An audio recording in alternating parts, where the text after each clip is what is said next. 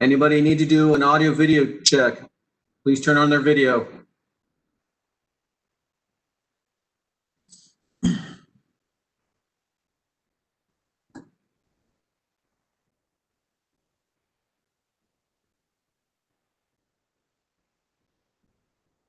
Good morning, Commissioner Hughes. Good morning. How do I sound this morning? You sound good. You are good to go. Video's good too. Okay.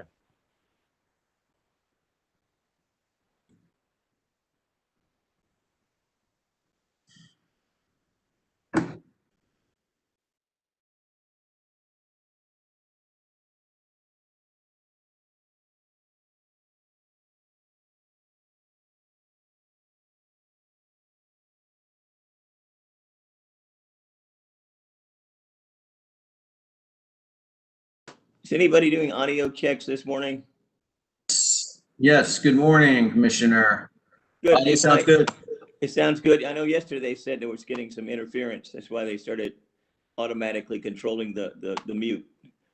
Yes, sir. There was definitely some background music coming, or background, something was, interference of some type. yes, sir. So I got definitely no started idea using what the it mute could button. be because it's an identical setup today.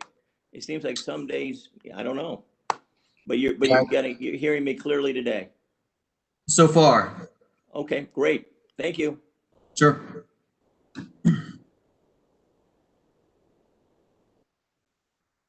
right, Linda, just checking in with you. Are you ready to go? I'm ready. Okay, thank you, ma'am.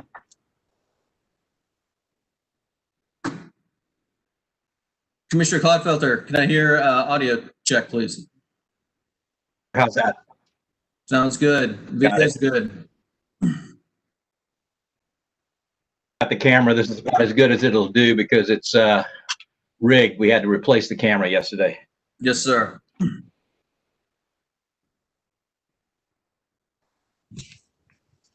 All right, it's 9:30. Let's go back on the record, please. Any preliminary motions before we get started this morning? Madam Chair, this is Matt Quinn here for NC Warren. Yesterday, at the conclusion of Mr. Oliver's testimony, I was unfortunately unavailable and therefore did not have an opportunity to move into the record an exhibit which I had identified during Mr. Oliver's cross-examination. And if it pleases the commission, I would like to move that document into the record now. This was Oliver Direct NC Warren cross-examination Exhibit 1. No, right. Thank you, Mr. Quinn. Mr. Jeffries, I heard something from you. Can you, was it? I was simply indicating whether the company had no objection. Okay, thank you. Just wanted to confirm for the record. All right, hearing no objections, Mr. Quinn, to your motion, it will be allowed. The exhibit will be admitted into the record of these consolidated proceedings. All right, any additional motions for my consideration? Good morning, Chair Mitchell. This is Bo Summers on behalf of companies. Can you hear me okay? I can. Good morning, Mr. Summers. Please proceed. Yeah, I have one procedural item. Yesterday, the company's grid improvement plan panel of Ms. McManus and Ms. Smith answered questions, but they also have presented rebuttal testimony. So I wanted to let the chair know that the company would like to recall that panel in the form of rebuttal, in particular to address some questions that were elicited on behalf of several commissioners yesterday about the grid improvement plan deferral and settlement with the public staff panel. So we would just like to recall that panel either at the end of the remaining intervener witnesses, or we could do it now, whatever the chair would prefer. All right, why don't we do this, Mr. Summers? I will allow the companies to recall those witnesses just in the interest of sort of maintaining the schedule and expectations that parties and witnesses may have for today. Let's bring those witnesses back up after we've completed cross-examination for the interveners' witnesses on this topic. So Yes, ma'am. by my notes, Mr. Summers, they would come back up after Mr. Strunk. That works great. Thank you very much. All right, any additional motions for my consideration before we get started?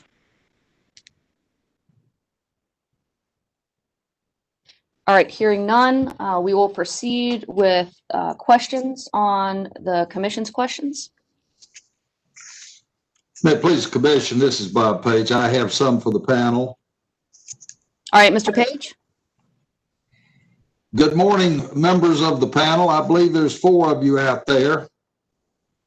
And we have some engineers and we have at least 1 accountant, and I'm not sure who's the appropriate person to whom to direct my questions. So I'll ask the question and let the panel have someone volunteer to answer. Otherwise, I'll call on somebody to see if we can get the discussion started.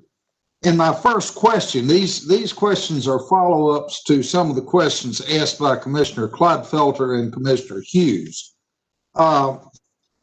It was brought out in these questions that the staff has made an assertion in this case that most of the benefits of Duke's proposed GIP program will go to commercial and industrial customers. Is that correct? Does the public staff assert that?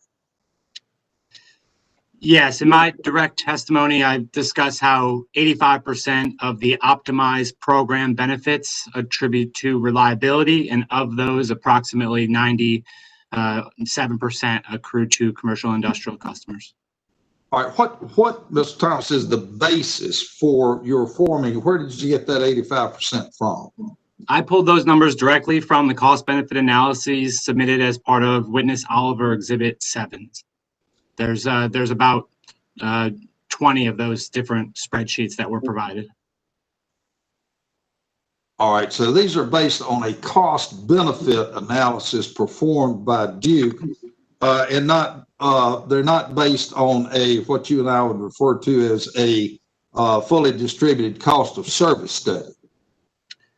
My testimony only looks at those cost benefit analyses, so it would only be the benefits from those.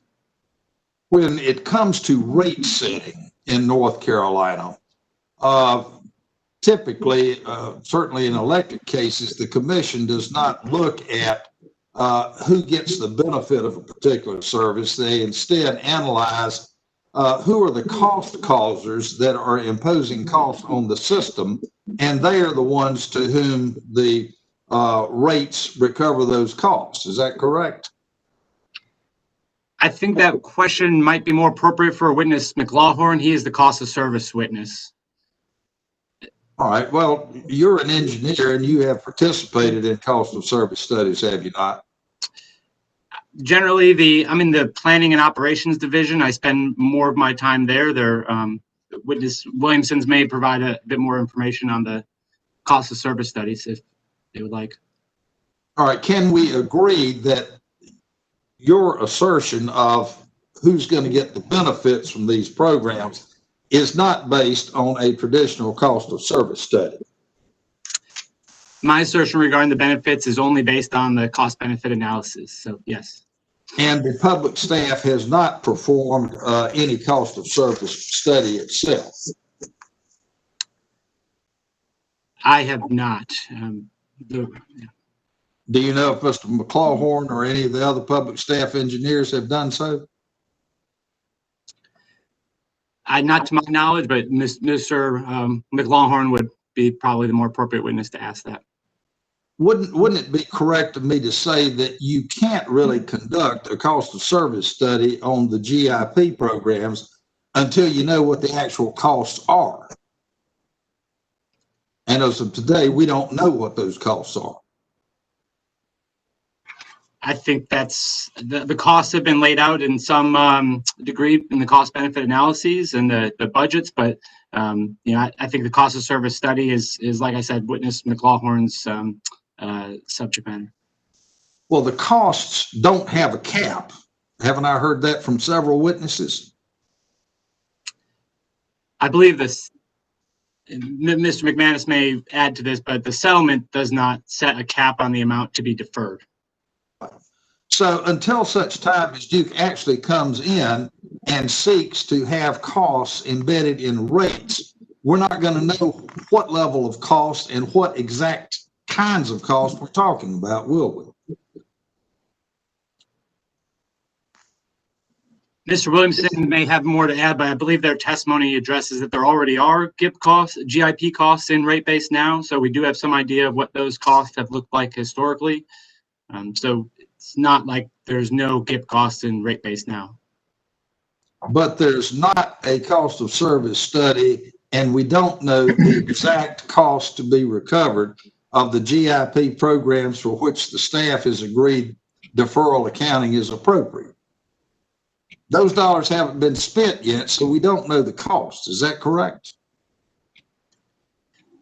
I believe that's fair to say. We don't know the actual cost. We only know the estimates. Mr. Williamson may have something to add. Yes, this is Tommy Williamson, and I agree with Mr. Thomas that Mr. Page, right, the cost in that are being considered for deferral have not been expended yet.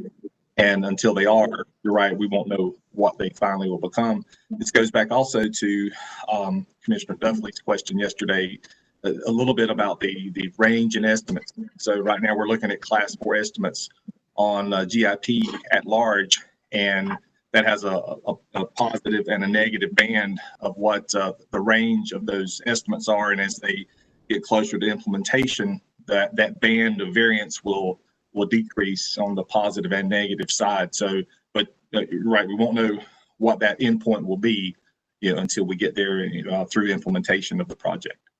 So as we are discussing these things this morning, the public staff simply is not in a position to respond to what I would refer to as the conundrum posed by Commissioner Clodfelter yesterday, when he said essentially, and I don't mean to put words in his mouth, if I give a green light to the deferral accounting of these projects today, how do I sleep well at night, and how do I know that when the time comes to pay the piper, when Duke comes in to want to collect the costs that they've expended, how do I know that the folks are going to end up paying the cost that I think should pay the cost, and the ones I don't think should pay the cost won't be stuck with that burden?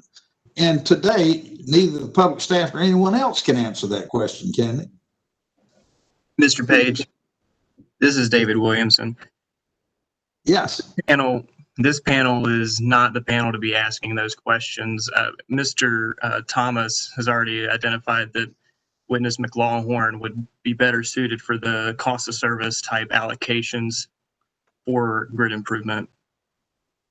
Well, with all due respect, sir, I haven't reserved any time to ask Mr. McLawhorn any questions, so I'm kind of stuck with you guys. And these are generic questions. I'm not trying to pin you down today to what you might say 2 or 3 years down the road from now. I'm just trying to get the answer to a generic question, and that question simply is, nobody, not the public staff, the Attorney General, Duke, my client, or any other intervenor can answer Commissioner Clodfelter's conundrum question that he posed yesterday, because we don't know yet what the costs are, and we haven't done any studies to allocate those costs. Mr. What Page, what did I just say that's wrong? Mr. Page, if I might say something, what we're faced with today is the question of accounting deferral. I'm not aware, and you may be very able to correct me, I don't know, but I am not aware of any accounting deferral order which contemplated or required the commission to decide on matters of cost allocation prior to approving deferral accounting. That's usually a question left for the case in which the deferred costs are either included in rate base or amortized in operating expenses. Thank you, Mr. Menace. I think you have exactly answered the question, which is, until such time as Duke comes in to incorporate some of these GIP program costs into rates, nobody knows how that accounting is going to take place to allocate those costs to various customer groups. And all I was saying is that's normal operations. Yes, and I'm not disagreeing with you. There's nothing unusual about the commission approving deferrals without pre-approving the cost allocation that will occur in some future rate case. And Mr. Page, I would also just add, I would point you to page 37 of witness McLawhorn's direct testimony, where he does make a specific recommendation to study this matter prior to the next general rate case. And to my knowledge, I believe that issue has not been settled. So just wanted to point that out to you. And again, thank you for offering that. That just, to me, reinforces the point I'm trying to make here, which is, as of today, nobody knows how those costs are going to be allocated 2 or 3 years down the road from now. Would you agree with that? Mr. Thomas, would you agree with that? I think that you're asking me if no one knows how GIP costs will be allocated in future rate cases? How these specific GIP program costs will be allocated for, among other reasons, you don't even know yet exactly what those costs are going to be. Yeah, I think that this is a matter that merits further study and discussion, and I agree with Mr. McLawhorn's recommendations.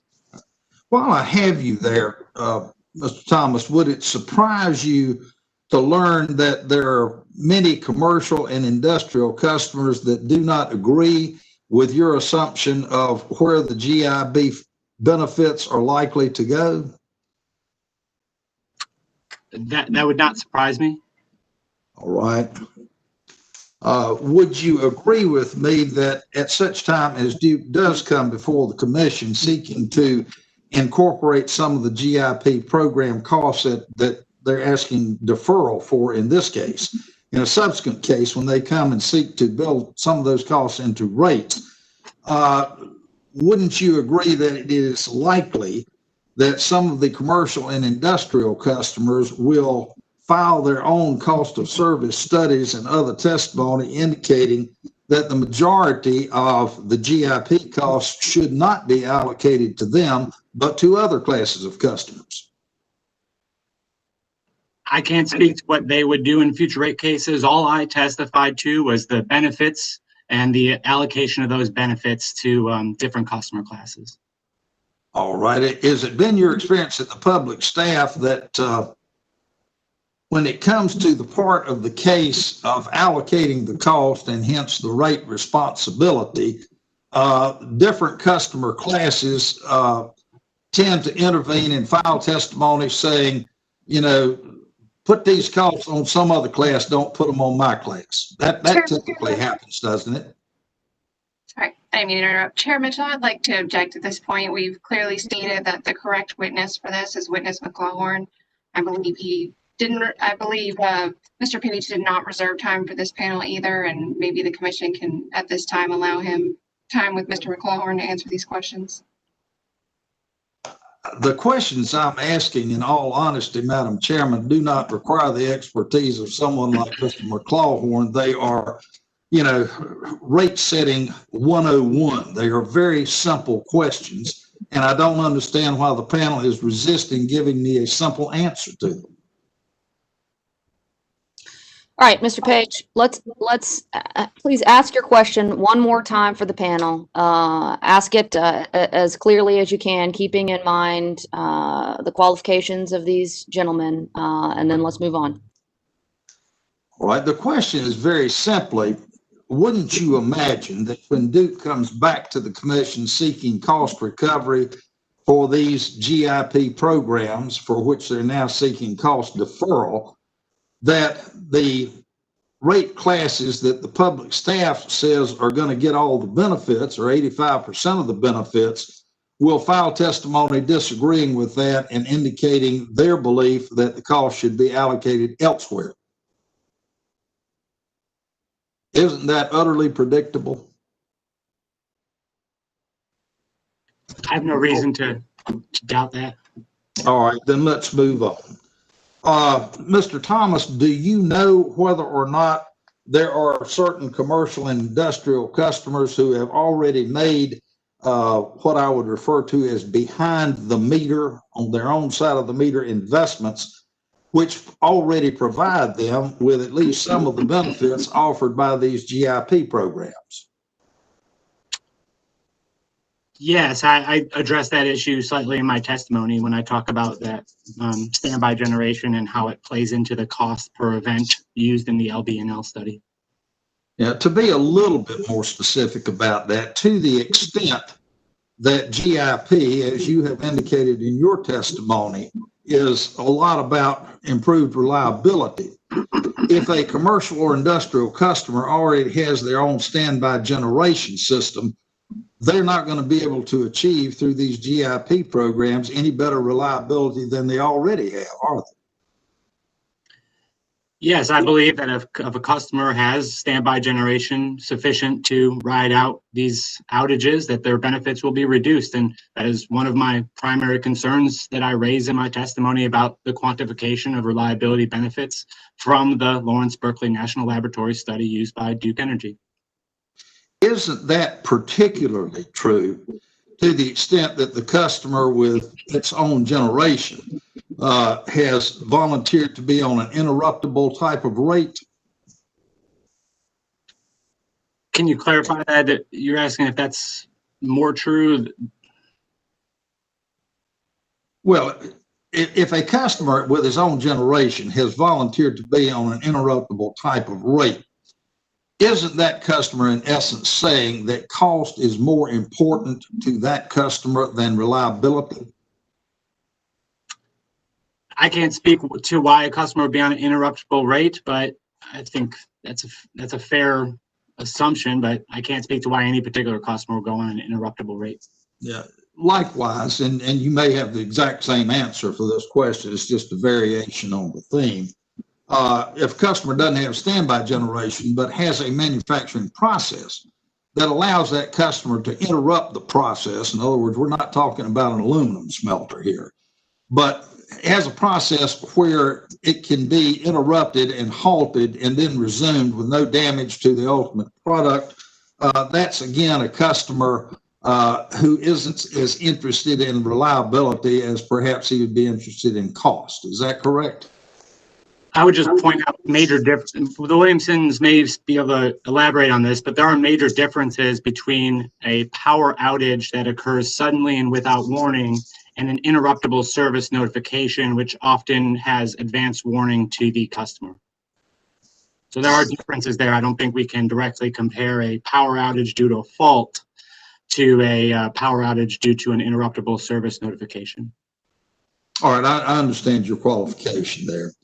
But to the extent that a customer either has standby generation or they have a manufacturing process that is not harmed if there is an interruption, whether planned or unplanned, those folks would be less interested in improved reliability than customers who don't have those advantages.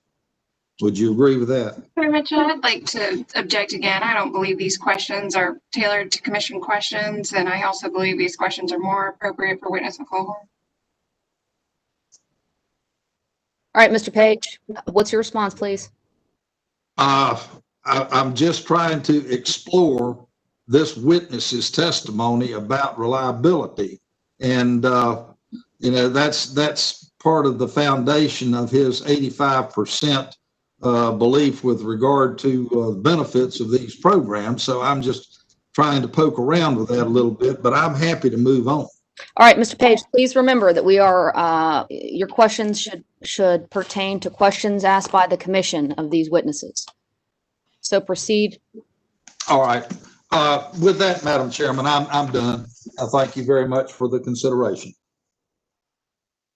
Chair Mitchell, with some trepidation, I would ask leave of the commission to ask Mr. Thomas just a couple of follow-up questions.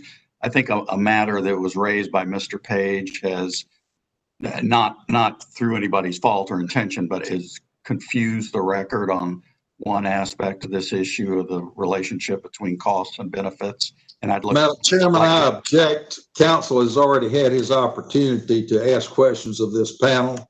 And, you know, if he's going to rebut my rebuttal and then I get to rebut his rebuttal, we could be at this all day.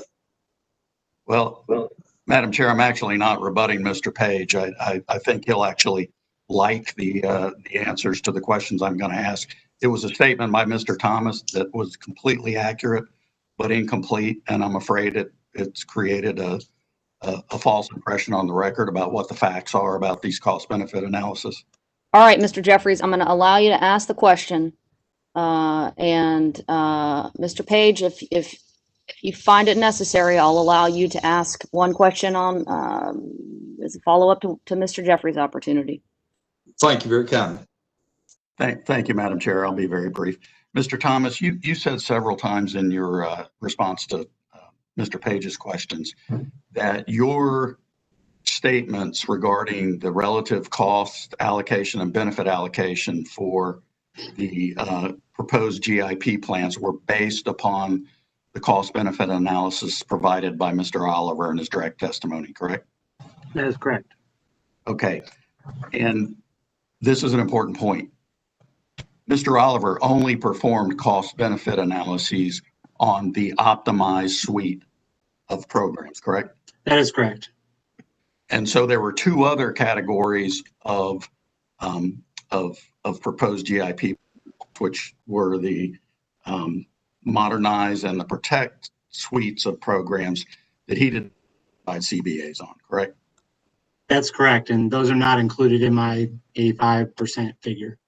Right. So the 85% figure is focused on, I think it's 4 or 5 programs under the optimized suite.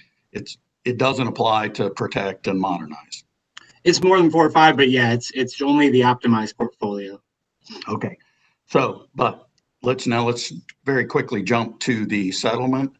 Do you recall off the top of your head how many of the optimized programs are included in those recommended for deferral under the settlement?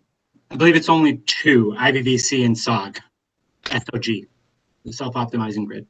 Yeah, I'm going to correct you. There's 3. It's SOG, IVVC, and ISOP. Does that sound right? ISOP did not receive a cost benefit analysis. Okay, then I'll accept your 2. So 2 out of the 8 programs that are recommended for deferral, your analysis on the cost benefit, the 85% or whatever, benefit to commercial industrial customers and a correspondingly high level of cost to residential customers is only applicable to 2 of those 8 programs, correct? My direct testimony, that looks at all of the optimized programs, but yeah, as far as the overlap with the settlement, it's only those 2 programs. Okay, thank you. One other question. Is it your understanding those CBAs were prepared by Mr. Oliver outside the context of this pandemic? They were prepared before the pandemic started? Yeah, I believe so. They were filed with this rate case last year. Okay, so perhaps there's more economic activity being at the homes of residential customers now than when those CBAs were prepared? I think that's a fair statement. Okay, thanks. That's all the questions I have, and thank you for the indulgence, Madam Chair. All right, Mr. Page, any follow-up? No, Madam Chairman, I have no follow-up to those questions. Okay. Any additional questions on the commission's questions? Madam Chair, Chair Mitchell, I have just a few. All right, Ms. Thompson. Thank you. Mr. Thomas, Goodwin Thompson, appearing on behalf of the North Carolina Justice Center Housing Coalition, NRDC, and SAVES. Good morning. I'm going to just touch briefly on the conundrum, I guess we can call it the Commissioner Clodfelter conundrum again. In response to some questions from Commissioner Clodfelter yesterday, you identified some issues with allocation of GIP distribution costs, correct? Or GIP costs generally, right? My testimony specifically identifies the difference in benefit allocation for liability and costs, but witness McLaurin discusses in more detail the cost allocation. And you mentioned a RAP for the court reporter. That's RAP is RAP, the Regulatory Assistance Project Manual, in response to a question from Commissioner Clodfelter. Do you recall that? Yes, I've reviewed that, but Mr. McLaughlin has, I believe, discussed that further. Okay. In that case, we have reserved some time for Mr. McLaughlin, so we can direct the remainder of the questions to him. Thank you. Thank you, Chairman. All right, additional questions on the commission's questions? I have a few if there's no other interveners. All right, Ms. Cummings? Yes, thank you. Just a quick follow-up for Mr. Thomas on the cost allocation issue. You were asked by Mr. Jeffries, it clarified that 2 of the 8 programs in the settlement were in the optimized portfolio. Are the 2 of those 2 make up a majority of the costs and overall costs in this proceeding in the settlement? Yes, I believe the total costs associated with the 2 settlement programs is 1.2 billion in the net present value terms, and it's 1.9 for the entire optimized. So it's definitely a majority of those costs and a majority of the benefits. Thank you. Yes, and as has been brought up several times, Commissioner Clodfelter expressed some concern that fair and reasonable rates could not be achieved if we approved the program before addressing some of those inequities that we've identified. Does the public staff share that concern in general? Yes, and I believe that was why I felt it was important enough to bring to the commission's attention in my direct testimony. And you've mentioned this once already, I think, but Witness McLaughlin specifically recommends that Duke undertake a study for the cost allocation in the next rate case to address these concerns, correct? That is correct. And you would recommend that the commission, while also probing this issue further with Witness McLaughlin, do you have any other recommendations you think the commission should take into consideration? Yes, and I'm not a cost of service witness, but I do believe that the commission can express an intent to seriously consider the allocation of GIP costs in the next general rate case. But however, I just want to make sure that it is important to highlight to the commission that the establishment of the benefits and costs of GIP is an important point, and there is a lot of disagreement and disagreement between parties on how those benefits are quantified. A big reason for the skew between residential and industrial is because the underlying study that quantifies those benefits from Lawrence Berkeley National Lab assigns a very small value in the $5 or $10 per outage for residential customers. And it's very large for commercial industrial customers, sometimes reaching into the hundreds of thousands. However, that is not that is a national average based on studies, and I go into this in my testimony. I do believe that those costs could be more accurately quantified were the commission to direct Duke to perform small targeted cost interruption cost studies in its service territory to find out what the true cost of outages is in North Carolina that could be used to kind of make those estimates more accurate. And this is one of the recommendations in my testimony. And this is still a contested issue. Those have not been settled. And to the extent that, I have reviewed some of the other settlements that Duke has entered into, and to the extent that there are settlements that fix the way that Duke allocates GIP costs in future rate cases, irrespective of any consideration of the benefits, I would disagree with those specific provisions. Thank you, Mr. Thomas. And I also have a couple of questions for Witness Maness. Witness Maness, both Commissioner Clodfelter and Commissioner Duffley asked you about your interpretation of paragraph G of the second settlement agreement between the public staff and Duke. Do you remember that discussion? You're on mute, Mr. Maness. My apologies. Yes, I do remember that discussion.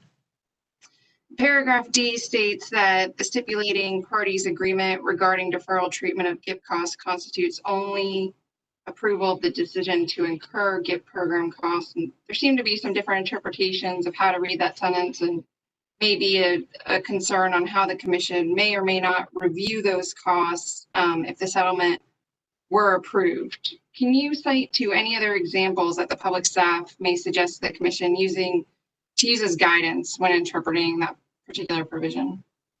Yes, one possible example is General Statute 62-110.7,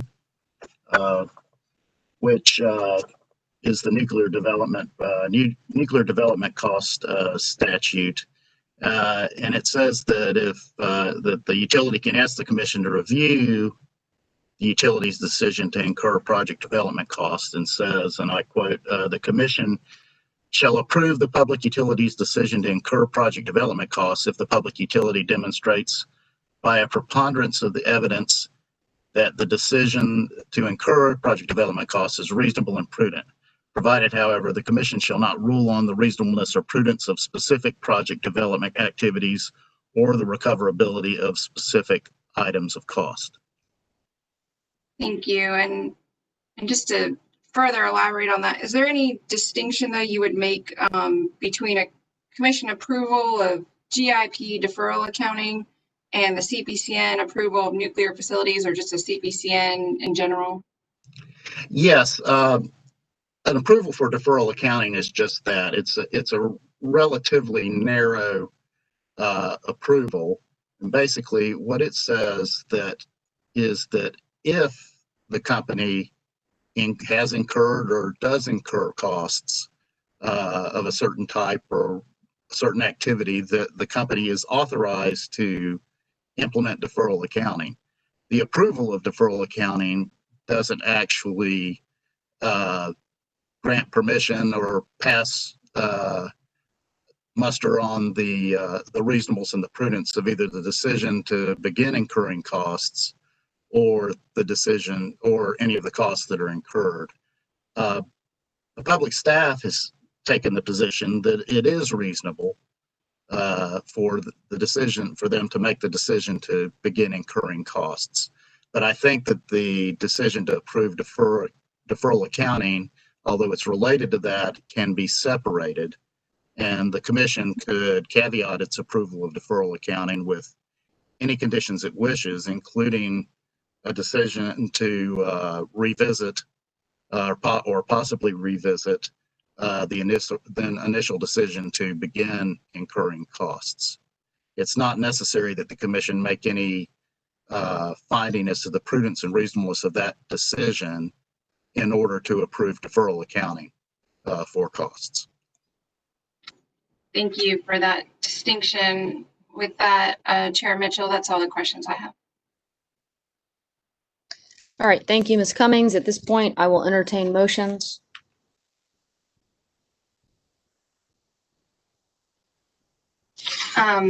Chair Mitchell, I would move that the exhibits attached to the pre-filed testimony of witnesses, joint testimony of witnesses David Williamson and Tommy Williamson, witness Thomas and witness Manus, be moved into evidence in the Duke Energy Carolinas dockets and copied into the record at the appropriate time and marked for identification as pre-marked.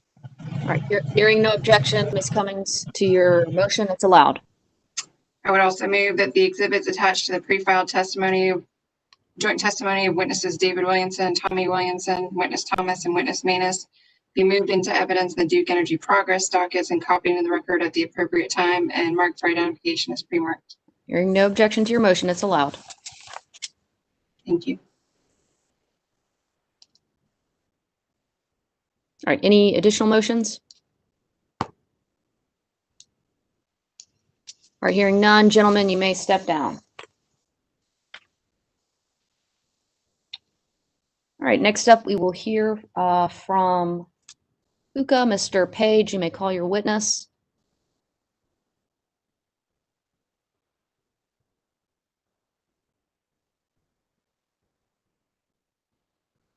Mr. Page, are you still with us?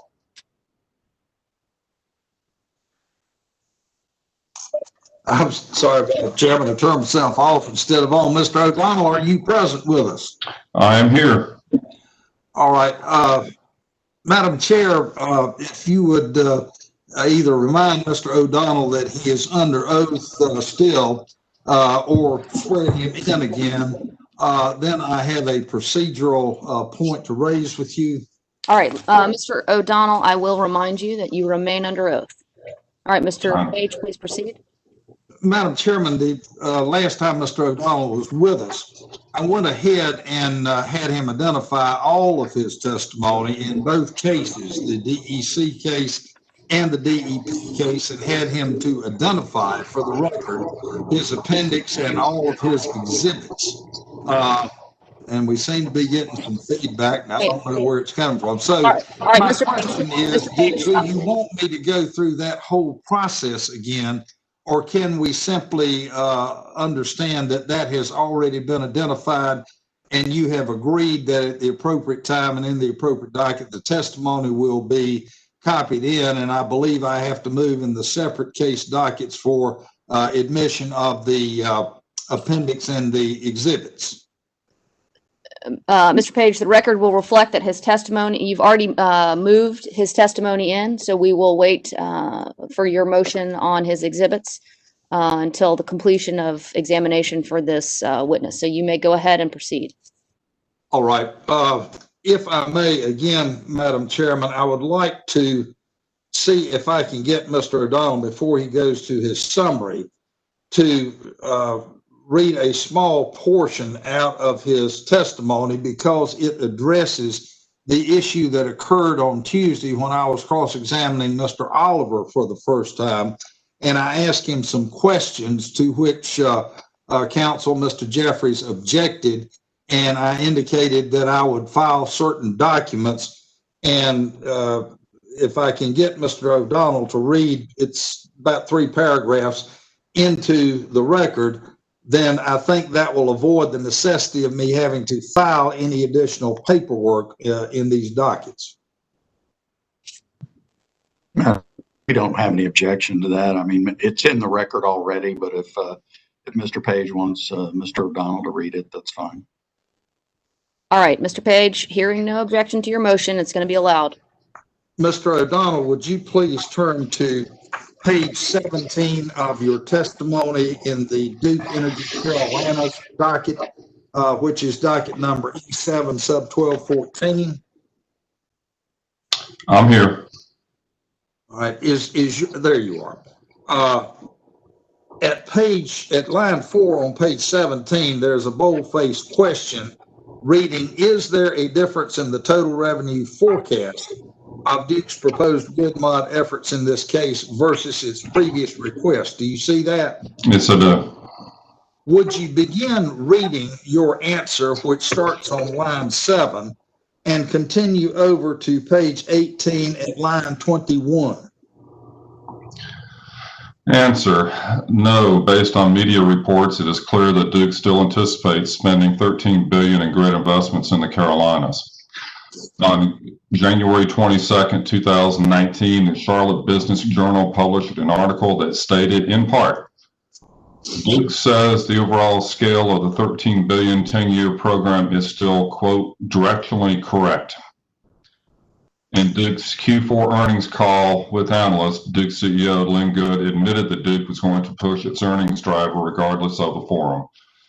Below is a part of the transcript from the Q4 earnings call that took place on Feb 4, 2019. Shar Peruza from Guggenheim Securities asked, okay, so that's in there. Okay, and then Lynn, I know you're working through a legislation around sort of grid mod and how to sort of think about potentially getting a rider mechanism. But assuming legislation doesn't sort out the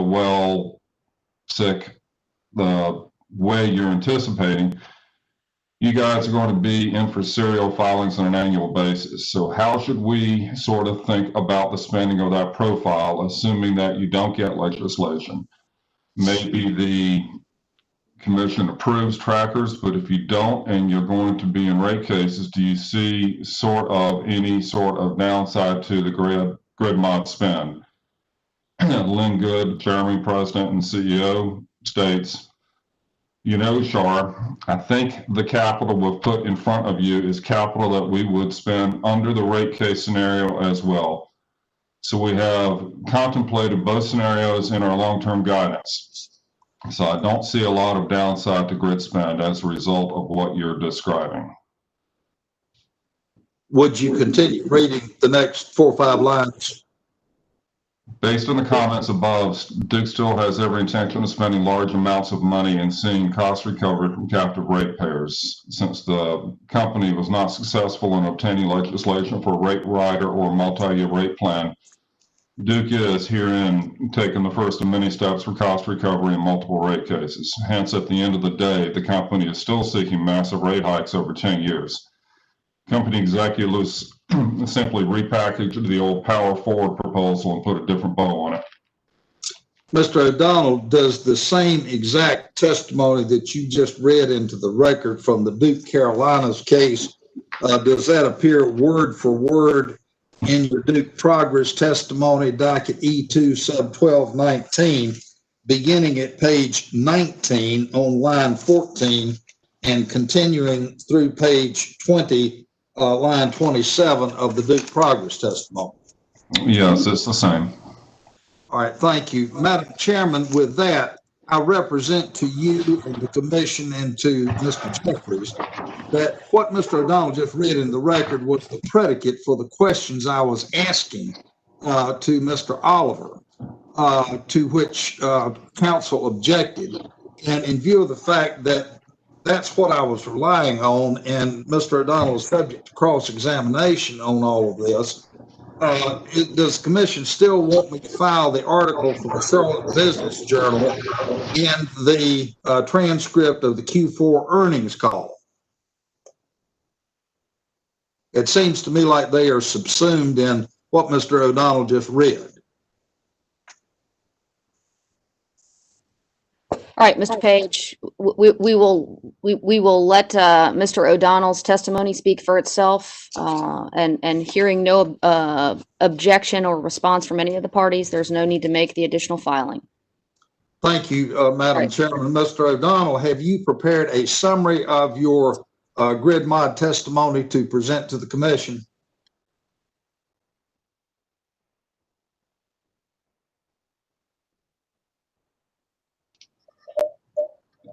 Yes, I have. Can you hear me now? Yes, and we can see you too. Okay, great. Would you proceed with the summary? Okay. My name is Kevin O'Donnell. My summary today will focus on my observations and recommendations concerning Duke's proposal over the coming decade to invest approximately $10 billion in new plan investment for what is commonly known as grid modernization, which is sometimes referred to as the Grid Investment Plan, the Smart Grid, or the Grid Investment Modernization. In my pre-file testimony for the DEC and DEP, I have presented graphs showing how Duke's rates compare to other southeastern electric utilities as well as the national average. The overall trend of these lines should be of tremendous concern to this commission. For DEC, Duke's trend line of cost shows its costs are rising at an alarming rate relative to other utilities in the southeast and the U.S. and may soon be above the southeastern average and national average. For DEP, whose costs have long been above the southeastern average, DEP's costs have now trended upward due to the company's recent rate cases. Manufacturers depend on economically priced power. Unfortunately, Duke's decision to drive its own earnings through grid mod puts the manufacturing community in North Carolina at risk.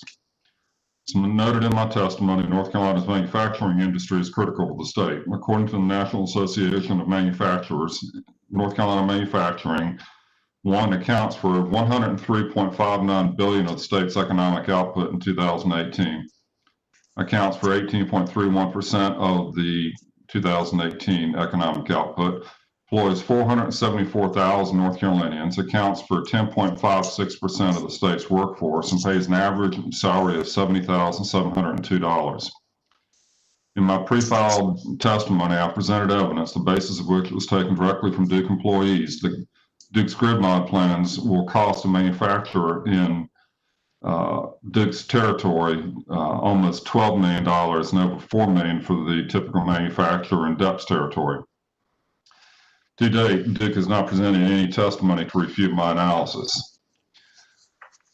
The commission must further note that consumers do not want Duke's grid plan. In my direct testimony, I presented evidence that Duke's own internal polling indicates that 79% of respondents to Duke's polling indicates that 3% is too much to pay for Duke's grid mod rate hikes. Unfortunately for North Carolina residential consumers, Duke is planning on rate hikes in excess of 50% to pay for the grid mod. When one couples the grid mod rate hikes with coal ash rate hikes and coal to gas rate hikes, North Carolina is looking at a trifecta of rate increases that may doom manufacturing in the state.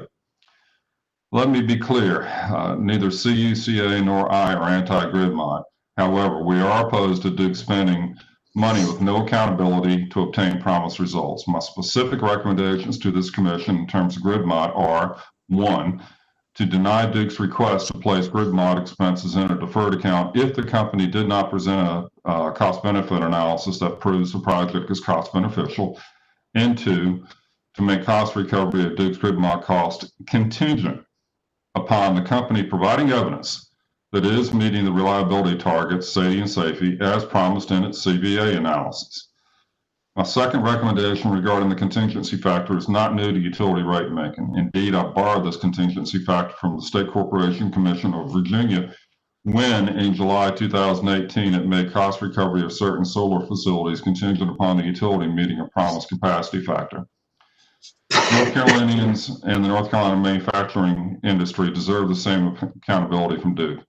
Unfortunately, as noted in my direct testimony, Duke refuses to offer any guarantees to back up its promises as it relates to grid mod, but does not like the SAIDI guarantees. It should offer up similar guarantees. Again, however, Duke refuses to do so. I do not support the agreement between the public staff and Duke regarding the movement of grid cost to a deferred account. The reason that is that if this commission approves the movement of the grid mod expenses to a deferred account, there is an implicit expectation of cost recovery in the future. To the extent that an intervener objects to the expected massive rate hikes from grid mod in a future rate hike, I would expect management at Duke to threaten dire circumstances such as credit downgrades. I recommend the commission draw a very clear line in the sand in this case and let Duke management, North Carolina consumers, and the investment community know that Duke will be held accountable if its reliability targets are not met. This concludes my summary. Mr. O'Donnell is available for cross-examination.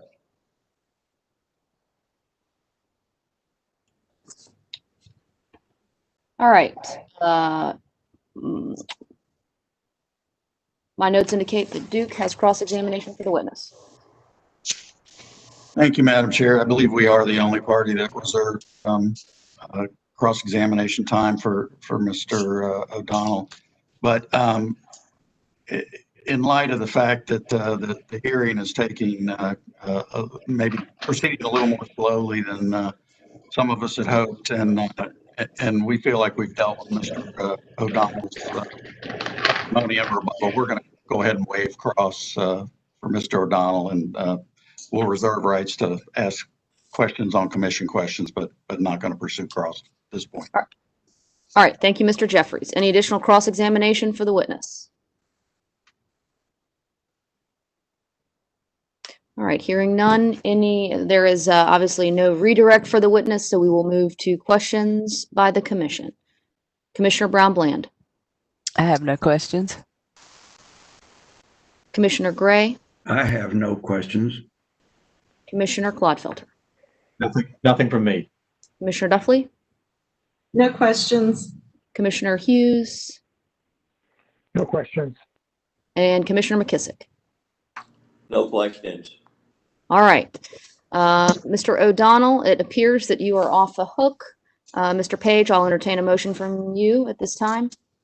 Madam Chair, I've moved previously the introduction of Mr. O'Donnell's cost of capital testimony and capital structure. And I think all of his exhibits relate to cost of capital. So I don't know if now would be the time to move their introduction into evidence, or I can move them now and move them again when we get to the separate hearings for DEC and DEP. All right, we will move them in the separate proceedings, Mr. Page. That's quite fine. Thank you very much. All right. Mr. O'Donnell, you may step down. All right, it looks like we are now with the North Carolina Justice Center. Thank you, Chair Mitchell. North Carolina Justice Center, North Carolina Housing Coalition, Natural Resources Defense Council, Southern Alliance for Clean Energy, together with the North Carolina Sustainable Energy Association, call Paul Alvarez and Dennis Stevens to the stand. All right, gentlemen, I see Mr. Stevens and Mr. Alvarez is not appearing on my screen at this time. Chair Mitchell, I had an exchange with Ms. Bennell, who said that the host, I believe Mr. McCoy or IT staff, could promote Mr. Alvarez to participant status when he took the stand. All right, I see Mr. Alvarez now. So he is there and ready to go. Mr. Alvarez and Mr. Stevens, I'd like to go ahead and get you all under oath, please. Raise your right hands. Do you affirm that the testimony you're about to give shall be the truth, the whole truth, and nothing but the truth? I do.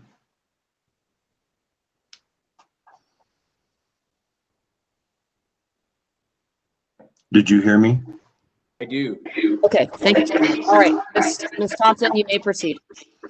Thank you. I'll start with you, Mr. Alvarez. Mr. Alvarez, on February 25th, 2020, did you cause to be pre-filed in the Duke Energy Carolinas rate case, docket number E7 sub 1214, corrected direct testimony consisting of 55 pages as well as 15 exhibits? I did. Do you have any changes or testimony? No. So if I asked you the same questions here today, would your answers be the same? They would. Do you have any changes or corrections to the exhibits to your testimony? I do not. No. Chair Mitchell, I would move that Mr. Alvarez's pre-filed corrected testimony be entered into the record in this proceeding and copied into the record as if given orally from the stand in docket E7 sub 1214 at the appropriate time, and that the exhibits attached to Mr. Alvarez's pre-filed testimony be marked for identification as Alvarez DEC Direct Exhibits 1 through 15. All right, Ms. Thompson, hearing no objection to your motion, it is allowed. Thank you. Mr. Alvarez, on April 13th, 2020, did you cause to be pre-filed in the Duke Energy Progress rate case, docket number E2 sub 1219, testimony consisting of 67 pages as well as 19 exhibits? Yes, I did. Do you have any changes or corrections to your direct testimony in that case? No, I do not. So if I asked you the same questions here today, would your answers be the same? They would. And do you have any changes or corrections to the exhibits to your testimony? No, I do not. Chair Mitchell, I move that Mr. Alvarez's pre-filed testimony in docket, excuse me, Mr. Alvarez's pre-filed testimony in the DEP rate case be entered into the record in this proceeding and copied into the record as if given orally from the stand in docket E2 sub 1219 at the appropriate time, and that Alvarez direct exhibits 1 through 19 be marked for identification as pre-filed. Excuse me, Alvarez DEP direct exhibits 1 through 19. All right, hearing no objection to your motion, it will be allowed. Mr. Alvarez, let me just ask you first, Chair Mitchell, would you prefer for me to run through the moving of testimony exhibits with each witness and then proceed to summaries, or do summaries, do Mr. Alvarez's summary now? Well, why don't you go ahead and move testimony in, and then you can have them present their summaries. Okay, thank you.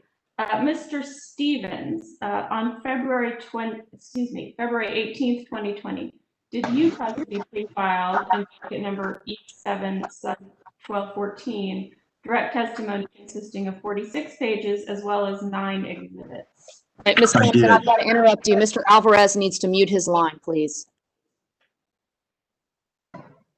Mr. Alvarez.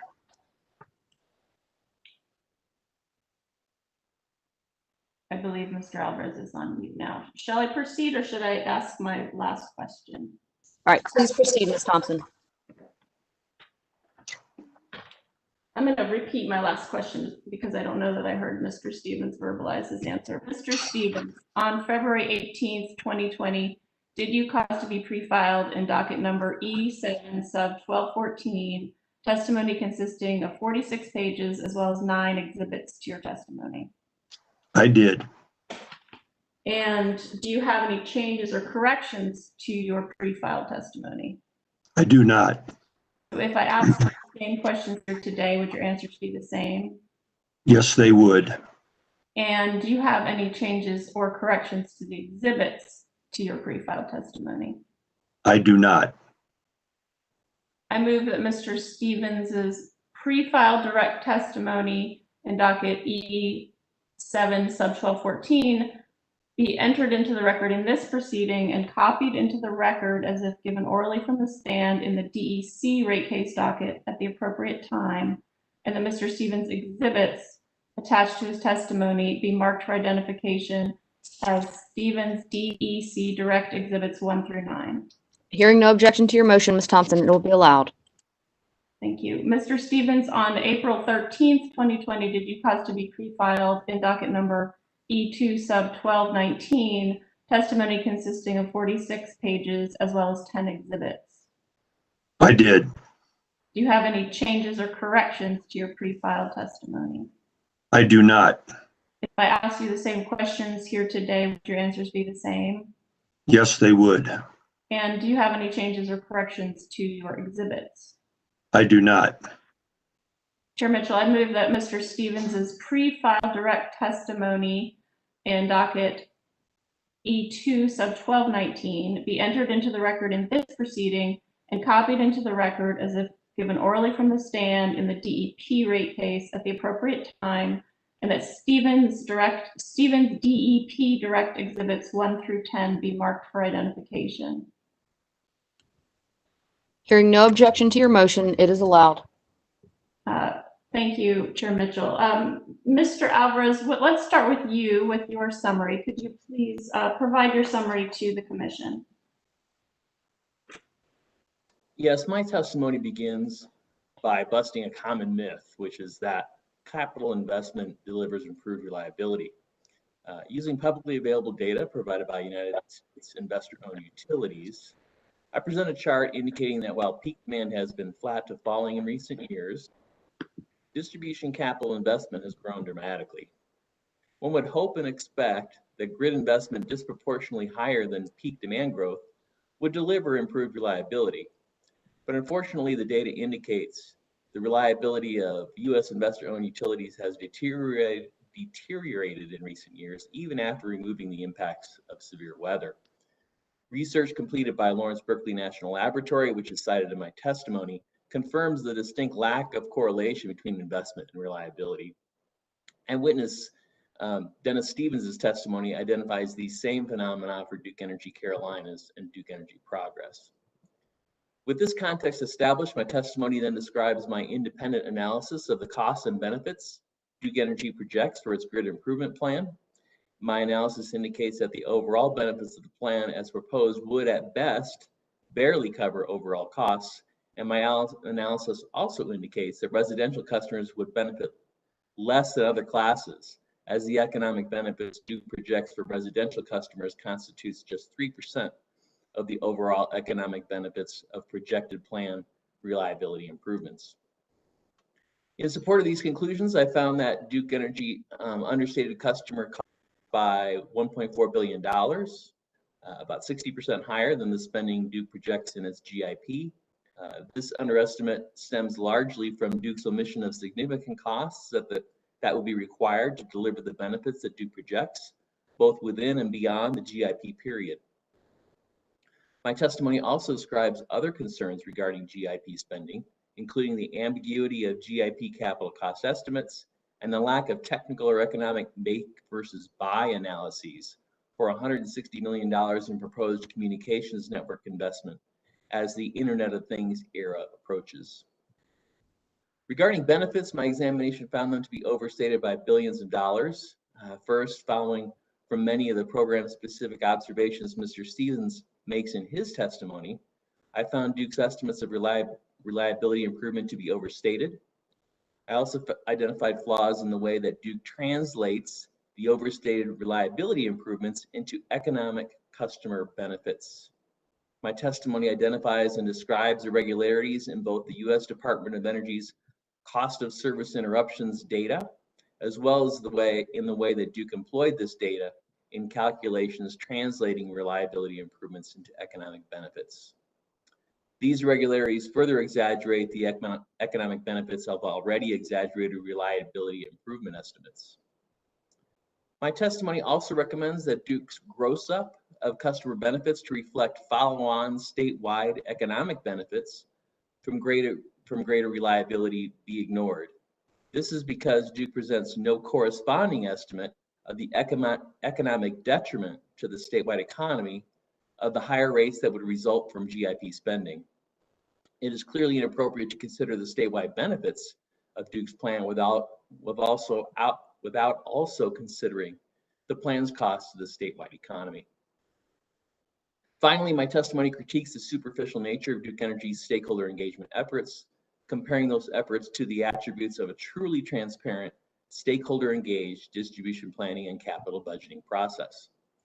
Due to all these concerns, my testimony recommends the Commission reject the grid improvement plan. Instead, my testimony recommends the Commission hold a proceeding to develop a transparent, stakeholder engaged distribution planning and capital budgeting process. Once developed, such a process could be utilized to develop a grid improvement plan which better aligns utility, ratepayer, and shareholder interests. The ability of the North Carolina economy to accommodate rate increases is finite. As a result, Duke Energy grid investments must be regulated and capabilities carefully prioritized such that the right capabilities are available to an appropriate geographic extent at the right time. Capabilities or their geographic extents, when deployed earlier than necessary or to a greater extent than beneficial, act as a tax on the North Carolina economy. Further, given that rate increases are a finite resource, capital spent poorly today makes less capital available tomorrow for investments in the grid-related components of the North Carolina Energy Plan, from electrification to clean distributed generation. In closing, and departing briefly from my pre-filed testimony, I acknowledge the partial settlement that my clients reached with Duke Energy, which I believe represents a fair resolution of the issues raised in my testimony and that of witness Stevens. I recommend that the Commission approve the partial settlement. However, in the event that the Commission declines to approve the partial settlement, I stand by the opinions and recommendations contained in my pre-filed testimony. Thank you. That concludes my summary. Thank you, Mr. Alvarez. Mr. Stevens, would you please read your summary to the Commission? Yes, thank you. My pre-filed testimony begins with context, describing typical distribution planning processes utilities have employed for decades. I also provide historical data indicating that Duke Energy reliability has deteriorated markedly in recent years, despite grid investment growth far exceeding peak demand growth. My testimony then identifies multiple deficiencies in the design, technical justification, and cost effectiveness of many grid improvement plan programs, and identifies a complete lack of justification for others. These deficiencies illustrate the opportunity for transparent, stakeholder engaged distribution planning and capital budgeting process to improve the value delivered to North Carolina ratepayers, communities, and the environment by distribution grid investments. The primary recommendation in my pre-filed testimony is for the Commission to reject Duke Energy's GIP and establish a proceeding to develop such planning process for use in developing future distribution plans and capital budgets that better align the needs of stakeholders and utilities. Within Paul Alvarez's testimony provides an outline for such a process and additional justification for the same recommendation. My testimony also provides a secondary alternative recommendation wherein the Commission evaluates each GIP program independently. This part of my testimony examines individual GIP programs and subcomponents in detail providing valuable objective information regarding the design and justification or lack thereof for each GIP program, informed by my experience in grid operations, planning, modernization, and asset management. I categorize GIP programs into 4 groups of similar merit. The first grouping is for programs that merit approval with conditions in particular. In particular, the Integrated Volt-VAR Control Program, the Long Duration Interruption High Impact Sites Program, foundational software such as that needed by Distribution Energy Resource DER dispatch. The second grouping is for programs that merit approval with material modifications and conditions such as the self-optimizing grid and the transmission hardening programs fall into this category. The third grouping is for the programs that merit rejection, which includes programs such as targeted undergrounding, distribution transformer retrofit, transformer bank replacement, oil-filled bank replacement, and substation perimeter security. The final grouping is merits rejection pending further evaluation. This includes such programs as enterprise communication, distribution automation, transmission system intelligence. Finally, departing briefly from my pre-file testimony, I acknowledge the partial settlement that my clients reached with Duke Energy, which I believe represents a fair resolution to the issues raised in the testimony and that of witness Alvarez, and should be approved.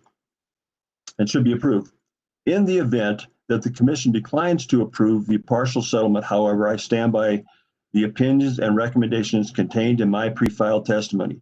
Thank you. That concludes my summary, and I look forward to answering questions. Thank you, Mr. Steve. Mitchell is available for cross-examination and questions from. All right, thank you, Ms. Thompson. My notes indicate that the Attorney General's office has reserved time to cross-examine the panel. So Ms. Force? Yes, no questions. Thank you. All right. Any additional cross-examination for the witnesses?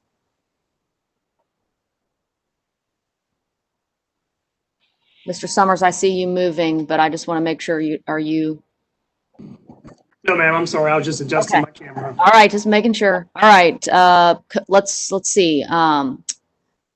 There is no need for redirect, so we will go directly to questions from the commission. Commissioner Brown-Bland. I have no questions. All right, Commissioner Gray? No questions. Commissioner Clodfelter? I have no questions. All right. Commissioner Duffley? No questions. Commissioner Hughes? No questions. And Commissioner McKissick? I have several. Okay, please proceed, Commissioner McKissick. And I'll address it to the panel, whoever is appropriate to answer it, please go ahead and chime in if you would. When your analysis was done, it was looking at the original grid improvement program in its totality, as opposed to the projects now that are a part of the settlement agreement. So has there been any type of reassessment of your original findings in lieu of the fact that what's before us now for consideration is a significantly scaled down grid improvement program? No, Your Honor, we have not reevaluated the cost benefit analysis based on those recommendations. And I would agree with that. And I agree with that. Okay. And I guess a follow-up would be, I can remember reviewing your testimony months ago, and when I say your testimony, I think in this particular case, it was Mr. Alvarez's testimony in the Duke Energy Carolinas case. And there was quite a bit of data that was provided in your in your testimony, providing information about how Duke had overstated the benefits that would be derived, specifically when it came to the commercial and industrial customers for cost of service kind of, excuse me, not cost of service, but for interruption of service type analysis. Are you familiar with what I'm referring to, sir? Yes, sir. Yes, sir. And could you elaborate a little bit more about what your findings were at that time?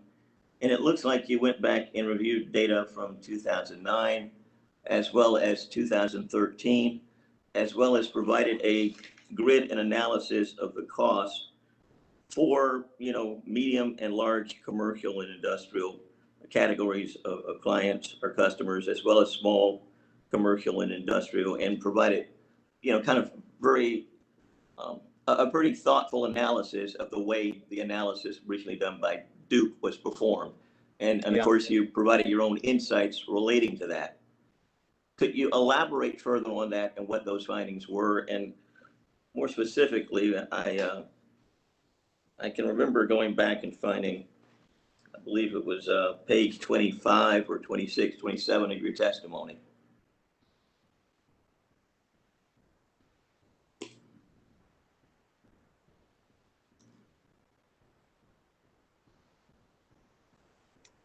Yes, sir, I have that up. So could you share what analysis you performed at that time to come up with your conclusions relating to the overestimation of benefits that are reflected in your testimony? Well, just in general, Your Honor, my testimony reflects two kinds of issues with the overstatements. One is kind of the program-specific reliability overstatements that really come from Mr. Stevens' analysis. Program Y is going to only deliver these benefits, or program Z is only going to deliver those benefits. And so that's certainly one type of analysis completed. The other, once you have these reliability improvement benefits completed, is how do we translate those into economic benefits? And there's this study that the utilities often rely on and kind of treat as gospel, honestly, regarding the costs that customers avoid when reliability improves. And I think the residential estimates in that study were pretty reasonably achieved. The commercial customer estimates in that study, I believe, were problematic in many ways, as cited in my testimony. And, some of those reasons were that, there were very few customer, C&I customers surveyed. There are very few utilities completing these surveys or these studies on which this overall LBNL study is based. The fact that the utilities themselves were conducting the studies and the C&I customers knew that, I think had an impact on how customers responded to the studies. There are a variety of reasons why I think, as mentioned, I think earlier by one of the other witnesses, or maybe it was one of the other parties' attorneys, Mr. Page, I believe, said that backup generation was not really taken into account in these surveys, and I would have to agree with that as well. So that's a little bit of a summary, I think, of my concerns about not only the reliability improvement estimates, but then the translation of those estimates into economic benefits for customers and communities, honestly. And I believe in your testimony, you even indicated Duke was projecting that 99% of reliability benefits would accrue to the LDI and HSI programs, and they would accrue to the C&I, commercial industrial ratepayers. Is that consistent with your recollections? Yes, I see that here. Yes, and that is consistent with what I recall in my analysis. But you've not done any follow-up analysis on the current program to see if that would still be the situation, have you? Or I have not, but let me tell you, these numbers in the study that I referenced Berkeley, those are going to apply. I think if you apply the same analysis, you would expect the same result on that program, right? I don't know if that helps you, Your Honor. Sure. Now, let me ask you this. We've received some testimony about the classification of the estimates that are being used at this time to project the potential cost of the current components of the grid improvement program being of a class 4 nature. Are you familiar with that type of estimation system that runs from, I guess, a 1 up to a 5 and the class 4 category? You're speaking of the cost estimation method? That is correct. Yeah, I think Mr. Stevens might actually be more familiar with those than I am, but I do have a high level of understanding. Yeah, yes, that's the AACE approach, right? Okay, so you're familiar with that approach? I am. Okay. Now, let me ask this. As it presently stands, we have cost benefit analysis, which have been performed. I guess they will be updated as things move forward.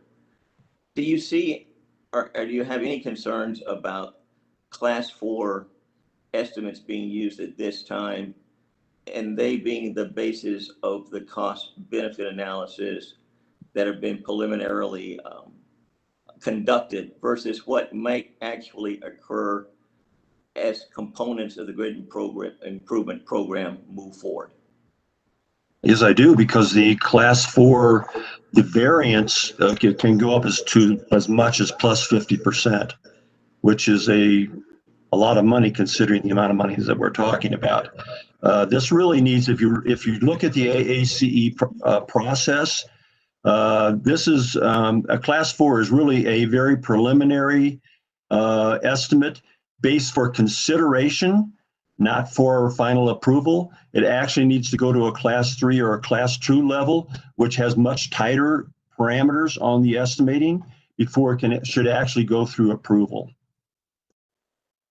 Do you have any thoughts about what might be done as the commission moves forward in reviewing what's on the table at this time in terms of trying to establish appropriate safeguards so that, since there's no cap on the total number of dollars that's being proposed in the settlement agreement, and everything will need to be refined further in terms of costs to proceed toward a level 2 or level 1 at some point, how would you perhaps recommend or suggest the commission look at establishing appropriate safeguards so that there is not some sort of disconnection between what is anticipated at this time versus what may actually occur as these projects become more clearly defined and more thorough analysis is conducted? There's certainly going to be a review by public staff, but do you have any thoughts about what further could be done to make certain that we don't end up with a situation where what potentially looks like a program that has cost benefits today are way out of line with what they might ultimately look like? Yes, I do. Thanks for the question. I was particularly interested in listening to Commissioner Clodfelter's concerns in that same area yesterday. If you look, and one of the things I talked in my testimony was about the way things used to be done in the past. Commissioner Duffy also brought this up, and that is that in the past there was an awful lot of available information that estimates could be done on. In other words, we knew what it cost to build a generator. We knew what it cost to build substations. We knew what it cost to build feeders. And so there was an awful lot of data available to allow information of that historic information to be supplied to a commission. And so the commission could be confident that the estimates that were being provided by the utility, and not only that the estimates were right, but also that that what they're proposing will be the value of what they're going to build will actually be there. It actually will generate the energy. It'll provide the service, all those kinds of things. But with this extraordinary investments that we're talking about now, there's an awful lot of questions about, as we're talking about right now, the variation in the cost. Will the value actually be there? And that's one of the reasons that we have really emphasized the need for a planning process that includes stakeholders. In other words, right now, the utilities basically do this. They put together an estimate and then they present that estimate. Nobody has really been involved in that process in detail and asked the detailed questions that need to be asked, including running some small pilot programs to understand and get data so that you can actually justify some of the things that you're doing. If those things, if the stakeholders were involved in that process, and there was a much more detailed digging into what the utility is proposing on a component by component basis, and looking at each individual piece of those things and digging into what are the costs of these things, what are the values of these things, do the ratepayers, do the commercial customers, do the residential customers in your state, do they really value the capital expenditures? In other words, what the utility is spending on, does the customers actually get that value, or do they believe that they're going to get that value? I believe that if that is done, and it could take quite a bit of time, maybe a year, to actually get through that process. That's why we believe that they should reject the GIP program at this point and set up that kind of a stakeholder involved process so that we can, that stakeholder group could present to the commission those details so that the commission could have much more confidence going forward that the value and the cost will be as presented. Now, we know that even with the best of estimates, that variances in costs happen over time, because that's just the way life is. But you could have a much better level of confidence if you use that kind of detailed stakeholder process. So that's my 2 cents worth on that, Commissioner, Your Honor. Okay, and it's been a while since I looked at your testimony, little months, but it appears that on page 18, again, in the Duke Energy Carolinas case, you describe the establishment of some type of performance measure conditions. Could you elaborate further in terms of what you anticipated when it came to that? And more importantly, I mean, we're at a crossroads here where we have a settlement agreement before us. The commission's going to have to consider and contemplate. You proposed another approach in terms of totally rejecting certainly the grid improvement component, but it's an integral part of the whole thing, and moving in a different direction. I guess 2 things. First of all, in terms of if we were to move forward with the settlement, what additional things could be put in place to help monitor things as they proceed forward, and if there are any type of performance measurement conditions or any type of a more detailed review that could be conducted separately by the commission if we move forward under the settlement plan. And then secondly, I think you've touched upon how a more holistic approach might be conducted moving forward, which I guess you would prefer to see us move forward with it this time. But can you help me with this? I'm new to this, and I'm going to admit that from the outset. So help me try to start in my mind what an appropriate course might be. Well, let me, and Paul, you can jump in here, but one of the things that I think we can, that as I was saying, in a stakeholder involved in and in a stakeholder engaged process, a lot of those performance indicators can be identified. Some of those things are just like when you say that you're going to have reliability improvement, what is the measure that you're going to use to measure whether you actually had that reliability improvement?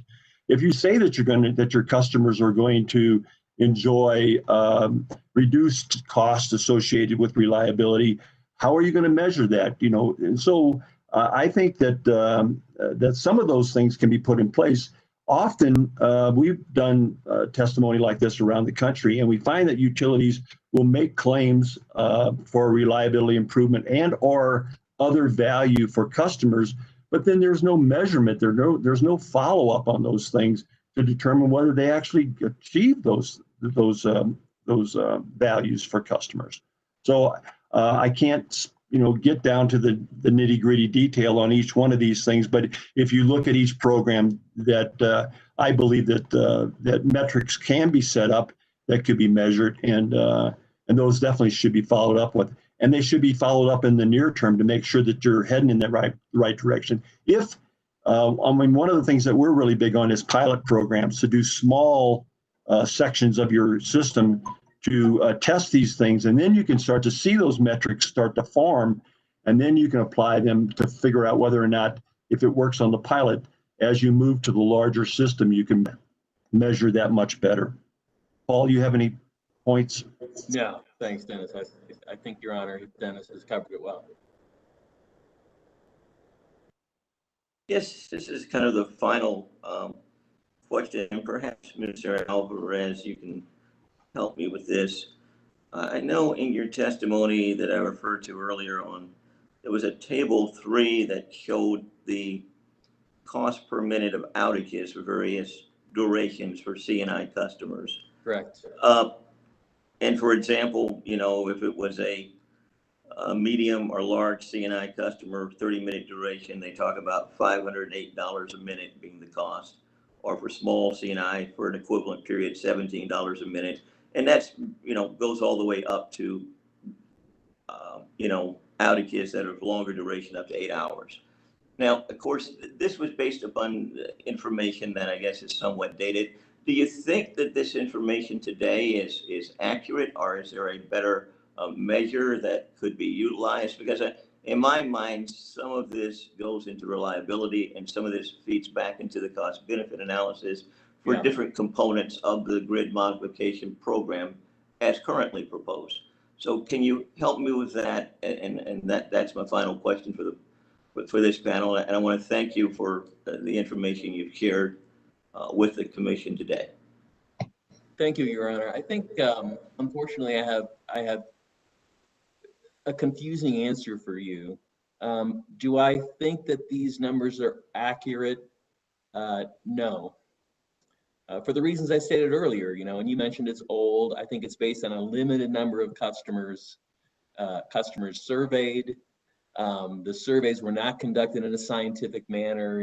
They were conducted by a few utilities themselves.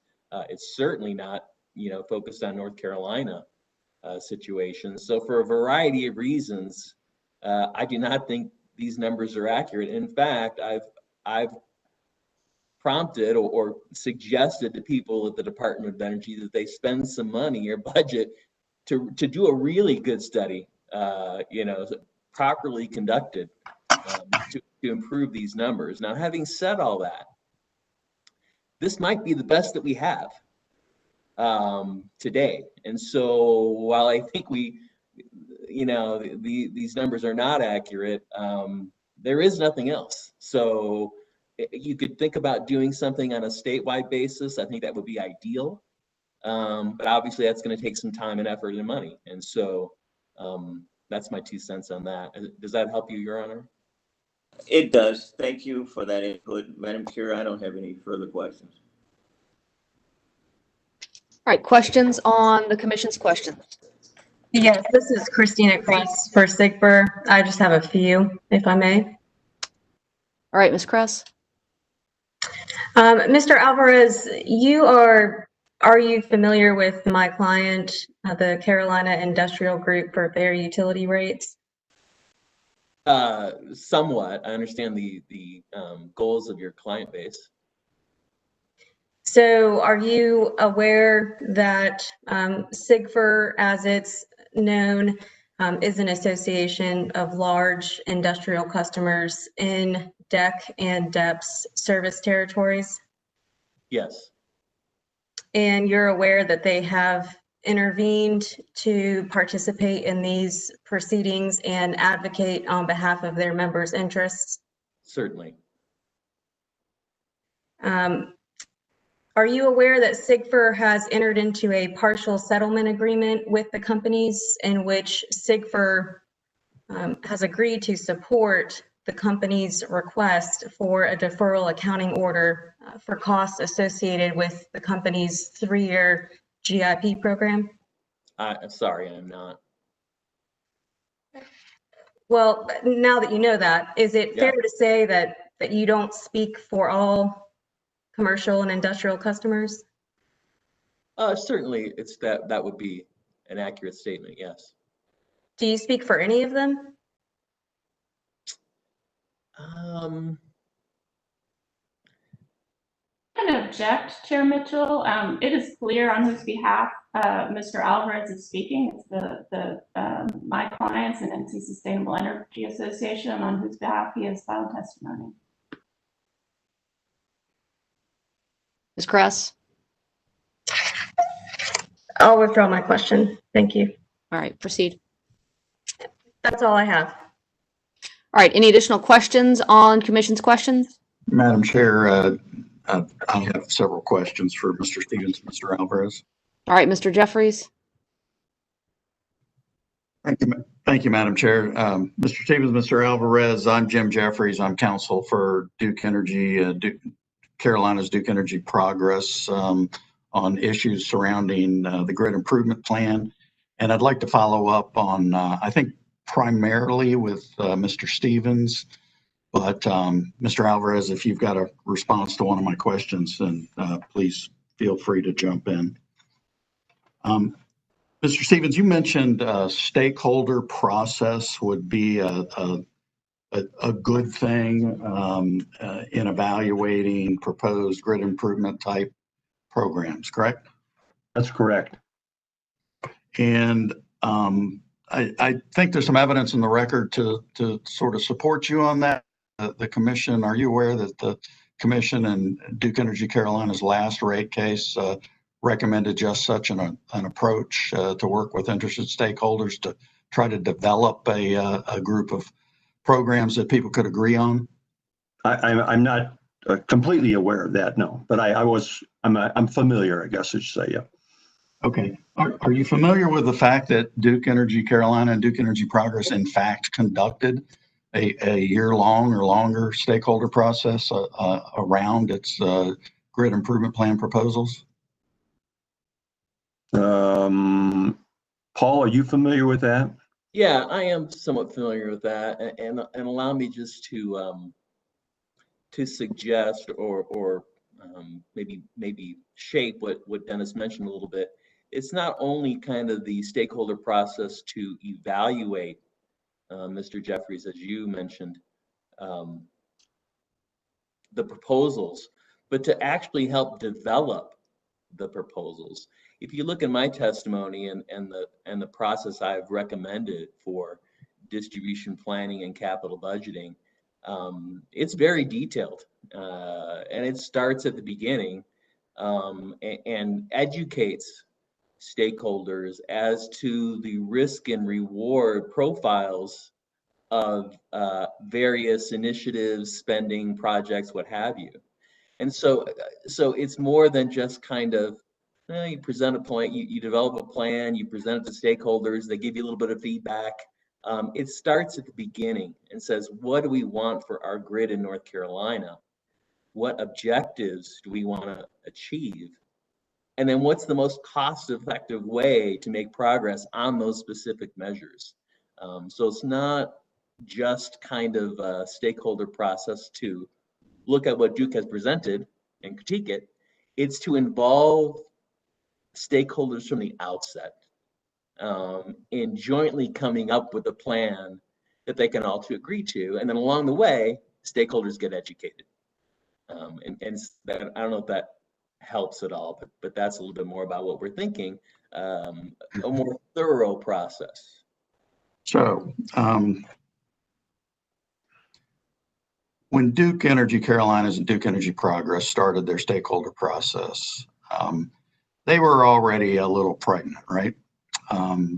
We were coming off power forward proposals from the last rate case. So there were already proposals on the table. If you listen to Mr. Oliver's testimony, you understand that he took a different approach in evaluating. And so you're critiquing, I guess, his approach to the stakeholder process, but you don't contest that it occurred. You just find it deficient. Is that correct? I would agree with that, yes. I would agree with that, yeah. And neither of you participated in that process. Is that correct? That's correct. Is that correct, Mr. Alvarez? It is, yes. All right. Mr. Stevens, there's a settlement. The proposal in front of the commission right now is a settlement that puts forward 8 specific grid improvement programs, which is down from 19 programs that was originally proposed by DEC and DEP in this process. And those are subject to a settlement among 11 different parties, including the clients that you represent, correct? That's correct. Would you two agree with me that the clients that you and Ms. Thompson represent are either environmental advocates or perhaps social justice type advocates, people that are concerned about low income folks and the impacts of utilities actions on low income folks? Yes. Yes. Okay. And you're also aware that people, other groups, including commercial customers and industrial customers, and the public staff whose statutory charge is to represent the using and consuming people, are also signatories to the settlement, correct? Yes. Yes. In your mind, does this indicate some level of support for the programs subject to the settlement among various parties, various interested parties in the state of North Carolina? Yes. Although I would add, I think the outcome might have been different had the development process been different. And you'd agree with me that whether these GIP programs that are subject to the settlement actually receive deferral of treatment and actually go into effect operation as an organized whole, that's a decision that's going to be made by the commissioners, right? Yes. Okay. Mr. Stevens, I think you talked a little bit about, and this was Mr. Stevens, if I'm mistaken about this, please correct me, but you spoke a little bit about measuring the results of the GIP programs. And I think actually both of you did a little bit. And is it your understanding from the testimony of the public staff witnesses and from the testimony of Mr. Oliver that in fact the effectiveness of the GIP programs, if implemented in the way the company wants to do it, are going to be measured?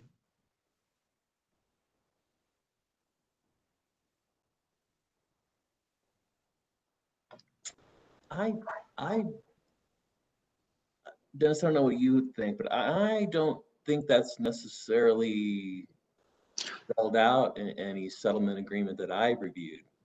Well, my recollection, and it could be wrong, but my recollection is both public staff and Mr. Oliver testified that they work together to measure the actual results of the GIP programs compared to the notional results that were provided in the cost benefit analysis, and that evaluation would impact their actions going forward. And I believe the public staff witnesses said that would begin, if I'm recalling correctly, Mr. Williamson said that would begin as soon as 6 months after the programs went into effect.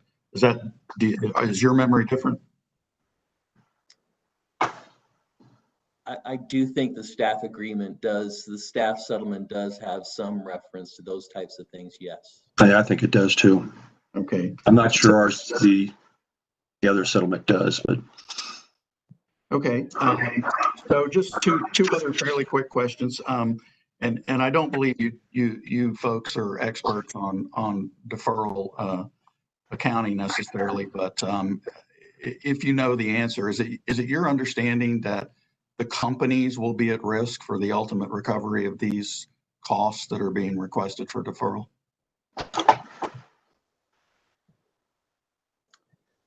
And if you don't know, that's fine. Yeah, I mean, my personal opinion of it is that the risk exists, but is extremely small. And in fact, so small that it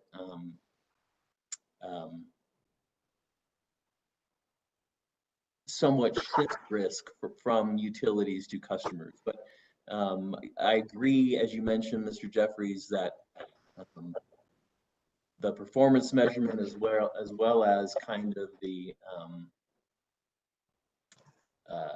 right to review and the ultimate determination of prudence will be in the future. And so, yes, I would agree that risk exists, but is fairly small.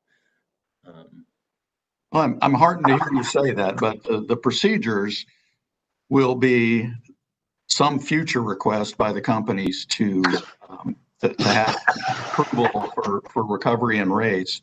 And in those proceedings, your clients, the public staff, anybody else is interested in that subject will have an opportunity to intervene and provide their opinion, provide their analysis, and then the commission will ultimately decide, right?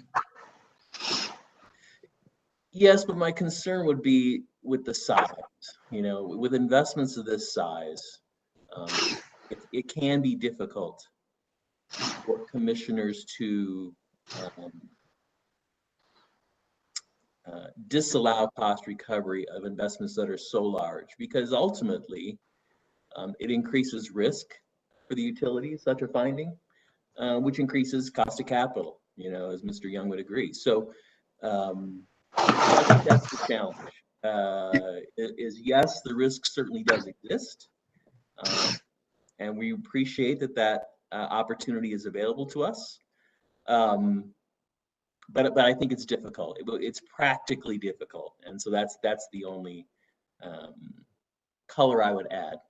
So would you agree with me that maybe that's why the public staff wants to monitor the effectiveness of these programs on an ongoing basis, so we don't just get to the end of a 3-year period and then see where we are? Yeah, I would agree with that, but I think the challenge is it's difficult to do halfway through. You know, you got to kind of wait to see what the investment does, you know, complete the investment, then evaluate the performance. And at that point, it's a little bit late, right? And so as Mr. Stevens mentioned a minute ago, that's why pilot programs can be so effective, because you spend a little bit of money, you see how it goes, and then you decide, we like this one, we don't like that one. So is it your understanding that that DEC and DEP have no experience with any of these 8 programs that are settled? Yeah, certainly I would not testify to that, no. Okay. And in fact, some of those programs are underway already, aren't they? I believe so. I don't know that the performance has been measured, but yes. Okay. All right. I believe that's all the questions I have, Madam Chair. Thank you. All right, thank you, Mr. Jeffries. We are now at the point in time for our morning break. We will go off the record and we will come back on at 11:30.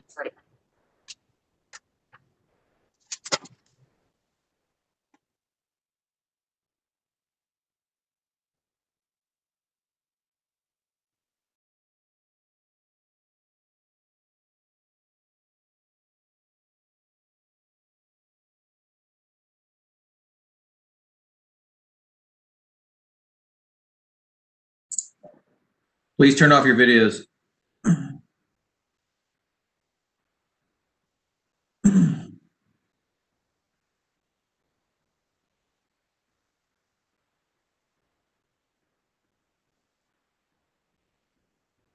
Mr. Alvarez, thank you.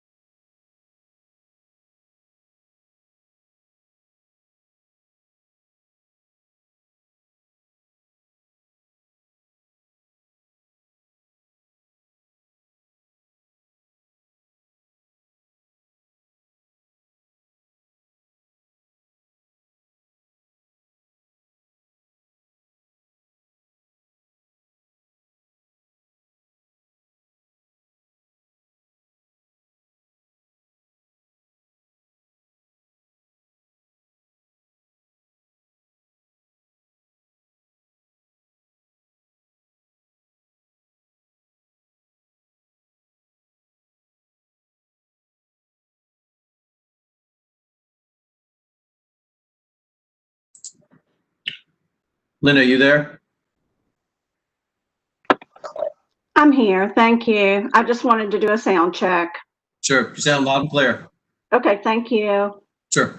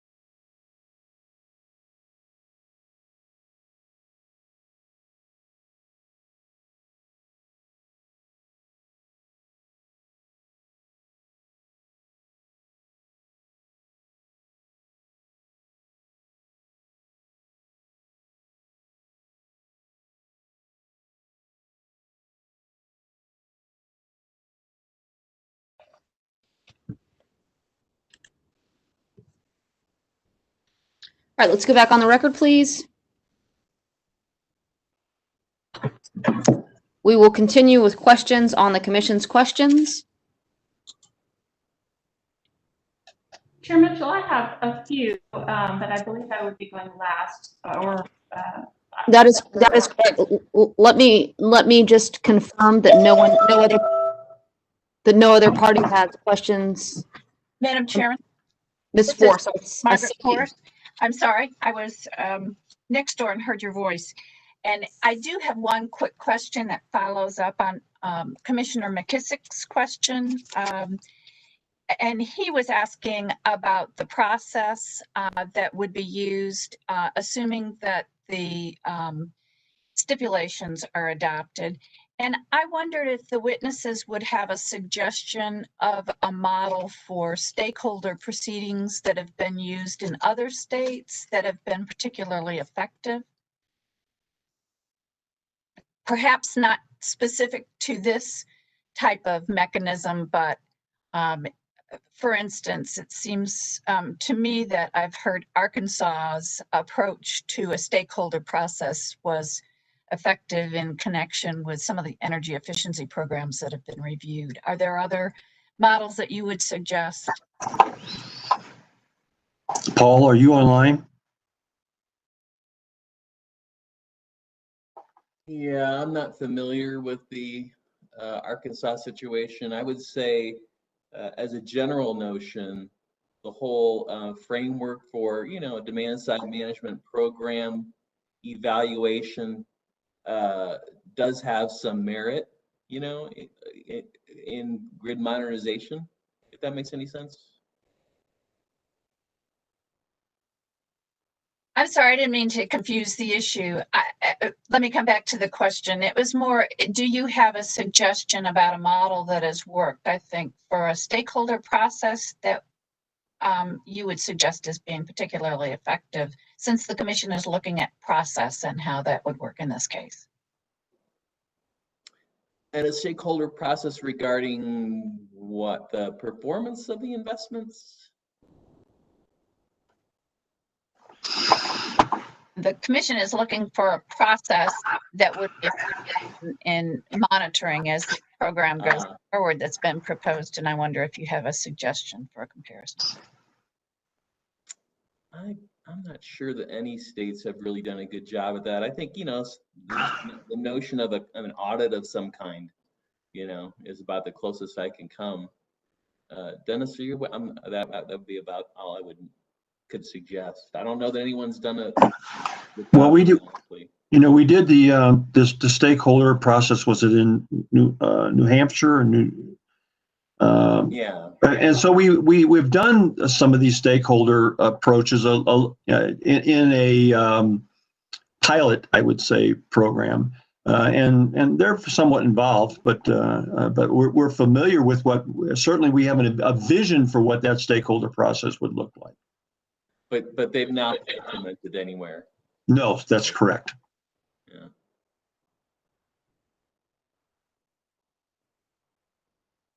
right, Ms. Force, you're on mute. Ms. Force, you're still on mute. Let's let our host take you. Okay, now you may proceed, Ms. Force. Oh. I'm sorry, I lost the screen there for a moment. I'm off of mute, right? We can hear you, Ms. Force. I didn't have any other questions. Thank you. Okay, thank you, Ms. Force. All right, Ms. Thompson. Thank you, Chair Mitchell. Mr. Alvarez and Mr. Stevens, I believe that perhaps some of your answers to commission questions may have engendered some confusion, or I'm concerned that they may have engendered some confusion. So I'm going to try to clear up exactly what your positions are here. With regard to the GIP and the settlements in particular. Commissioner McKissick asked you whether, a question along the lines of whether you had redone your analyses of the GIP programs after the parties entered into settlements. Do you recall that question? Yeah. Yes. And it is true that although you did not redo your analysis of the package of programs in the settlements, you did initially perform, Mr. Stevens, you performed your analyses program, GIP program by program, correct? That's correct. And you are aware that the Justice Center et al. And NCSCA have agreed to support deferral for a package of programs, of GIP programs, correct? That's correct. And that package is a greatly slimmed down version of the GIP. It does not, it includes a smaller subset of the original GIP proposal, correct? That's correct. And would you agree that that package of programs is reasonable and deferral of costs for those programs should be approved by the commission? That agreement is definitely not inconsistent with my testimony, and I do agree with the settlement proposals. And in fact, you would agree that the programs to which my clients and NCSCA have agreed to deferral would, in general, support deployment of renewable energy resources or improve reliability on the company's systems? I do agree with that. Okay, and then finally, Commissioner McKissick also asked you some questions about safeguards, what sort of safeguards you might recommend for analysis of the performance of programs as they're implemented. Do you recall that? I do. And you're aware that the public staff, that the company's second settlement with the public staff does call for an ongoing robust review of the GIP programs to which the public staff has agreed to support. Yes, yes, as I responded to the commissioner, yes, that's true. And I know you haven't had a chance to participate in the stakeholder process or been able to spend a lot of time in North Carolina, but would you agree that you are aware that the public staff has a number of highly competent and dedicated engineers on staff that are going to closely scrutinize those programs as they're implemented? Yes, I totally agree with that. I very much appreciated Mr. Thomas's testimony. So. Thank you. That's all I have. Thank you, Chair Mitchell. All right, thank you, Ms. Thompson. All right, at this point, gentlemen, you may step down. Thank you, Your Honor. Thank you, Your Honor. All right, thank you for your testimony today. All right, next up, we will hear from the tech customers. Oh, I apologize, Chair Mitchell. Just a housekeeping matter. I believe since Mr. Alvarez and Mr. Stevens have stepped down, I need to move their exhibits into the record. All right, please do so. Just getting some background noise. Mr. Stevens, you have been excused. Thank you. I've been excused? Yes. Okay, thank you. I move that the exhibits that have been marked for identification as Alvarez DEC exhibits 1 through 15 be entered into the record in docket E7 sub 1214 and copied into that record at the appropriate time. Hearing no objection, motion is allowed. And I move that the exhibits that have been marked for identification as Alvarez DEP exhibits 1 through 19 be entered into the record in docket E2 sub 1219 and copied into that record at the appropriate time. And hearing no objection to your motion, it is allowed, Ms. Thompson. I move the exhibits that have been marked for identification as Stevens DEC exhibits 1 through 9 be entered into the record in docket E7 sub 1214 and copied into that record at the appropriate time. Motion is allowed. And finally move that the exhibits that have been marked for identification as Stevens DEP exhibits 1 through 10 be entered into the record in docket E2 sub 1219 and copied into that record at the appropriate time. Hearing no objection, that motion is allowed as well. Thank you, Chair. Okay, thank you, Ms. Thompson. All right, next up, Chair Mitchell? Mr. Summers, I believe. Yes, ma'am. I'm sorry. I thought it might just raise another procedural issue before we got into this last witness. Please do. I had requested earlier, and the chair had allowed us to recall the panel of Ms. McManus and Ms. Smith. And we also would like to recall Mr. Oliver. And for the sake of efficiency and being mindful of the commission's time, we thought it would just be helpful to have Mr. Oliver added to that panel. I just wanted to put the parties on notice and confirm that plan was okay with the chair. All right, thank you, Mr. Summers. I'm not hearing any objection or other comment from parties to the proceeding, so you may proceed accordingly. Thank you. All right.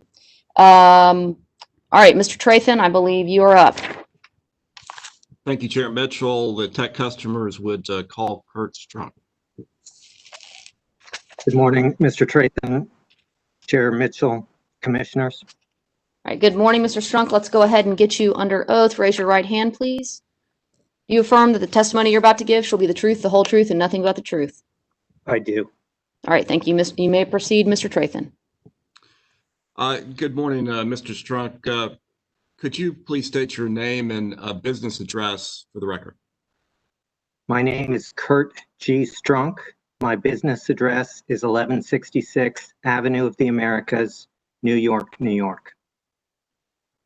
Did you cause to be filed in the Duke Energy Carolinas proceeding direct testimony consisting of 62 pages and 22 exhibits?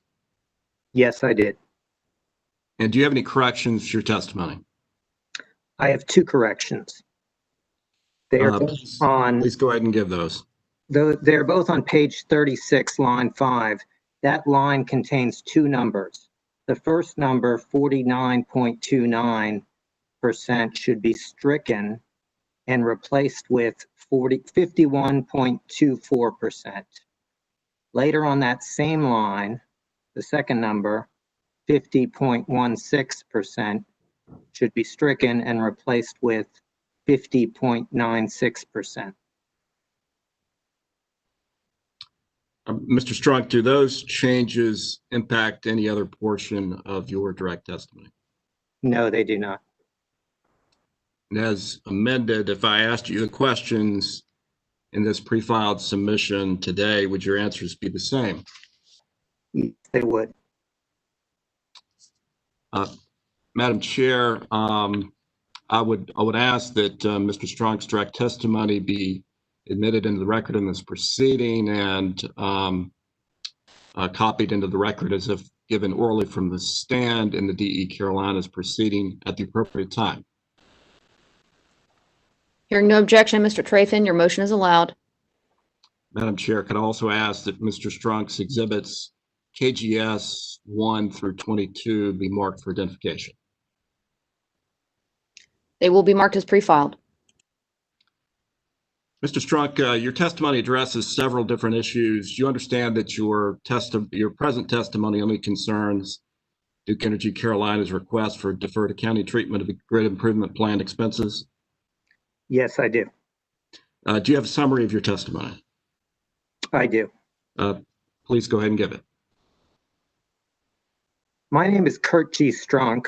I'm a director of National Economic Research Associate. My business address is 1166 Avenue of the Americas, New York, New York. I've been engaged by the tech customers, Apple, Google, and Facebook, to provide expert evidence on certain regulatory issues related to the rate application of Duke Energy Carolinas, including Duke's plan for capital expenditures related to grid improvement. In my direct testimony, I conclude that DEC has not justified the use of a regulatory deferral mechanism for its grid improvement investments. Deferrals can serve as appropriate regulatory mechanisms for well-defined costs that meet the Commission's two-pronged test, which requires, one, the costs to be unusual or extraordinary in nature, and two, the failure to implement a deferral to have a material and negative effect on the utility's financial condition. DEC has failed to establish that grid improvement plan costs meet either prong of the test. Contrary to the Commission's two-pronged test, DEC has not established that its grid improvement plan costs are unusual or extraordinary in nature. DEC attributes the need for extraordinary rate-making treatment for the grid improvement plan investments to industry megatrends. Yet these megatrends are not new. They've affected the industry in decades past and will continue for the foreseeable future. DEC's spending in response to the megatrends may continue indefinitely. Similarly, the very nature of megatrends is that they are broad systemic changes that utilities must address as part of prudent utility planning and practices. These sorts of systemic influencers identified by DEC are the opposite of unusual or extraordinary factors that typically justify deferral accounting for one-off expenditures. Further, the evidence that DEC has put on record shows a substantial overlap between the company's transmission and distribution investments for which deferral accounting is sought and those for which it is not. The overlap between the proposed grid improvements and customary grid spending was one factor that led the Commission to reject DEC's request for deferral accounting for Power Forward Carolinas in the last rate case. In my direct testimony, I compare the types of investment foreseen in DEC's grid improvement plan to those in Power Forward Carolinas and find that the programs cover substantially similar categories of investment. As to the second prong of the Commission's test, I reviewed DEC's projections related to the financial consequences of not implementing deferral accounting and found those projections to be inadequate. For example, DEC does not consider factors that are likely to improve DEC's financial position over the time frame of the grid improvement plan. DEC's projections do not establish a material and negative effect on the utility's financial condition if the Commission denies the deferral accounting request. That the grid improvement plan expenditures are largely discretionary means that DEC can avoid any resulting harm to its financial health.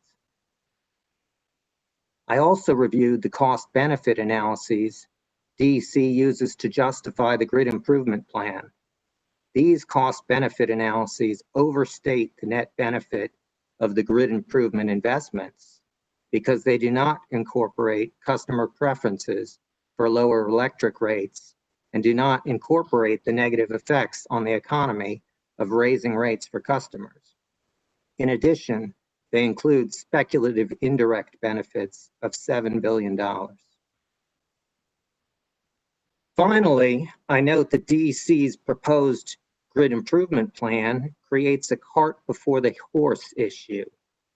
DEC has begun work on Integrated Systems and Operations Planning, ISOP, which seeks to incorporate resources at the distribution level into the integrated resource planning process. As a result, DEC runs the risk that its current grid improvement plan investments may turn out not to be optimal after the ISOP process is complete.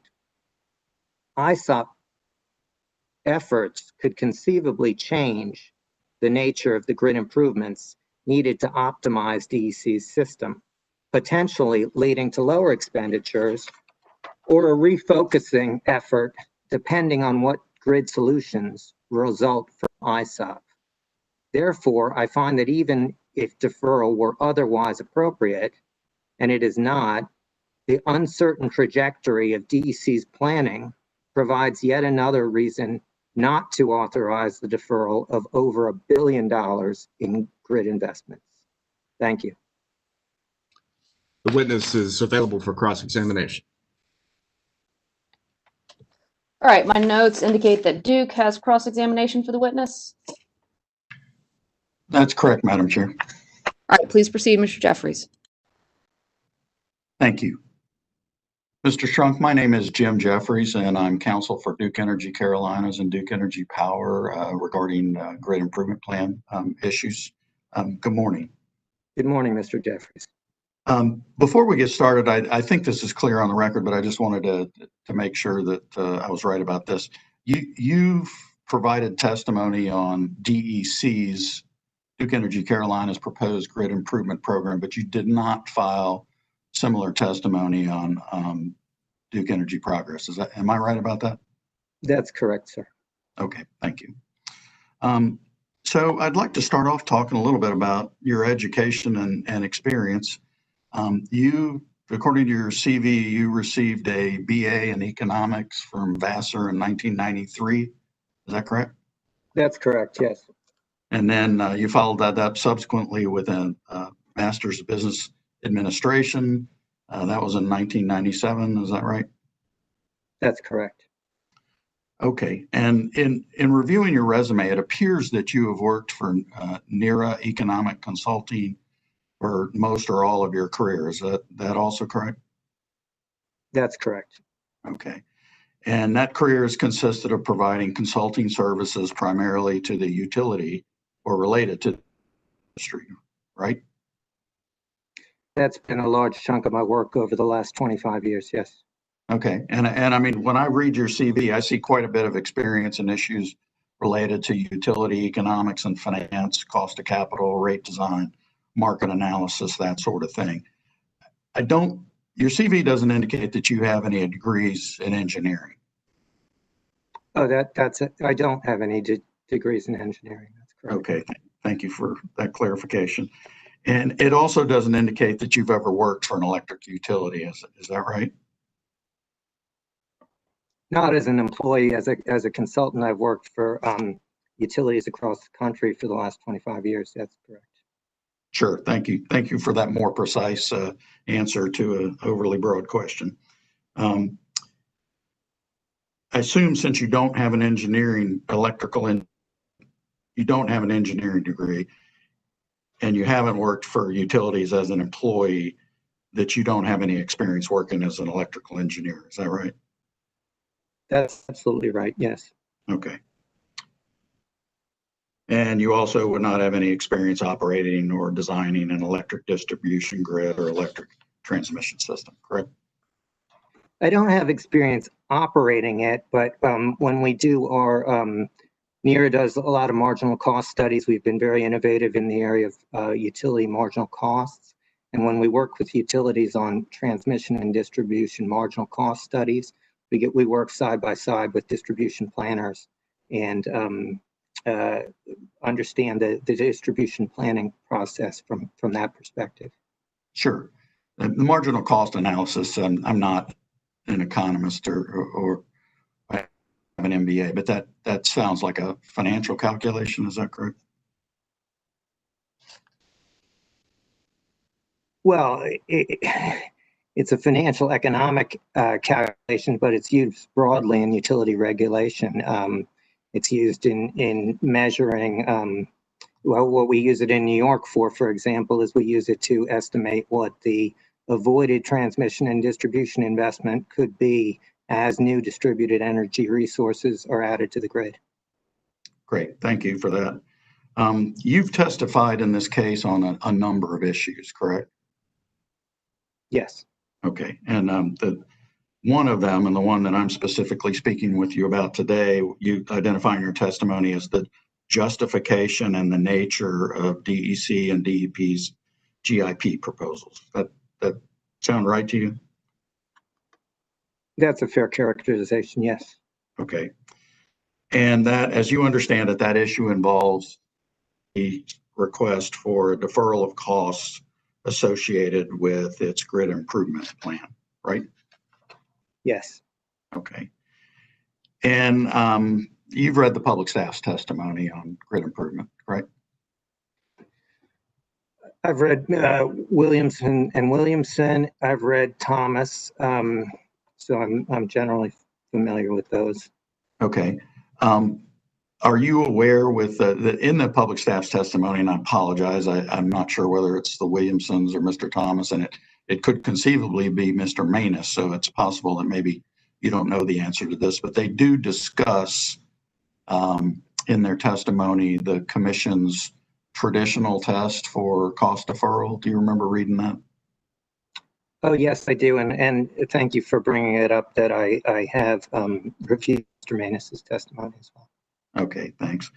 And that test, and I'm going to paraphrase here, but at least as I understand the way the public staff described it, is the determination of whether the requested deferral costs are extraordinary by amount and extraordinary by type. Is that a fair characterization of what you recall about their testimony? Well, if you're referring to a page of their testimony, it would help me greatly. Well, would you accept some, and I'm only going to talk about one of them. I think we can agree to determine whether an extraordinary by amount calculation is a financial or economic analysis, right? Well, it involves financial and the question of whether a grid improvement plan investment is extraordinary. It involves financial analysis, but it also involves looking at whether or not the investment is made in the normal course of business. So okay. it involves both elements, the analysis of extraordinary. Okay, and in determining whether a program is extraordinary by type, do you recall that the Williamsons went through a fairly detailed, fairly lengthy analysis of the actual substance of the grid improvement programs that the company had filed and looked at their CBAs and did quite a bit of work to determine whether these programs were justified for deferral treatment? Is that your recollection?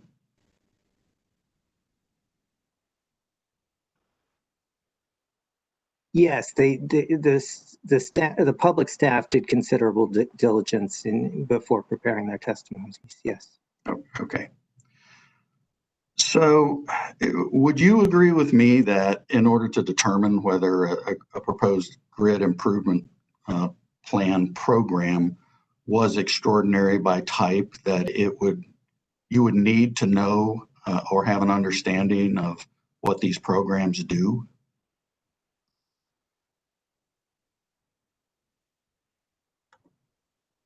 Not well, at a very high level, but not to make the statements that I've made in my testimony. I wouldn't. I don't believe that you need an engineering understanding to make the statements that I've made in my testimony. The statements made in my testimony are based on the plain language of what they do, and my understanding of my general understanding as an economist working with distribution utilities and transmission utilities and vertically integrated utilities across the country, of the general planning parameters and processes that are made. So I don't believe you need an engineering understanding. So you don't think in order to make a recommendation on a grid improvement plan program, whether it's extraordinary by type, that you need to understand how those programs would perform with respect to other systems, or the benefits they would provide to those systems, or even the technical requirements necessary to make them work? No, I'll just give you an example, Mr. Jeffries. One of the programs is self-optimizing grid, right? And so self-optimizing grid is a program that Duke has been investing in for a long time now. Distribution automation has been invested in by Duke since 2007. So to say that it's extraordinary, that it's not it's not a normal course of business activity, I just don't agree with that. And if you look at Duke's 10K for the parent company, you can see on page 41 that they state we continue to expand our self-optimizing grid capabilities. And in 2009, that saved over 500,000 customer interruptions. So this is clearly something that they've invested in. They're continuing to invest in the normal course of business. Thank you, Mr. Strunk. Let's move to a slightly different line of questioning. Sort of irrespective of the prior answers, the fact is, in this case, that the public staff examined DEC's proposed grid improvement plan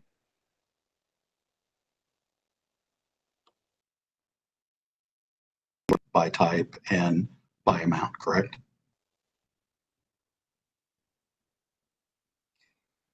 Mr. Jeffries, I apologize, but my broadband was going in and out. If I could just ask you to repeat that, I'd appreciate it. Sure, absolutely. My question was you are familiar with the fact that the public staff and their direct testimony in the DEC case found that 6 of the 19 proposed GIP programs that DEC originally proposed were in fact extraordinary by type and extraordinary in amount, correct? Subject to check, yes. Okay. And that led them to recommend that the costs of those programs be granted for deferral treatment, correct?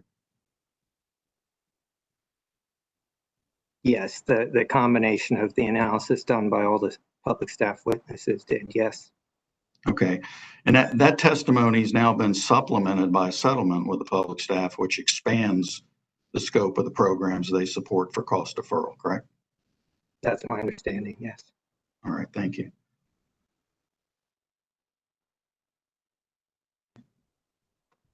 Mr. Strunk, next I'd like to discuss your contention that, these are my words, not yours, that the grid improvement plan is a rehash of the Power Forward. You said something similar like that, or similar to that in your testimony, correct? I said that there was substantial overlap in the categories of investment considered, yes. Okay.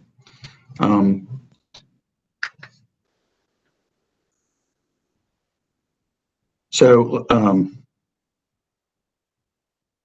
you're familiar with the Power Forward program, correct? And what was requested in the last DEC rate case? I was involved in that proceeding on behalf of the tech customers, and in connection with that, I reviewed documents, including Mr. Simpson's testimony and the Power Forward technical summary. So yes, I'm generally familiar with it. You recall that DEC's original request in that case involved a request for a rider mechanism that would have created a charge related to Power Forward costs? That's correct. Okay. And that would have led to increasing customer rates between rate cases, correct? It would have led to increasing customer base rates between rate cases, yes. Okay, thanks. And you're familiar with the fact that Duke is not, DEC is not seeking approval of such a rider in this case, right? That's correct. And seeking deferral costs instead of actual recovery costs.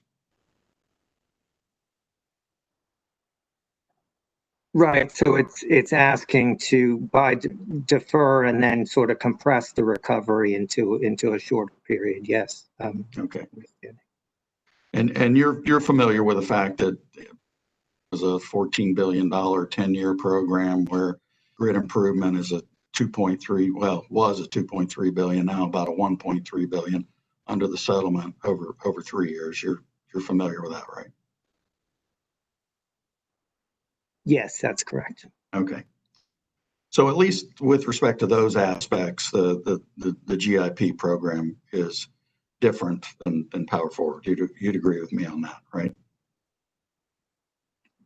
So it's different in the time frame for the program, and it's different in the estimated spend. I haven't compared the estimated spend for 3 years in GIP to the estimated first three year or now. I haven't compared the spend in Power Forwards that would have occurred during 2020, 2021, and 2022 to what's in the GIP. Okay. So I can't say that there's more or less in that time frame. All right. And we also know that the exact number is not yet known. Okay. Thank you for that. Could you refer to table 2 in your direct or testimony, please? And in my copy, at least, that begins on page 12. I'm looking at the confidential version of your testimony. I'm with you. Okay. And that table is entitled Similarity Between Grid Improvement Plan and Power Forward Carolina, right? That's correct. Okay, and that table is support for your contention that there's an overlap in these programs between Power Forward and GIP, right? That's correct. It forms support. Yes. Okay, and that table cites, and the table goes on for 3 or 4 pages, I believe. Yeah, 4 pages. And it cites 7 programs from Power Forward and compares them to components of 11 grid improvement programs. Would you accept that subject to check? Well, the 7 is correct. And I'll accept the 11 subject to check. Yes. And that's fine. That's my count. And you're the one that determines that there was similarity between the Power Forward and the grid improvement plan programs, that as reflected on this table, right? Yeah, it's at a high level. It's reflected in this table, but if you go more deeply into Mr. Simpson's testimony, or if you go more deeply into the Power Forward technical summary, you'll see more direct similarities. Okay. On page 14 of this table, in fact, I think, well, no, it's the bottom of the page 4. You cite to a smart meter program in the grid improvement plan as comparing to AMI or digital smart meter deployment in Power Forward. Do you see that? Yes, I do. Okay. And is it your testimony that the smart meter program is part of DEC's grid improvement plan proposals in this docket? No, that's not my testimony. The testimony is that both the Power Forward Carolina's description and the grid improvement plan description refer to smart meters. So the overlap is the fact that the word smart meters appear in grid improvement? Yeah, DEC's been, Duke and its in its operating utilities have been looking at smart meters, but the overlap is the reference to smart meters in both programs. Yes. Okay, and I'm sorry to belabor this, but I want to make sure that I understand what you're saying. Are you contending that authorizations for smart meters are any part of DEC's grid improvement plan proposals in the pending docket? Objection. That's been asked and answered. I don't think it has been answered. I'm trying to determine what the answer is, Madam Chair. All right, I'll overrule the objection and I'll let the witness answer the question. My understanding is that DEC is not seeking to defer smart meter costs. All right, thank you. So your testimony, you look, and again, this was my count on your table. I count 11 grid improvement plan program components that you've listed. You don't, that doesn't constitute the entirety of DEC's GIP proposals in this case, does it? Not as originally filed. No, it does not. In fact, would you accept, subject to check, that there are 19 separate plans in the GIP program? Yeah, that's pretty evident when you look at Mr. Oliver's exhibit number 10, and you look at the table of contents, you can see 19 programs. Yes. Great, thank you. And your testimony does not identify or discuss any of the GIP programs that are listed on Mr. Oliver's exhibit 10, other than the ones that are reflected in your table 2. Is that correct? My direct testimony does not discuss it, but you know, I've done diligence subsequent to the filing of the testimony, and not all 19, but virtually all 19 appear in form in Power Forward Carolinas. So are you modifying your testimony now?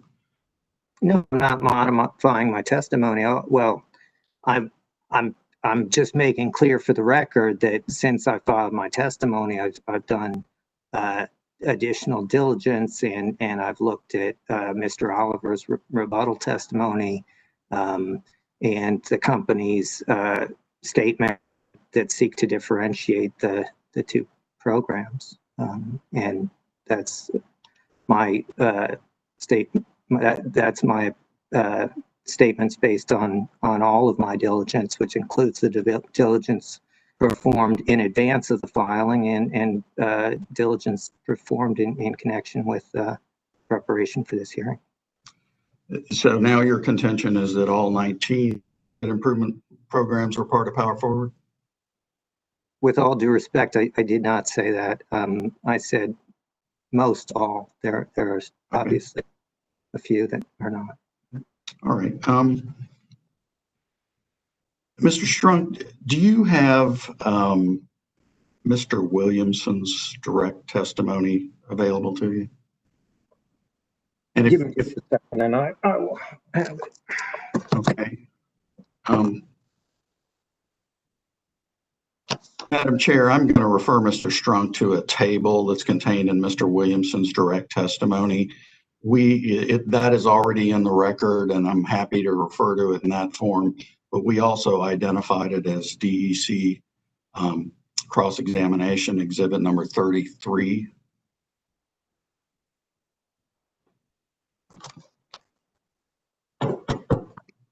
Oh, that's even easier. I have that one right here. Okay, great. Then, Madam Chair, in that case, let's use the cross-examination version, and I would ask that it be identified as DEC Strunk cross-examination exhibit number 1.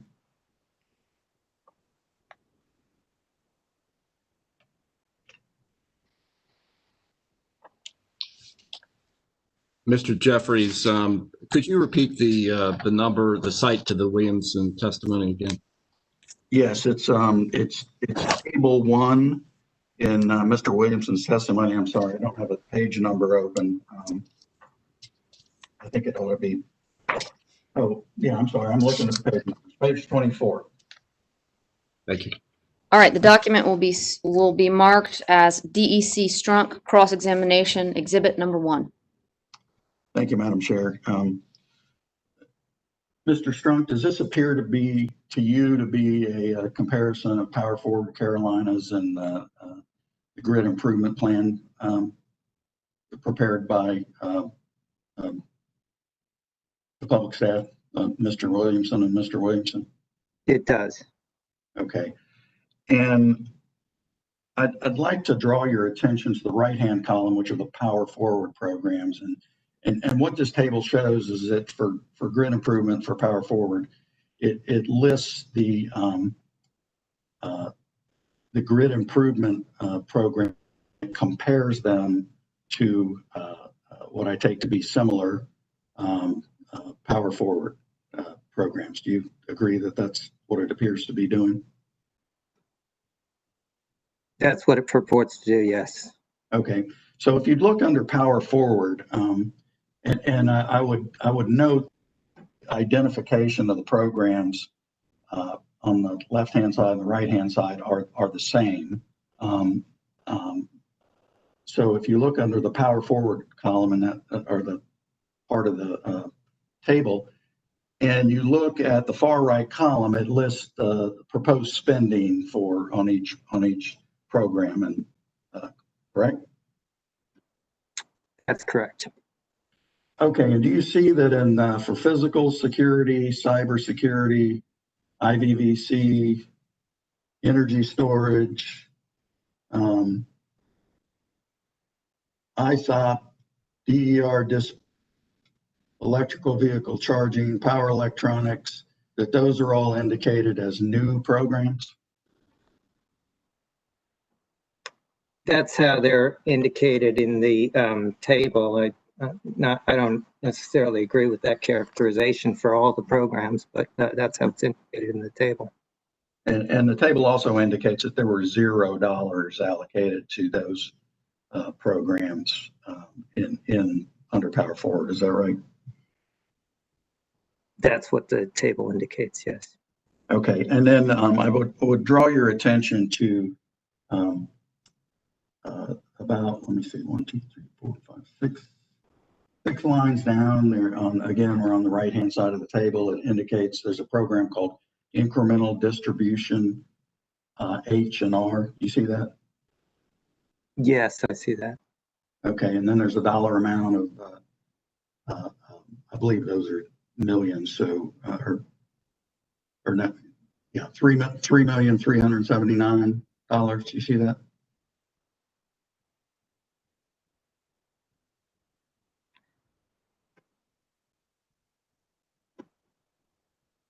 Yeah, I mean, it's odd because I think the table's mislabeled. It says the dollars are in thousands, but I was having the same cognitive dissonance there. Well, what the numbers? In any case, the numbers are different from the left side of the table to the right side of the table, if that's where you were going. Yeah. So so there's an indication that one of the Williamses is made out there in the column that has a down arrow and a 96%, right?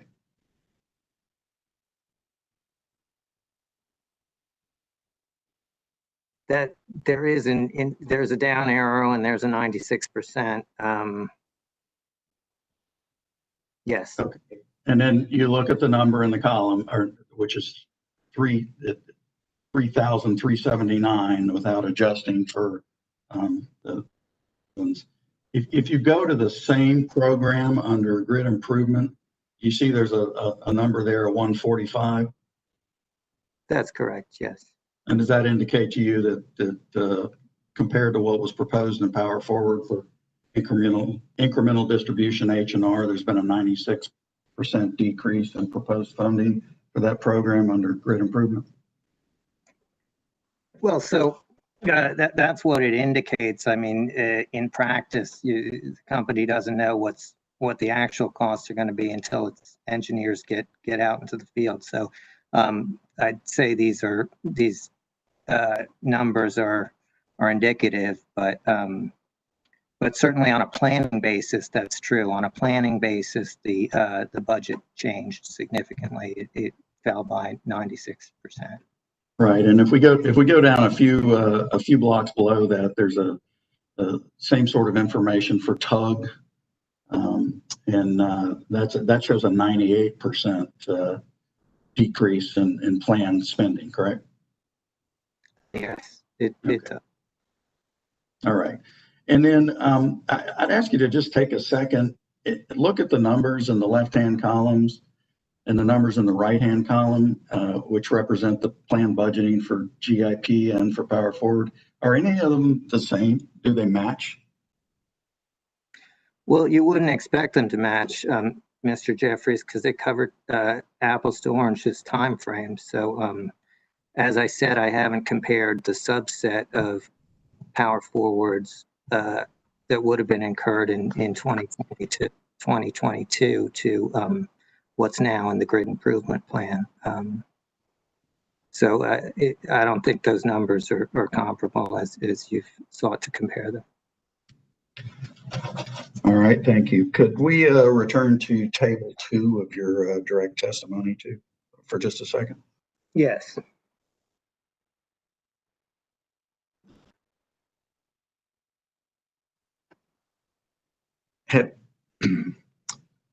Have you compared the GIP programs that you list in the right-hand column of this table with the programs that the public staff has agreed merit deferred accounting treatment in their direct testimony as the settlement with the public staff? I have not done a formal comparison of that, no. Would you accept, subject to check, that 7 of the 10 programs that you list, and I'm sorry, I say 10 because I'm excluding smart meter because it's not a GIP program, but would you accept that the 7 remaining 10 programs that you list are no longer proposed for deferral treatment?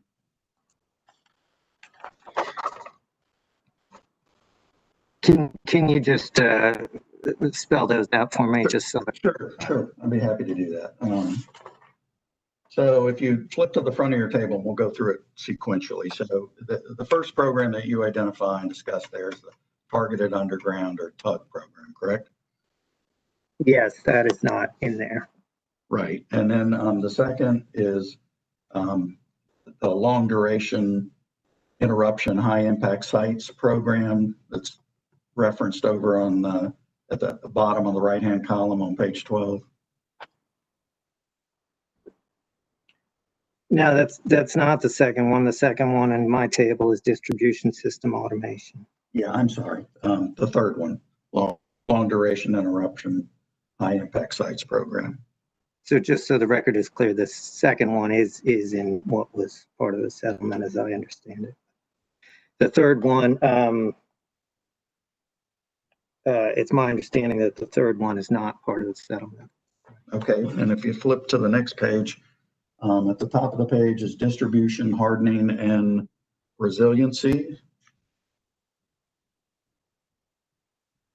And is it your understanding that that is not in the settlement for with an agreement for deferral?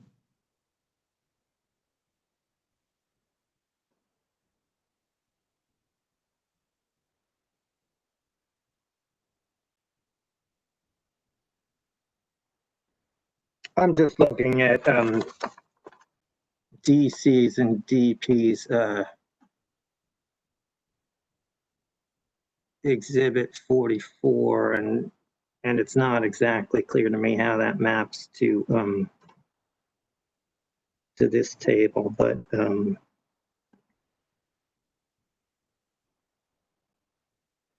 so you're not sure whether that one's in or out of the settlement? Is that that's your testimony? That's fair, based on what I see in Exhibit 44. That's fair. Okay, flipping to the next page, page 14, the first program you list there is the SOG program. I think we can agree that the SOG program is part of the settlement, correct?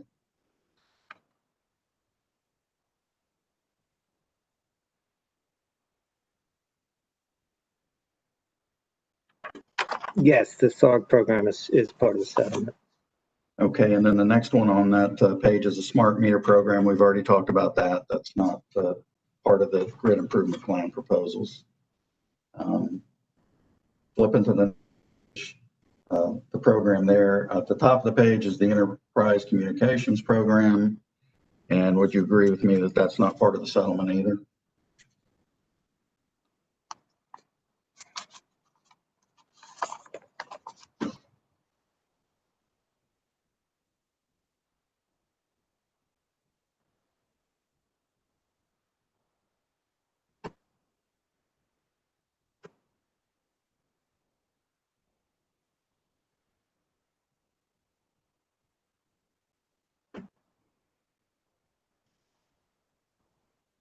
So enterprise communications is not that, as that is labeled, is not part of the settlement. Obviously, there are communication tools that some of the other programs that are the part of the settlement will use, but as a specific program, that one appears to be excluded.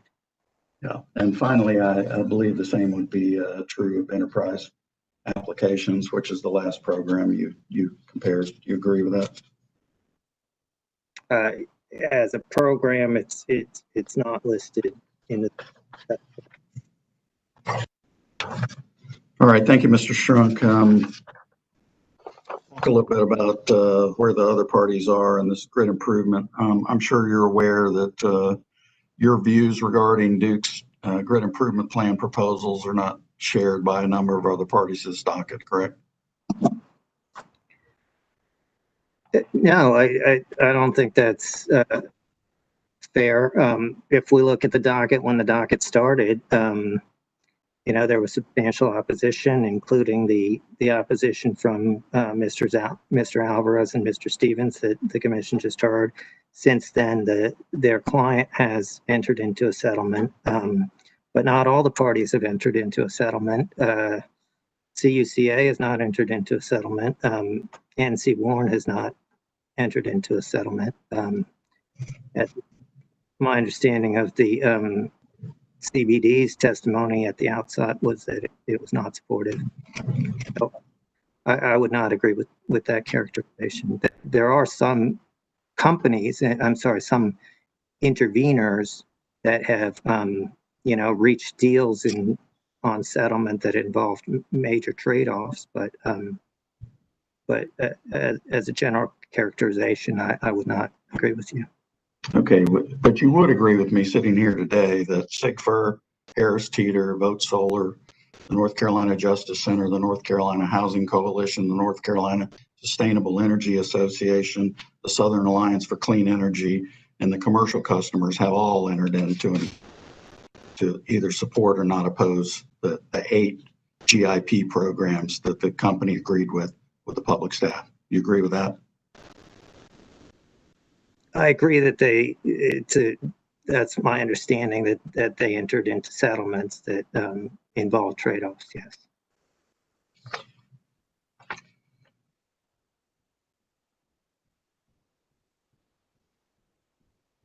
So, Mr. Strunk, you're also in your testimony somewhat critical of stakeholder process. Is that correct?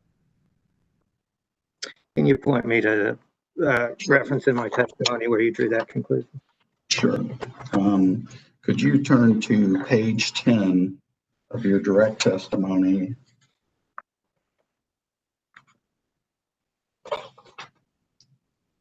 Beginning at line 20 and running over to the next page through line 11, I believe. I have these right. I'm not convinced I do have it right. Hold on.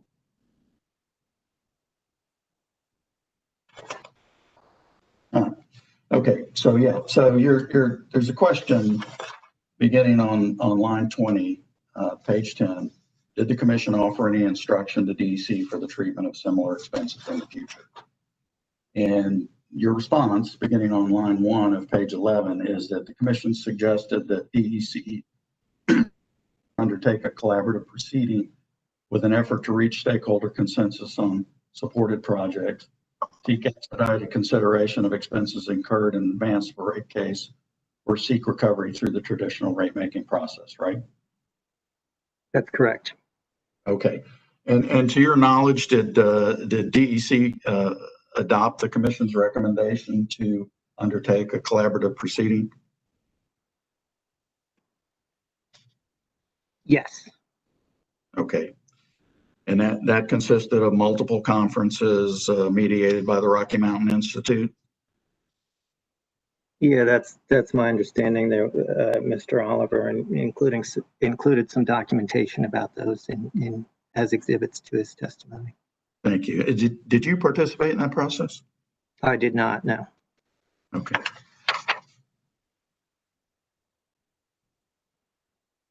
Madam Chair, that's all the questions we have, Mr. Strunk.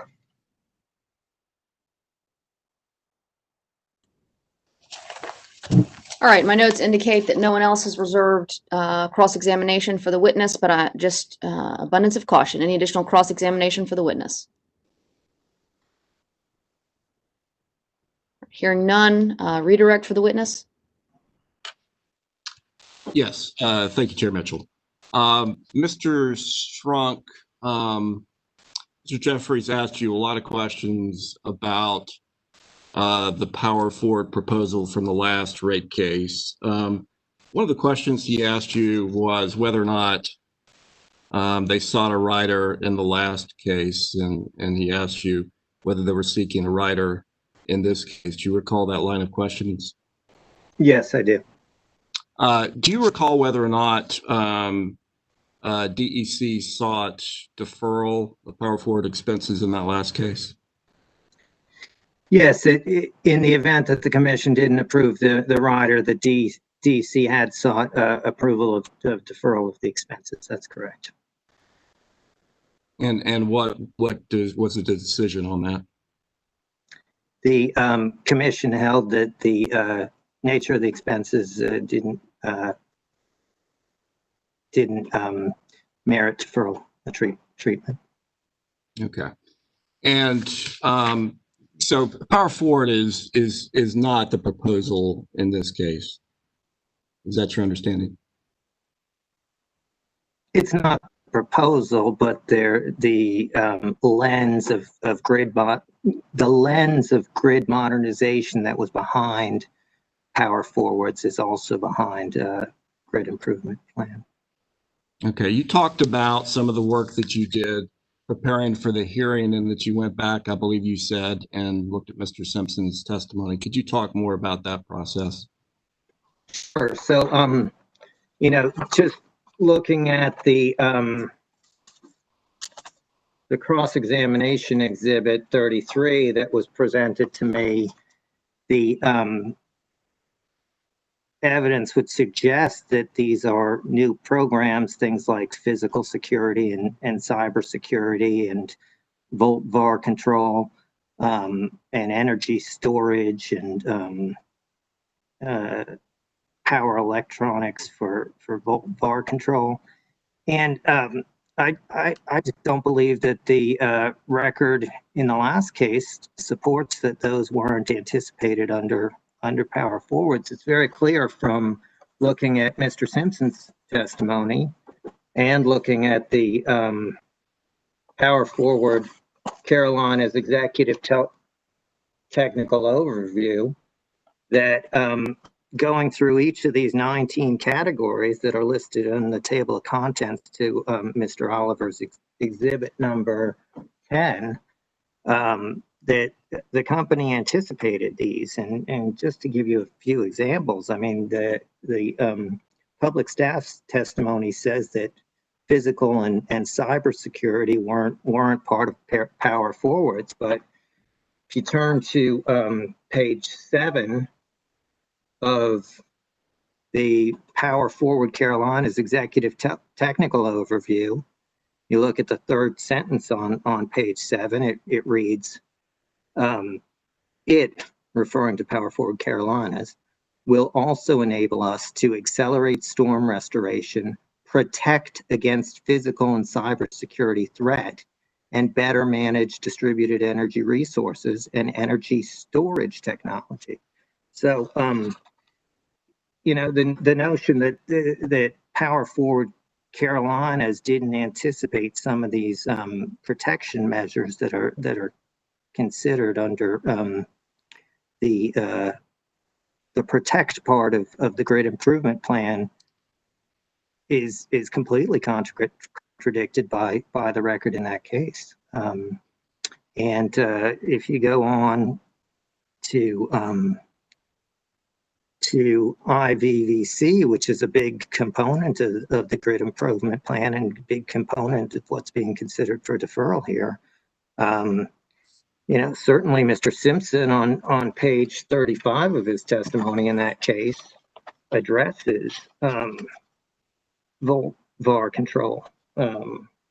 So the company's been thinking about this for a while, and you know, it certainly may be true that the numbers were moved from bucket to bucket in the budgets, but the notion that this is an entirely new vision of the utility of the future or the grid in the 21st century is not supported by just a plain comparison of the language used in the two plans.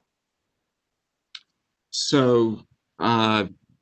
Strunk, this discussion is relevant to the extraordinary type prong of the commission's deferral analysis, correct? Yes, definitely. The prior commission held that the costs of Power Forward didn't meet that standard, and while the budgets may have been shifted around and there may be more focus on certain programs, the lens of modernizing the grid to turn the utility into a 21st century utility is the same. Yeah, but this discussion of the Power Forward and the overlap in the programs was not the only basis in your testimony for your criticism of the whether or not it would comply with extraordinary type. Is that right? No, it was not. The fact that there's, you know, that this investment is already being undertaken. The testimony we heard that, you know, they're still going to make the investments, just at a different pace. The substantial overlap between what's in deferral and discretion to put something in deferral or customary spend is certainly a big reason why I don't believe that the grid costs qualify for extraordinary treatment. And so from the perspective of your expert testimony, from regulatory economics perspective, what is your basic view of this request? My basic view of this request is that it doesn't meet the standard for deferral accounting treatment. It may be that the utility should be and is prudently proceeding with looking at ways that it can modernize the grid, but there is absolutely no basis or very little basis based on the record evidence that this should constitute necessary investments that have to have deferral accounting to proceed. When we look at the cost benefit analyses, they do not, as Mr. Thomas testified, support the investments on a net present value of revenue requirements basis, which is sort of the standard when you're looking at whether or not utility investments will pay for themselves. So no, I don't think the record supports deferral accounting. Thank you. That's all I have, Madam Chair. All right, thank you, Mr. Trefin. Any questions from the commission? Commissioner Brownbland?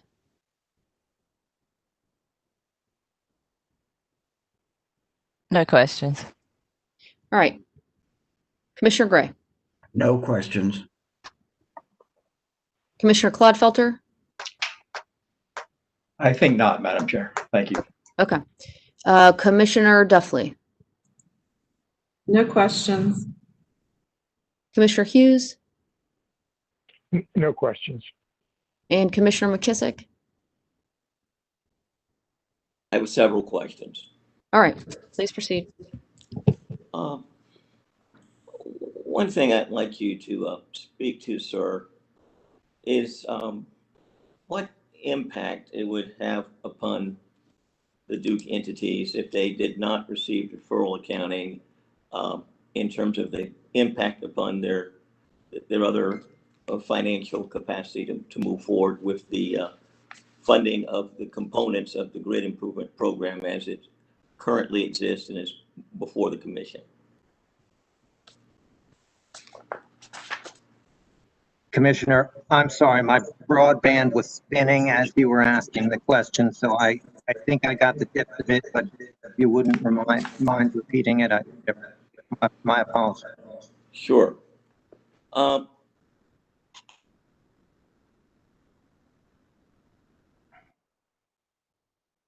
All right, Commissioner McKissick, you're on mute. Let's let the host take you off mute.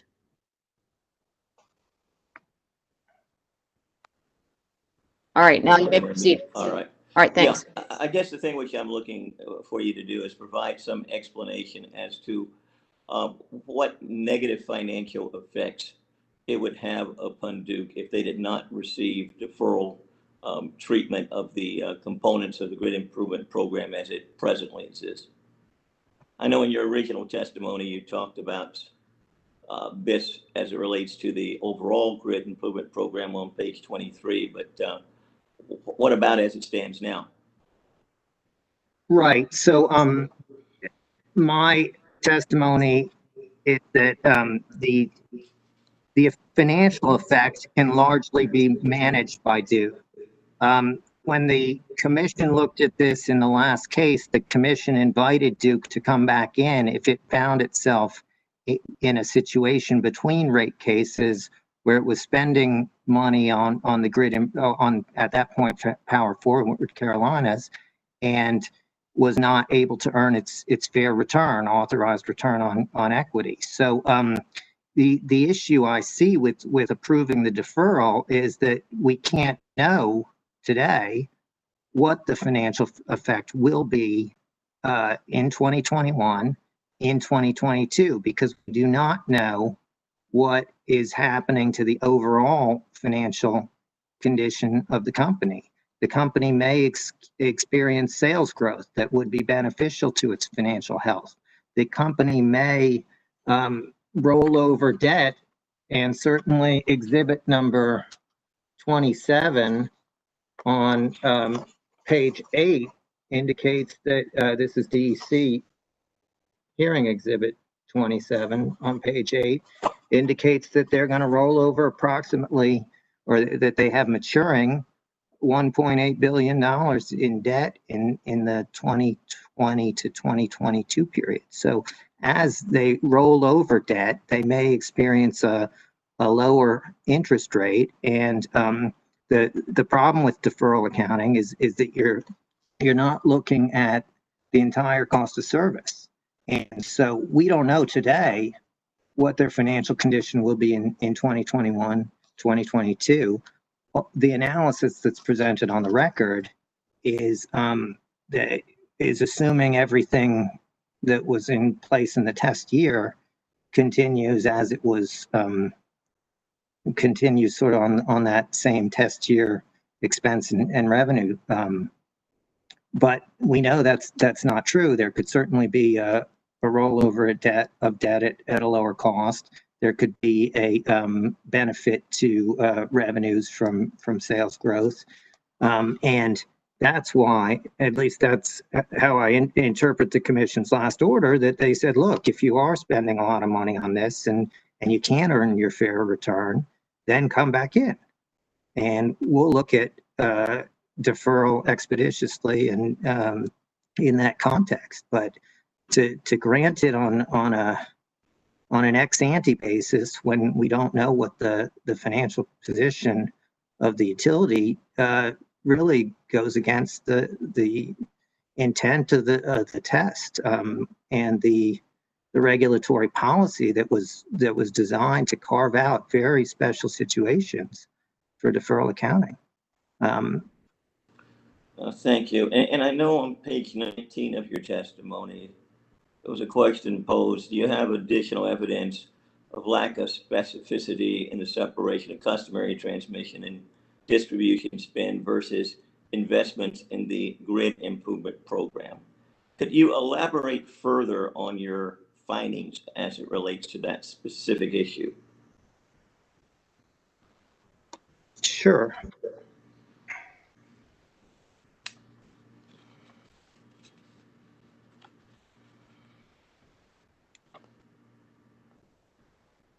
Well, we can take, for example, the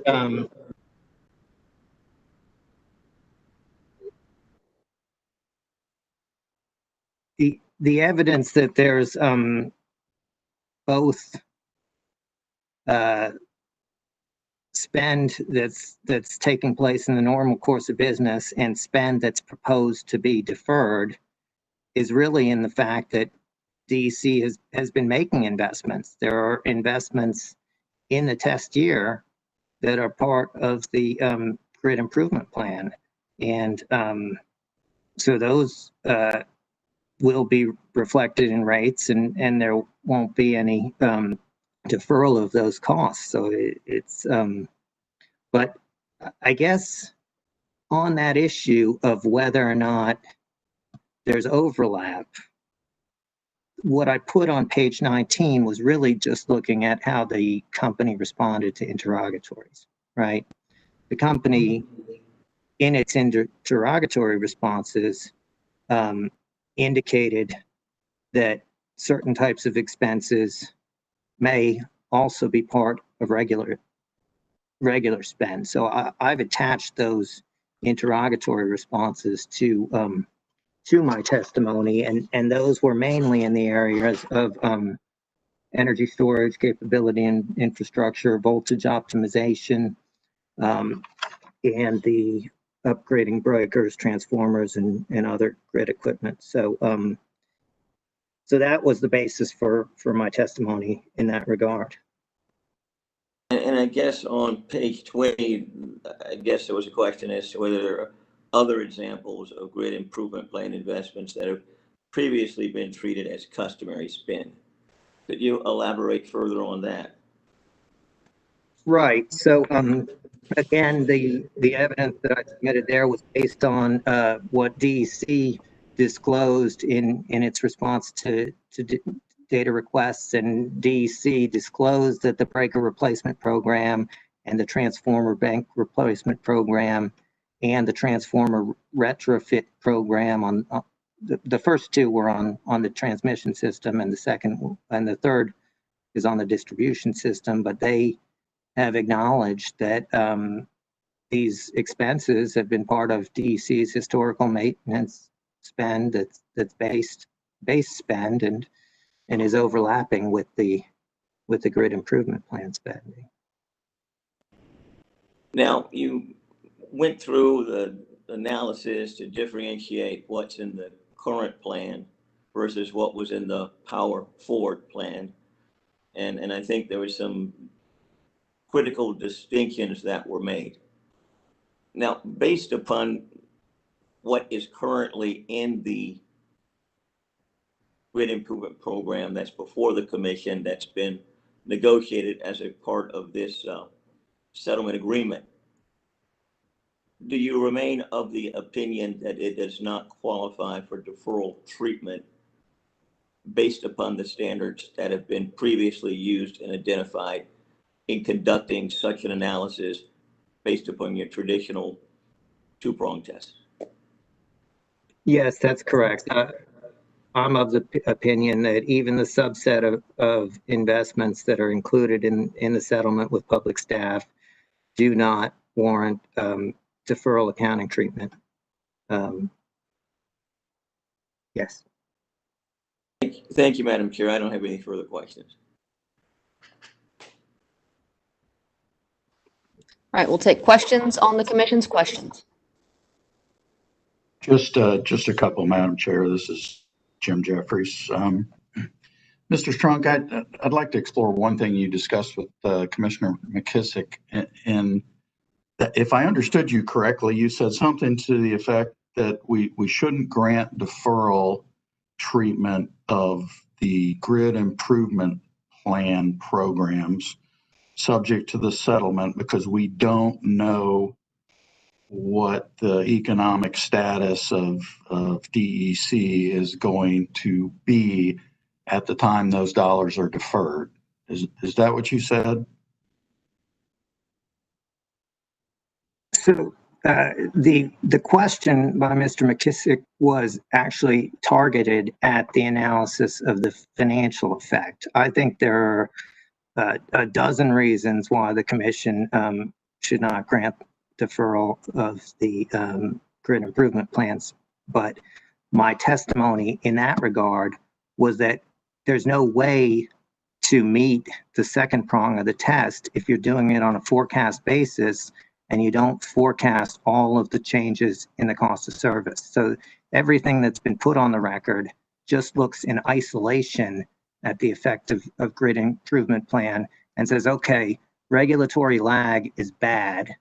And it's true that with respect to capital investments, regulatory lag can be a problem for utilities, but regulatory lag is also a two-way street, right? As utilities go forward and they, they observe their cost, whether they become more efficient or they happen to benefit from, very attractive capital markets, they can also have a lower cost of service. And so my point is that looking at it today for future years, you can't know. And the company didn't put forth a detailed forecast of what its financials will be based on sales growth, debt refinancings, and other effects on the overall cost of service. So absent that type of analysis, and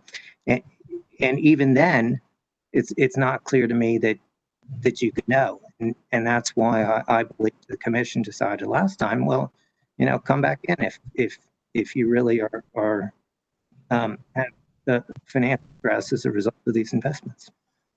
So can you tell us what Duke Energy Carolina's cost of debt will be for long-term bonds at the end of 2021? No, I'm not saying you can predict it. I'm not saying it should be incorporated in rates. I'm just saying it's uncertain. And so that's the point. It's not that we should be necessarily trying to anticipate it, but I imagine that Duke Energy Carolina, as it goes through its financial planning processes, does try to anticipate. Well, I'm just trying to understand your testimony, because what it sounds to me like you're saying is that we can't grant a deferral because we don't know things that might be relevant to the economic condition of Duke that you just admitted are unknowable. Right. So deferral is this very unique situation where you can't earn your fair return, you can't earn your authorized return. And I'm just saying that's very difficult to establish on an ex ante basis. It usually happens that you come in for a deferral because there's this big expense that you didn't anticipate, and without being able to defer those costs, the company's earnings would be significantly harmed, and so that's the problem, that this doesn't meet the typical standard. This is an open-ended program that has costs that are going to change, and costs that are programmatic as part of the utility's overall strategy to move forward and advance as a utility. You do understand, however, that the costs that the company is proposing to defer are not projected costs, they're actual costs, right? They haven't been incurred yet, but it's going to be actual costs when they are deferred if the commission approves the settlement. You agree with that? Right. So looking at what we see in the evidence today, their projected costs when the company comes back in, let's say in 2023, it will be based on the deferral, and the amounts in the deferral account will be based on actual spend. It's going to be carried forward. My understanding is that it will be carried forward at the utility's overall weighted cost of capital. And so it's not clear that would actually reflect the actual cost of capital at the time it's being accrued. But so there may be differences between the actual carrying costs that the company faces and what's accrued for accounting purposes. But generally speaking, the principle is to accrue actual capital expenditures and then submit a proposal to the commission to put those into rates, yes. Thank you, Mr. Strunk. Madam Chairman, that's all the questions I have for Mr. Strunk. All right, thanks, Mr. Jeffers. At this point in time, we're going to break for lunch, so let's go off the record, please. We will be back on the record at 2:05.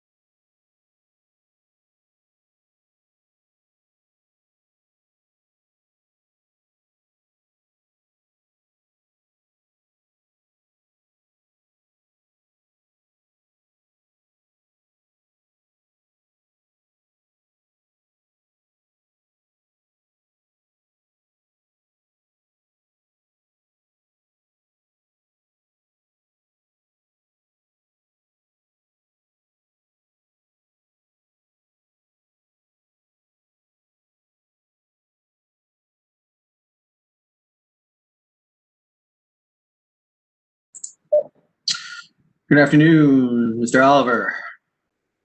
Want to do a mic check? Yeah, how do I sound? Sound good. Okay, I'm out of the house today, so a little different environment. Yeah, that's no problem. Video, audio sound good. All right, thank you. Sure.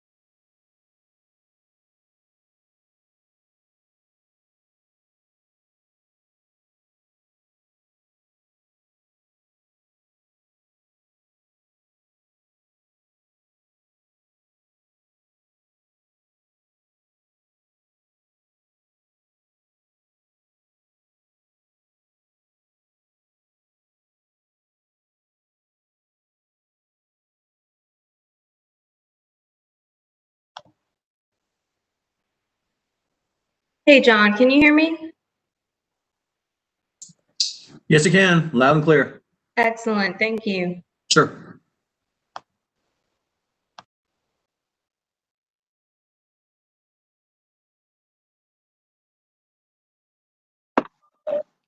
Hello, this is Linda Garrett. Is my sound okay for you in case I need to say something? Linda, it sounds good. You're good to Awesome. go. Thank you so much. Sure. Hey, Linda.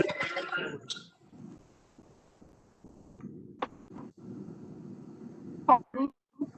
I just said, hey, Linda, this is Bo Summers. Oh, hey, Bo, how are you? I just want to say hello and just tell you back on the record, transcribing a complicated set of cases like this is challenging under normal circumstances, but I certainly appreciate what you and Joanne are doing given the difficulties of remote testimony, and just want to say how much I, and I'm sure all the other lawyers, appreciate what y'all are doing. Oh, thank you so much. Appreciate it. Yes, this is a little bit different with the consolidated portion, but we're working through, we're working through it. So thank you, Bo. Yes, ma'am. If we need to do anything different to help you out, just let us know. Oh, thanks.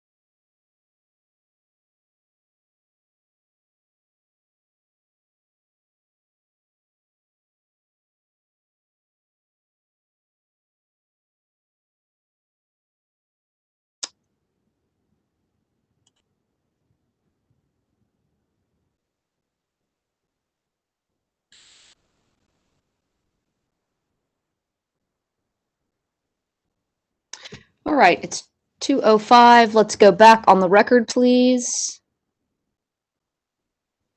Linda, if you could just give me a signal that you're okay. Okay, perfect. All right, we, before the break, Mr. Jeffries had finished his questions on commission's questions for the witness. So I will ask if any other party has questions on commission's questions. This is Christina Kress with SIGFR. I have some questions for Mr. Strunk. All right, please proceed. Good afternoon, Mr. Strunk. You testified, I believe, in response to one of Commissioner McKissick's questions that the commission decided in sub E7, sub 1146, that the nature of power forward expenses did not merit deferral accounting treatment. Is that correct? That's my recollection of my answer, yes. Is it fair to say, though, that that might be a bit of an oversimplification of the commission's decision in that case? In other words, really the specifics of that decision are quite a bit more nuanced than what you said about it doesn't qualify for deferral accounting treatment, period. Would you agree with that assessment?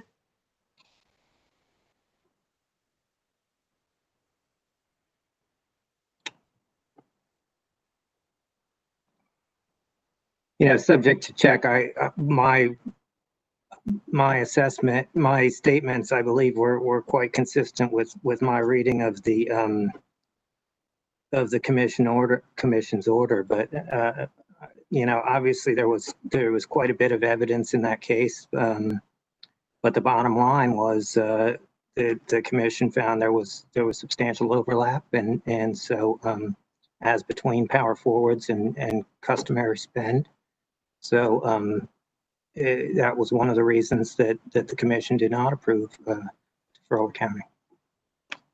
But the commission decided with respect to certain programs, did it not, that it simply did not have sufficient information to determine whether or not deferral accounting is warranted. And Madam Chair, could I interrupt here and ask council to specify what commissioner's question she's asking about? I don't recall this being discussed with Commissioner McKissick. Well, certainly we can check the transcript when it comes back, but I certainly recall there was discussion between the witness and Commissioner McKissick specifically pertaining to the commission's order in sub E7, sub 1146. All right, Ms. I will allow the question to proceed. Ms. Kress, remember to limit your questions to questions by the commission. Thank you, Chair Mitchell. Could you repeat the question, please? And to the extent that you can refer me to a specific page of the commission notes order that you're looking at would be very helpful. Certainly. Page 147, the first sentence of the third full paragraph.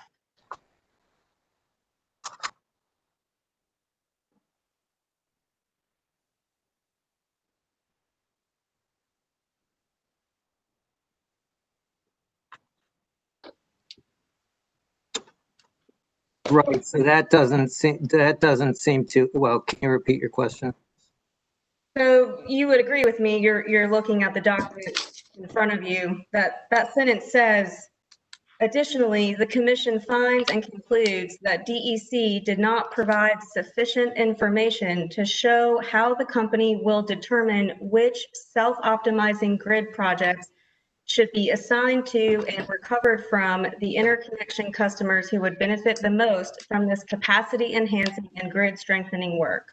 Is that what that sentence says? That's what that says. That doesn't speak to the issue of deferral accounting, I believe was where Mr. McKissick's questions were.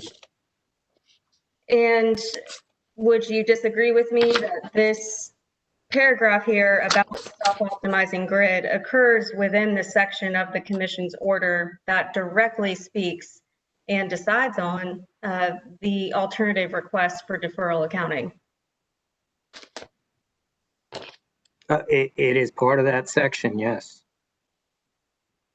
Okay, so you would agree with me then that that is not consistent with what you testified earlier pertaining to your characterization of the commission's decision as to deferral accounting in that docket. No, I don't agree with you.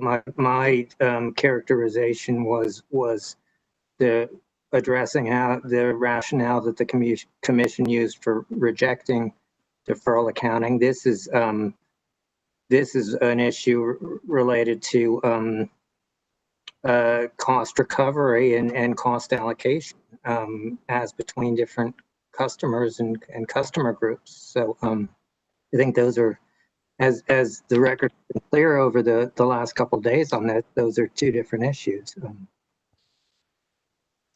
So you disagree then that the commission told the companies to provide additional information to justify deferral accounting treatment in their last rate case order 7 sub 1146? If you could just refer me to where the commission told the company to provide additional information. I mean, one might infer it from that sentence, but if there's a specific mandate that you're referring in the order, I'd appreciate you're referring me to it. So the sentence that you read, for one, directly states verbatim that the commission did not have sufficient information about the program. Right, but that was not your question, with all due respect.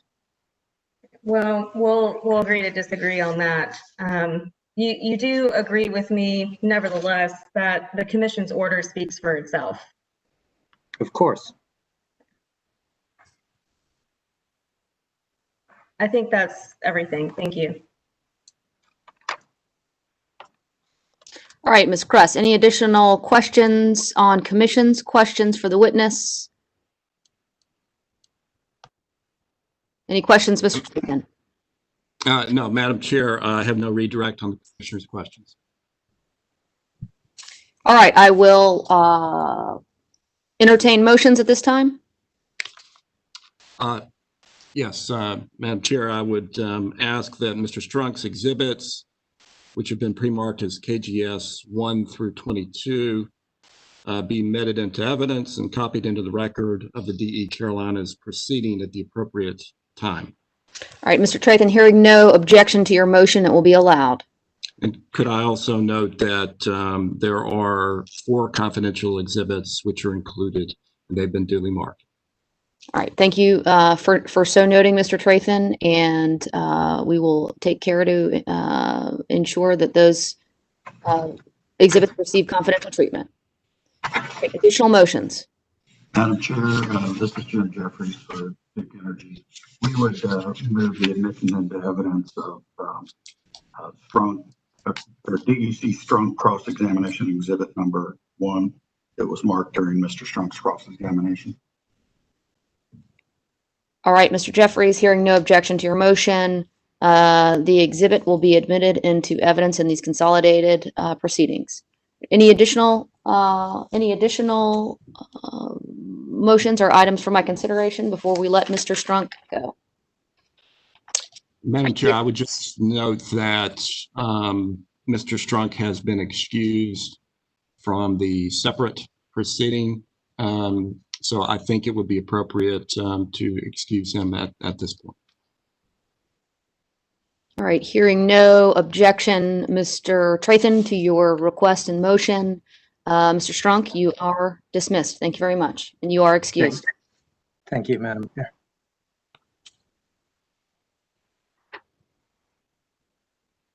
All right, Mr. Summers, you may call your witnesses, or Duke, whomever's going to handle your witnesses. Yes, Chair Mitchell, this is Bo Summers. Thank you. We at this time will call the panel as previously agreed, Ms. Jane McManus, Ms. Kim Smith, and Mr. Jay Oliver as a panel. And for the commission's and Ms. Garrett's information, I will be questioning Ms. McManus and Ms. Smith, and Mr. Jeffries will continue to question Mr. Oliver.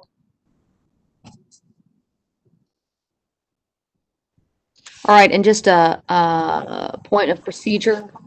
When the examination is complete of these witnesses is completed, we will allow parties an opportunity to cross-examine the witnesses. And we will observe the same order that we have been observing in this proceeding, which is the public staff will go first, the Attorney General's office will follow, and then any intervener who wishes to ask questions may do so at that time. All right, Duke, you may proceed. Thank you, Chair Mitchell. Ms. McManus, Ms. Smith, and Mr. Oliver, I'll just remind you as well that you're still under oath. Understood. Not able yet to see you. I'm going to start with Ms. McManus if you are on. Yes. All right. Thank you, Ms. McManus. First of all, I want to apologize to this panel. I'm sure on a Friday afternoon, you hoped you were done for the week. We've called you back in, but I think it's important for the commission to hear your input and expertise on these matters. So I'll start first with you, Ms. McManus. I'm going to talk to you today about the deferral request, which has been the subject of considerable questioning since you were last on the stand, and the settlements related to the grid improvement plan and that deferral request. Okay? Yes. And in the course of your professional experience, or you have occasion to work on deferral applications and understand how they work in the regulated context? Yes, I've worked in the rates area since 2003, and so I have had some experience with deferral requests. And how long in total have you worked for Duke Energy? I am in my 42nd year, and you cannot use that to assess my age. Understood. Well, thank you for that service. I'll turn next to you, Ms. Smith. Are you likewise, in the course of your duties, familiar with how deferral applications are put together and how they're presented to regulatory commissions for approval, and then once that approval is granted, how they're ultimately implemented and turned into rates? Yes, I am. And so put Ms. McManus on the spot. She says she's got 42 years experience. How much experience do you have in the utility industry? I have 21 years experience, and you can infer an age from that one. All right, so check my lawyer math, but that sounds like between the two of you, we got 63 years of experience on what I'm about to ask you about. Is that right? Yeah. Yes, that's right. All right, hopefully that's the last math that I will do. So I'm gonna start with you first, Ms. McManus. Would you please tell us what is a deferral and what is it intended to do from the company's perspective? Sure. When the company requests deferral accounting, it is because it wants to avoid an adverse impact on its earnings associated with what people refer to as regulatory lag, the timing between when a cost is reflected on the company's books and when it may be reflected in the company's rates and revenues. And when you request a deferral, it is accounting. So we're requesting permission to defer these costs from an accounting perspective into a regulatory asset. So we have talked already that these will be actual costs. So once projects are completed and in service, and we understand and know the dollar amounts and the depreciation, the property tax, the return, all of those amounts will be affecting the company's earnings. And if we are awarded a deferral request, then we will do accounting entries to reclassify amounts on our books as a regulatory asset. And that will enable us to avoid the adverse earnings impact. And when we have a regulatory asset, I just wanted to speak for a minute about what that represents to me. An asset is something that is reflective of a future benefit. So when we say we have a regulatory asset, we usually are assessing the probability of being able to recover those costs. And so to book an asset, we usually have to have some sense that it is probable that we will be allowed to recover costs. Now, having said that, I think we all understand that we don't get to recover any costs until they are brought before the commission in a general rate case, and they are subject to the review that any cost item is subject to, which means that if the costs are not found to be reasonable and prudently incurred, then they can be disallowed. So we don't have a blank check, but we certainly are starting out with the idea that if I've been granted a regulatory deferral as a regulatory asset, that in my mind, I think that's sort of a nod from the commission to say, we understand the costs you're talking about, and we don't view them as inappropriate programs or inappropriate electric expenses that one should not ever recover from a customer, assuming that they're reasonable and prudently incurred. Thank you. Ms. Smith, do you have anything to add to my question? Not at this point. All right, thank you. So, Ms. McManus, you talked about regulatory lag in your answer to my question. Could you just describe that a little bit to us in more maybe basic terms? What do you mean by that, or maybe give us an example? Yes. So I said originally that it's it comes about by the timing of when you incur some costs and those costs are being recovered in your rates. But an example that I like to use is, especially with this particular request, is we're talking about primarily distribution expenditures, some transmission and general plant, but largely distribution. And in the normal course of business, those projects are completed quickly and closed to electric plant and service quickly. We're used to this fact. So traditional rate making, we've had to deal with this lag for those types of projects. But in this particular case, we're talking about amounts that we are spending above what people would refer to as customary spend. So that's why we're concerned about the regulatory lag for this program. And just to further illustrate that timing, I would just use an example of this case. Now, I'll say up front that in this case, this is unusual. So we're not usually taking this long in a rate case, but rate cases do take a long time. And in this case, a plant expenditure that is completed in January of 2018, that's the beginning of our test period in this case.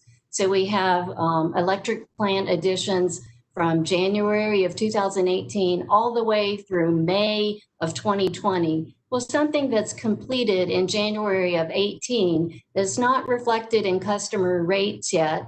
By the time we get new rates effective, I think it might be January of 2020. So we will have experienced approximately 3 years of regulatory lag. And for something that got completed in May, the last month of our updated test period, we would still say that we are experiencing costs in June, July, August, September, October, November, December that are not yet reflected in our rates. So that's the way I think about regulatory lag. And in my direct testimony, I said on average, it could be as long as a year, but I would say that frequently it can be much longer than a year. Thank you. And maybe I misheard you, but I think when you were talking about when new rates as a result of the commission's decision in these cases might take effect, is that January of 2021? Yes, I am. Yes, that's right. Thank you. And you talked a little bit about the difference between an unusual set of costs like grid improvement plan costs and normal spend. On a typical year, how much does Duke Energy Carolinas, in your case, spend on transmission and distribution items? Well, I think we're talking about in the neighborhood, it could be as much as $1 billion. One of the things I looked at recently, and it's not really related to just T&D, but I looked at the increase in our rate base in this particular case. Like one point I would make is that our rate base is always increasing. It is true that we are depreciating our electric plant and that reduces our rate base, but it is consistent that the additions to electric plant, overtake the reductions in rate base. And I just looked at my Exhibit 1 that I typically file, and at the test, at the end of the test period, 2018, we had over about $14.8 billion of rate base. And at the end of May 2020, we're $2.5 billion higher. So growing rate base is a key driver of our rate cases. And these grid investments will be contributing to that rate base growth. Thank you. A couple of times in your answers, you've used the term electric plant. I want to make sure it's clear on the record. From an accounting perspective, when you refer to electric plant, that doesn't mean just a generating plant, does it? It does not. It means any electric plant. It could be a generating plant, transmission, distribution, general plant. And I think frequently we've certainly heard of deferrals related to generating plant in past rate cases. But I would also note that for generating plant, the nature of those projects really lends itself much better to being able to manage the regulatory lag. But even then, we also have deferrals related to electric generating plant. So it's not just transmission and distribution that can create some regulatory lag that can be significant, but even a generating plant sometimes requires some additional deferral accounting. Thank you. You testified just a minute or two ago that representative amount of transmission and distribution spend for Duke Energy Carolinas is approximately $1 billion a year.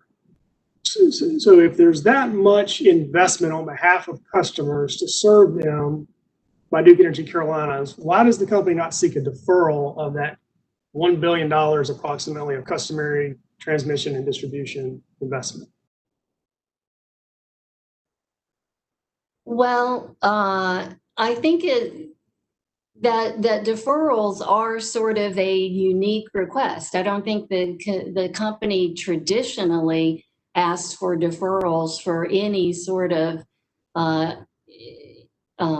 investment in its plant. We typically try to deal with existing revenues. And like I also just talked about generating plants, quite lumpy, and you time your rate cases around it. But I think that we understand that deferrals are not the norm. And so we request them when we think that circumstances are unique. And in this particular case, I'm thinking back to the commission's order before when we requested first a rider and then deferral. And the way I interpreted it was that the commission said, we typically look at a couple of things on deferrals. We typically look at what gets referred to as the two-prong test, which involves the nature of the cost itself and whether it's extraordinary or not, and the adverse impact that we speak of and whether that is significantly material or not. And so, we think of those things, and the commission, I believe in its previous order, said to us, hey, I don't think you've made your case yet on these things. And we would suggest that going forward, you support that. And they also advised the stakeholder process. And so I think we have moved forward following what we believe the guidance that the commission provided us. And in our direct testimony, not only did we provide the what we believed would be the adverse impact, but certainly witness Oliver testified extensively as to why these investments are unique in their nature. And then I think I would add to this that I spoke of the two-prong test, but I believe that the commission has flexibility about, when they make a decision about a deferral request. I think they are able to look at the merits of the particular case at hand. And I don't expect them to necessarily overlook the two-prong test, but I think that they can not look at that in a vacuum. Well, on that point, in the commission's last rate case order for DEC and docket number E7 sub 1146, which was issued on June 22nd, 2018, at the top of page 149, if you have that in front of you, or I'll just read it and you can tell me if this matches your memory. Order says, quote, the commission can authorize the test for approving a deferral within a general rate case with parameters different from those to be applied in other contexts, unquote. Is that your understanding of what the commission ordered in the last DEC rate case?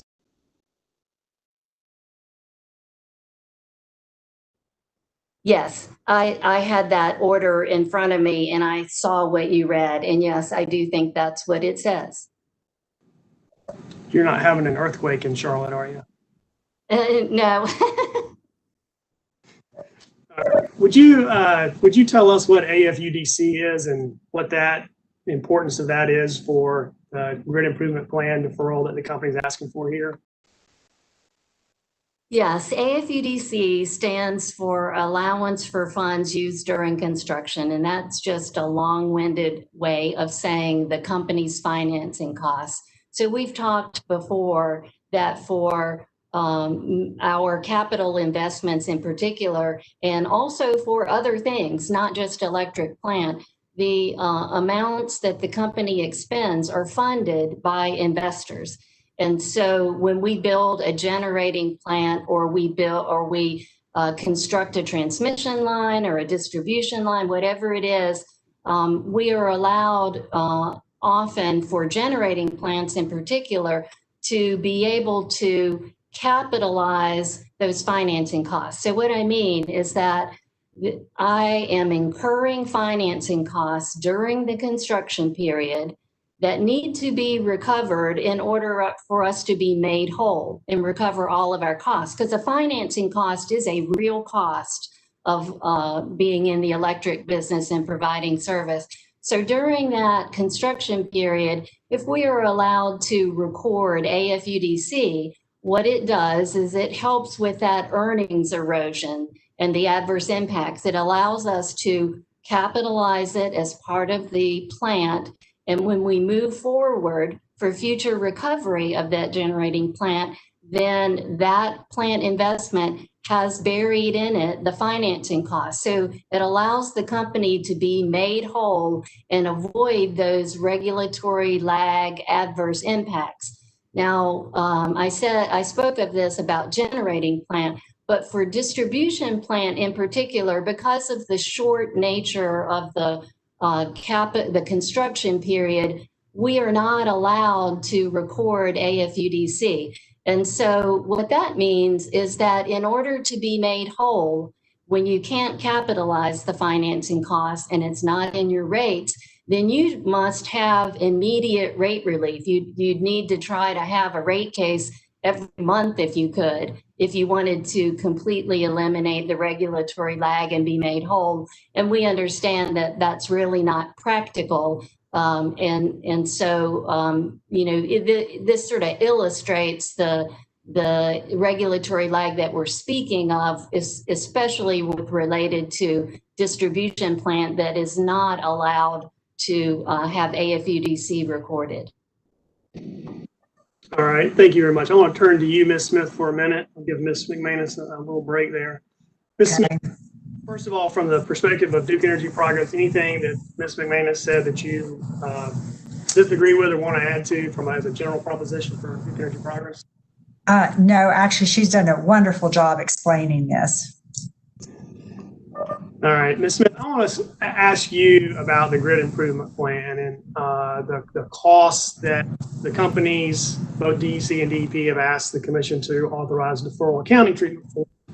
But in addition to those costs that will be deferred, are there also other costs that, in your case, Duke Energy Progress has already incurred for grid improvement plans that are part of these tasks that are part of a deferral? Yes, as a matter of fact, starting from January 2018. Can you hear me? There we go. I'm sorry. Yes, we have close to $280 million that the company has invested in grid improvements since January 1st, 2018 through May 31st, 2020. Is that for Duke Energy Progress? Yes, it is for Duke Energy Progress.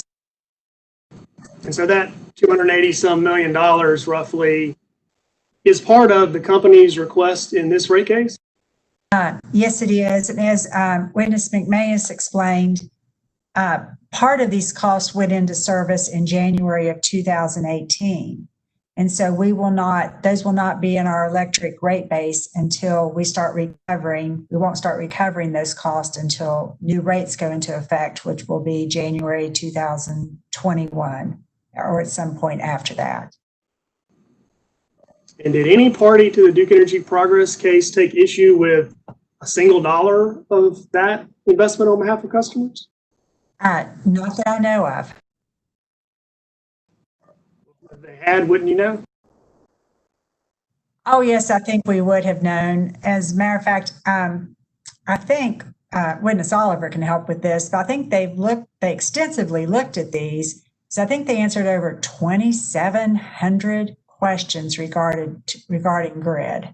So, and I did not hear of any proposed that any of it was imprudent or not reasonable. Yeah, I agree with, this is Jay Oliver. Hopefully y'all can hear me okay. I agree with Witness Smith. We had numerous data requests throughout this time frame, and many of those data requests did ask about work and service, and I think 2,700 is about the right number. So you and your team had to answer 2,700 data requests about the grid improvement plan? We did, and we had a lot of help. Okay, turning back to you, Ms. McManus. Same question for you. Does Duke Energy Carolinas have grid improvement plan investments that are the cost of which it's seeking to recover in this case? Yes, we do. It's around $350 million for the same time period, January of 2018 through May of 2020. Okay, and I'll move on, but likewise, did any party oppose any of those costs or its cost recovery? No. I believe Ms. McManus and Ms. Smith, you were watching the testimony of the Google, Facebook, and Apple witness for the tech companies, Mr. Strunk, who just completed. Did you hear his testimony? Yes. Yes, we did. And the transcript will speak for itself, but I heard him to testify in response to a question from Commissioner McKissick that essentially the commission can't defer the grid improvement plan costs, and that deferral accounting treatment should not be granted in this case because you don't know what the financial impact is to the utility at this point or what the economic conditions will be like in the future. Did you hear testimony to that effect? Yes, I did. I did also. Starting first with you, Ms. McManus, would you tell us what the actual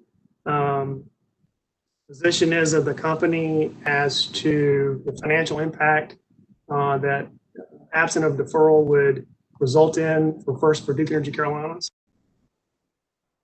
Yes, especially since the commission in its previous order made specific reference to the fact that we had not provided the information about the adverse impact. In this case, when we made our direct filing, we had computed the adverse impact of the program as we proposed it.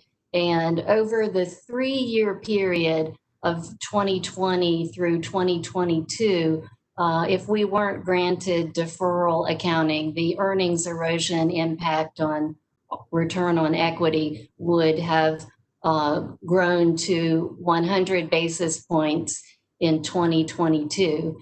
And then after we had the settlement discussions and reached settlement with, I think it's 10 parties, and we limited the scope of our deferral request to align with what had been agreed to with other parties. We redid that same computation, and as expected, the impact was reduced because of the reduced size of the programs in the deferral, and it turned out to be 70 basis points.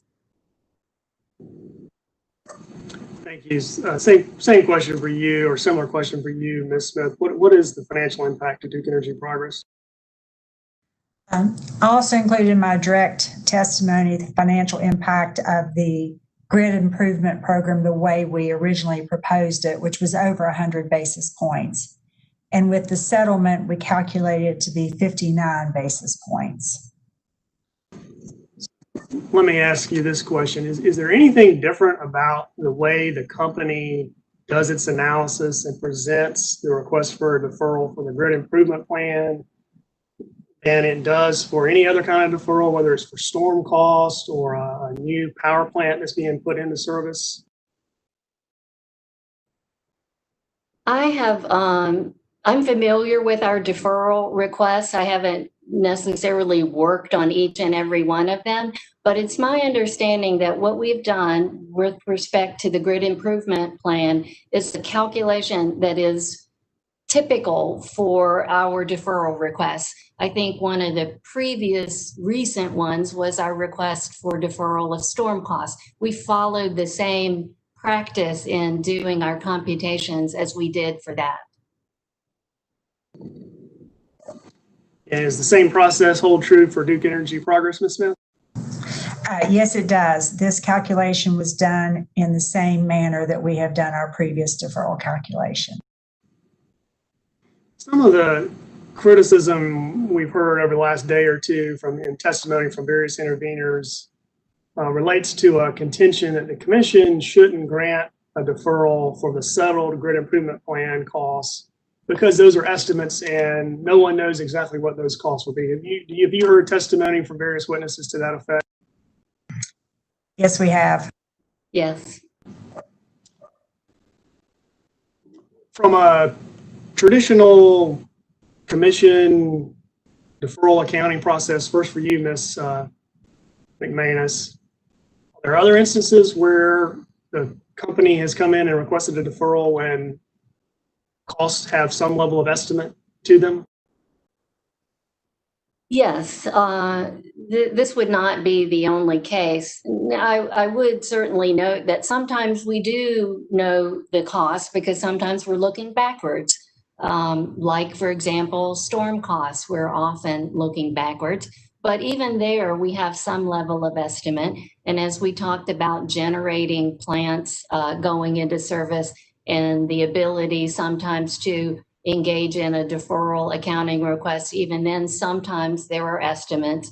And I think we've recently requested deferral accounting related to some COVID impacts, and certainly there are some estimates involved there. I think when we've requested deferral accounting for coal ash costs, we have certainly known some historical actuals, but the costs that we were requesting deferral of in the future, they would have been related to estimates at the time. And do the companies both, DEC and DEP, do they defer estimated costs or actual costs that are incurred on behalf of customers? Only actual costs. So I think we have discussed in the past that a couple of things. There's no cost recovery at all. Customers' bills do not change until we have a future general rate case. And the deferral, all of the accounting entries will be based on actual costs. So there won't be any deferral entry that's an estimate. It will be actual costs. And then when we bring them forward again, we've talked about how there will be a rigorous process to review all of the actual costs incurred. All right, thank you. Ms. Smith, anything different from a DEP perspective? No, nothing different. All right, Ms. McManus, you referenced this, the settlements related to grid improvement plan earlier in your testimony. I want to turn and ask you a little bit about those now. So you're aware that the companies have filed settlements with parties who have indicated and support the grid improvement plan programs that are contained in those settlements, that subset of plans. And that includes SIGFR, Harris Teeter, Vote Solar, NCSEA, North Carolina Justice Center, North Carolina Housing Coalition, Southern Alliance for Clean Energy, the National Resources Defense Council, and the public staff. And then also the commercial group has settled. They have not expressed support for the deferral, but they do not oppose it. Is that correct? Yes, that's correct. And I wasn't a party to those settlement discussions, but I have seen all of the settlement agreements. And none of those 10 parties supported the grid improvement plan deferral request at the beginning of this case, did they? No. And I'm not asking you to speculate as to why they reached the conclusion they did, but would you agree with me that throughout the course of the many months this case has been pending, and you referenced earlier, or someone referenced earlier, I believe 2,700 data requests that the company responded to related to the grid improvement plan. From the company's perspective, does the company or do both companies believe they have provided exhaustive data that would allow the parties to this case to investigate the grid improvement plan and the deferral sought by the companies? Yes, and I would also note that in the settlement agreements, all the parties that said that they support the request for deferral or do not oppose it, they also said that in a future rate case where these actual costs will be brought forward for recovery, they expect to review them all for reasonableness and prudency. And so they have not signed off on actual costs, but they have done a significant amount of review and research about their deferral request and have concluded that they support it or do not object to it. Thank you. I'd like to ask you, do you have the Duke Energy Carolinas settlement agreement with SIGFR 3 nearby?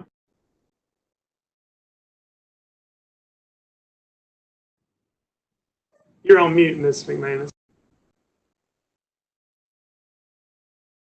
Okay, I was saying I have several open and I'm looking and I see the one that I'm looking at right now with SIGFR 3 is the original agreement and stipulation of settlement. I think there could have been a minor amendment to it, but. Yeah, that's the one I want to ask you about. If you could turn to page 3 of 8, and it's Roman numeral 3 grid improvement plan in the DEC settlement agreement with SIGFR 3.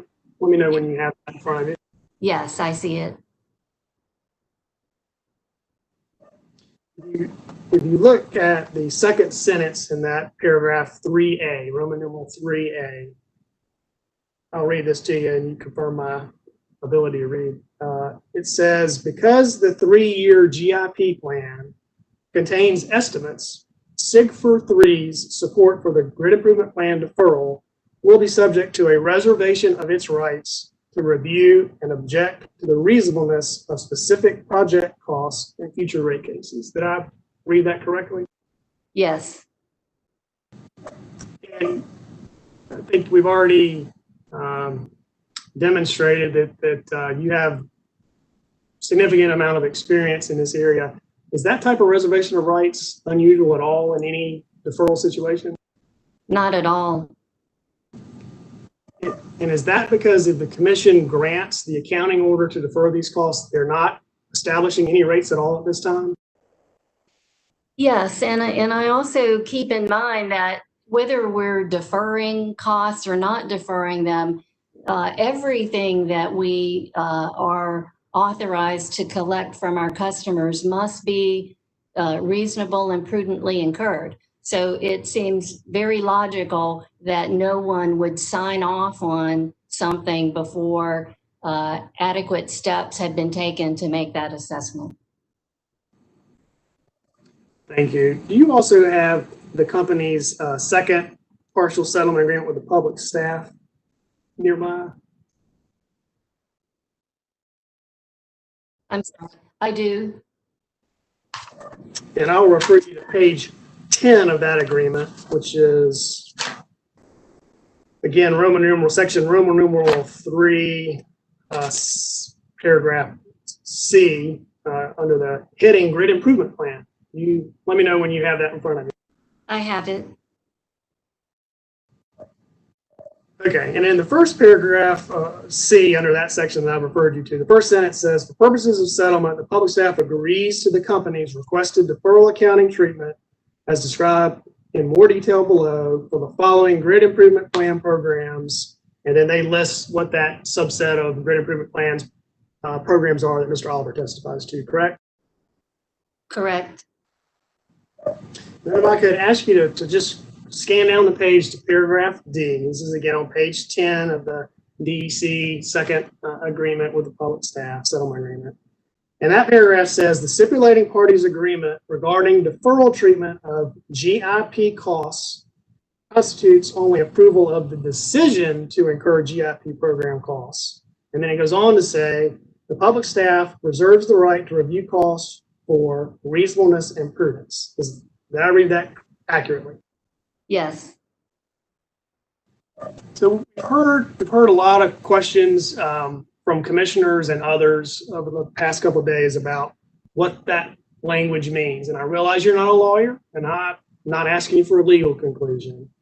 But I think it would be important to get your perspective on this from a rates expert standpoint.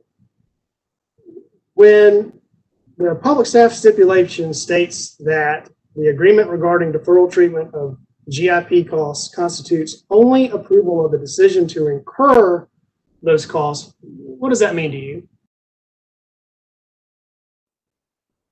I think that that means that the public staff is comfortable that the company can move forward with the programs as agreed to in settlement and can, if the commission authorizes, use deferral accounting related to the cost of these programs and bring them for, and when you do deferral accounting and you create a regulatory asset, the obvious end game is to bring them forward in a future rate case to request approval of cost recovery. And then the last sentence you read, simply says that the public staff reserves the right to, at that point in time, evaluate the reasonableness and prudency that on which cost recovery would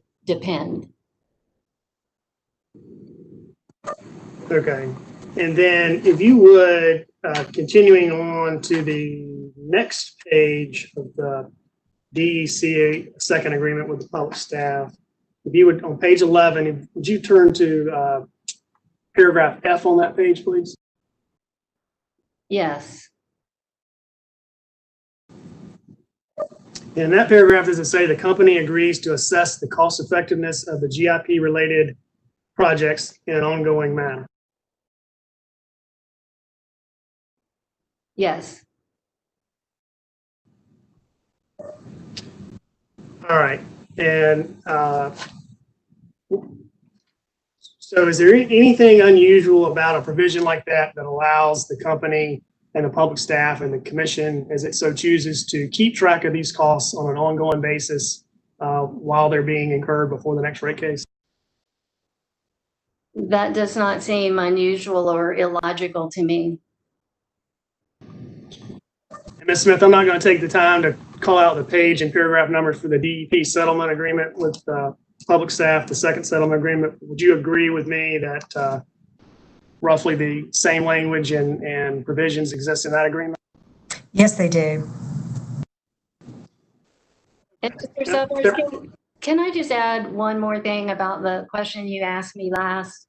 And I think that Witness Oliver has stated this too. I mean, I think we welcome review of our programs and the cost effectiveness, because the last thing that we want to do is engage in programs and be authorized to do deferral accounting and then get to a future rate case and not be able to recover our costs. So we're very interested in making sure that our costs are on track with being considered cost-effective, reasonable, and prudent.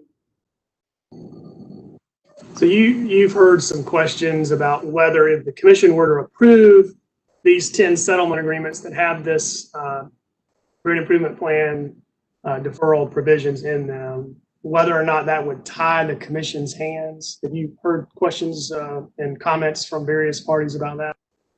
Yes. Would you please explain from the company's perspective, from your perspective, whether the commission in granting the deferral accounting treatment requested here would have its hands tied as to any future decisions around cost recovery or allocation? Sure. The way I think of it is that the commission's, I guess, authority to set rates is not impacted at all by its decision to allow deferral accounting. Now, having said that, I would still be concerned that the commission not authorize deferral accounting if they feel like the programs we're going to embark on are totally inappropriate and should never in any way make its way into customers' rates. But assuming that that's not the case, then I don't think the deferral accounting in any way affects the commission's authority to, in the end, authorize what can go into customers' rates and what cannot. And when I say that authority, I mean the authority that's given to them under statutes and regulations that, you know, that if the company has incurred costs to provide electric service that are reasonable and prudently incurred, then the company should be allowed the ability to recover those costs. But I don't think the deferral itself changes any of their authority in terms of ultimate cost recovery. Thank you. And certainly in the company's settlements with SIGFR in both the DEC and DEP cases, as part of those settlements, they agreed as to how the company would propose allocation of the grid improvement plan costs in future rate cases, correct? Yes, it's my understanding that there is some provision in the settlement related to that. And certainly it's the company's plural position that that's how the commission should allocate those costs. But of course, the commission gets to decide that, correct? Yes, like in a rate case, part of determining customer rates would involve cost of service allocations, rate design, you know, all of those things would be subject to review and determination in a future general rate case. Okay, I have just a couple of more questions here. In a rate case like the one we're in now, doesn't the company have the burden to demonstrate that its costs are reasonable and prudent and in the public interest?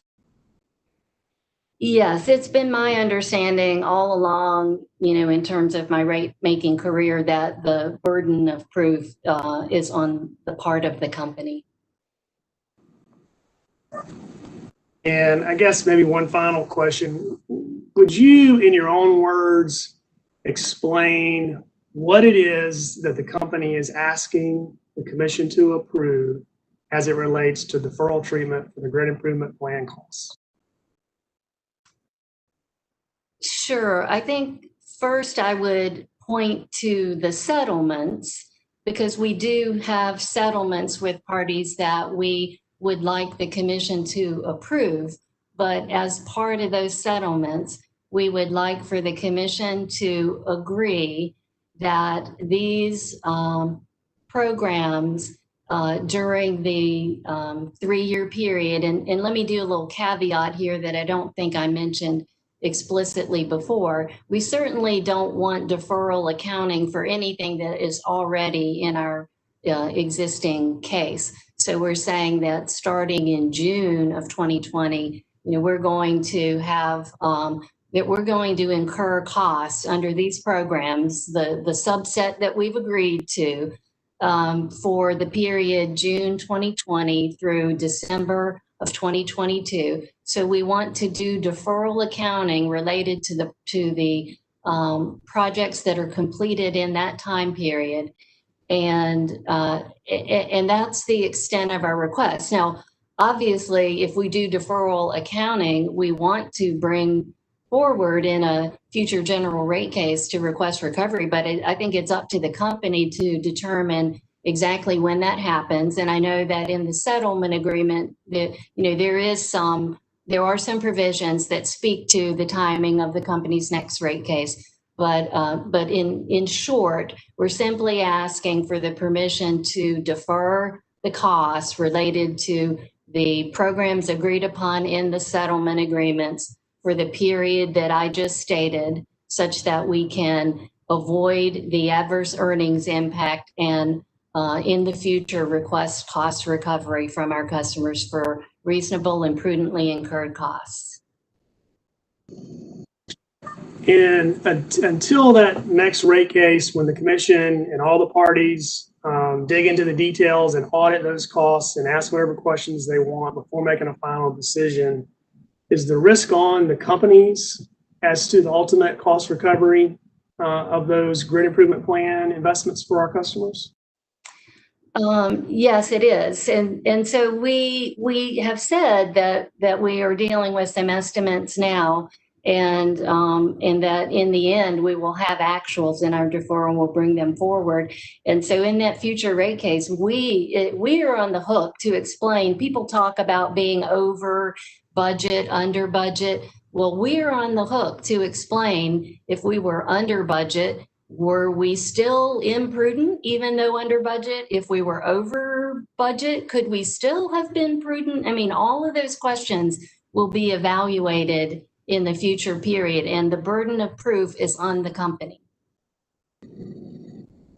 Thank you. Last question, Ms. Smith, on behalf of Duke Energy Progress, anything to add or anything different for that company from what Ms. McManus has testified to? No, nothing different. Thank you both. Chair Mitchell, I'm going to pass the baton to Mr. Jeffries, who will ask Mr. Oliver some questions. All right, Mr. Jeffries. Thank you, Mr. Summers. Thank you, Madam Chair.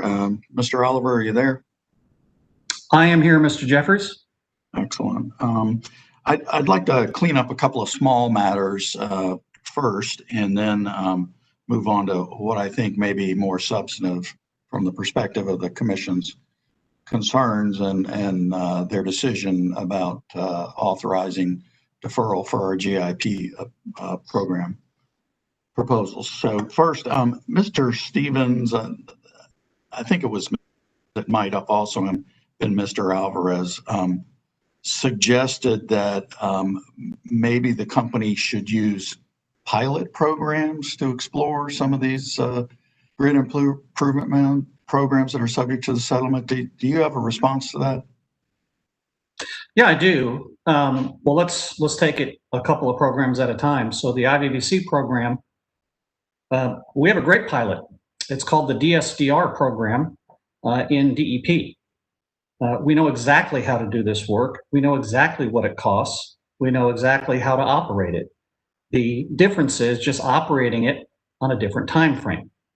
We're going to operate it the majority of the hours of the year versus just peak shaving. The technology is no different. A pilot program is not needed. Also, we operate the IVVC program just like we're proposing in DEC in the Ohio jurisdiction. Exact same program, conservation voltage reduction, that was implemented as part of the smart grid rider in Ohio. We've been operating that for several years effectively and meeting the goals. So there's no pilot program necessary. That being said, about 3 years ago, we did do a pilot program in DEC on multiple substations to verify that we would get the voltage reduction that we already see in Ohio and see in DEP, and we found that we did. So there's no need for a pilot program for IVVC. For self-optimizing grid, now this is a tried and true technology. I will again point to Ohio. As part of the Smart Grid Rider in Ohio, we implemented a significant self-optimizing grid program and are able to track the benefits of that program very closely. And it's been operational for several years. We also have implemented parts of self-optimizing grid in DEC and DEP, and they work very effectively. I noted an example in my conversations, I think it might have been 2 days ago now, where we had tornadoes that occurred back in February of 2020 and discussed how the self-optimizing grid we had just enabled saved about 3,000 customers from a day-long outage. The majority of those customers residential. In fact, the vast majority of those customers residential. So there's really no need for a pilot. We know this works. We know how to do it. We have experts on this in both the engineering side and the construction side. I feel very confident that we can implement these programs without a pilot. Thank you, Mr. Oliver. I believe, and there was another question that came along that I think involved how long the company has been engaged in self-optimizing grid. Do you recall that? I recall, I don't know, remember which witness it was, but they referenced the 10K and referenced 2009 and referenced the number of 500,000 CI saved. That didn't sound right to me, so I looked up that 10K. I think the witness meant to say 2019, which instead of 2009, I think that would make a lot more sense. And that is in fact what it said in that 10K. Thank you. And my recollection is that that was Mr. Strunk that said that, but yes, but the record will reflect whether that's right or not. Now, Mr. Oliver, it's fair to say that there was a substantial amount of information on the company's GIP program proposals that was shared during the stakeholder process that preceded this rate case, correct? Yes.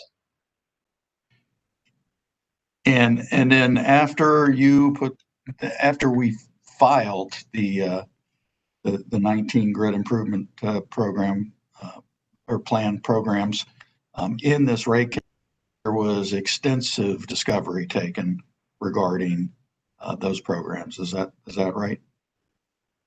Absolutely. And I think a few minutes ago you mentioned something 2,700 data requests. Was that for grid and transmission, or grid and transmission and GIP, or could you help us understand that a little better? I don't know. I think the total is 2,700, subject to check, and that would include transmission, distribution, base work, vegetation management questions, and also grid improvement plan. I can tell you that the large majority of the questions were about the grid improvement plan.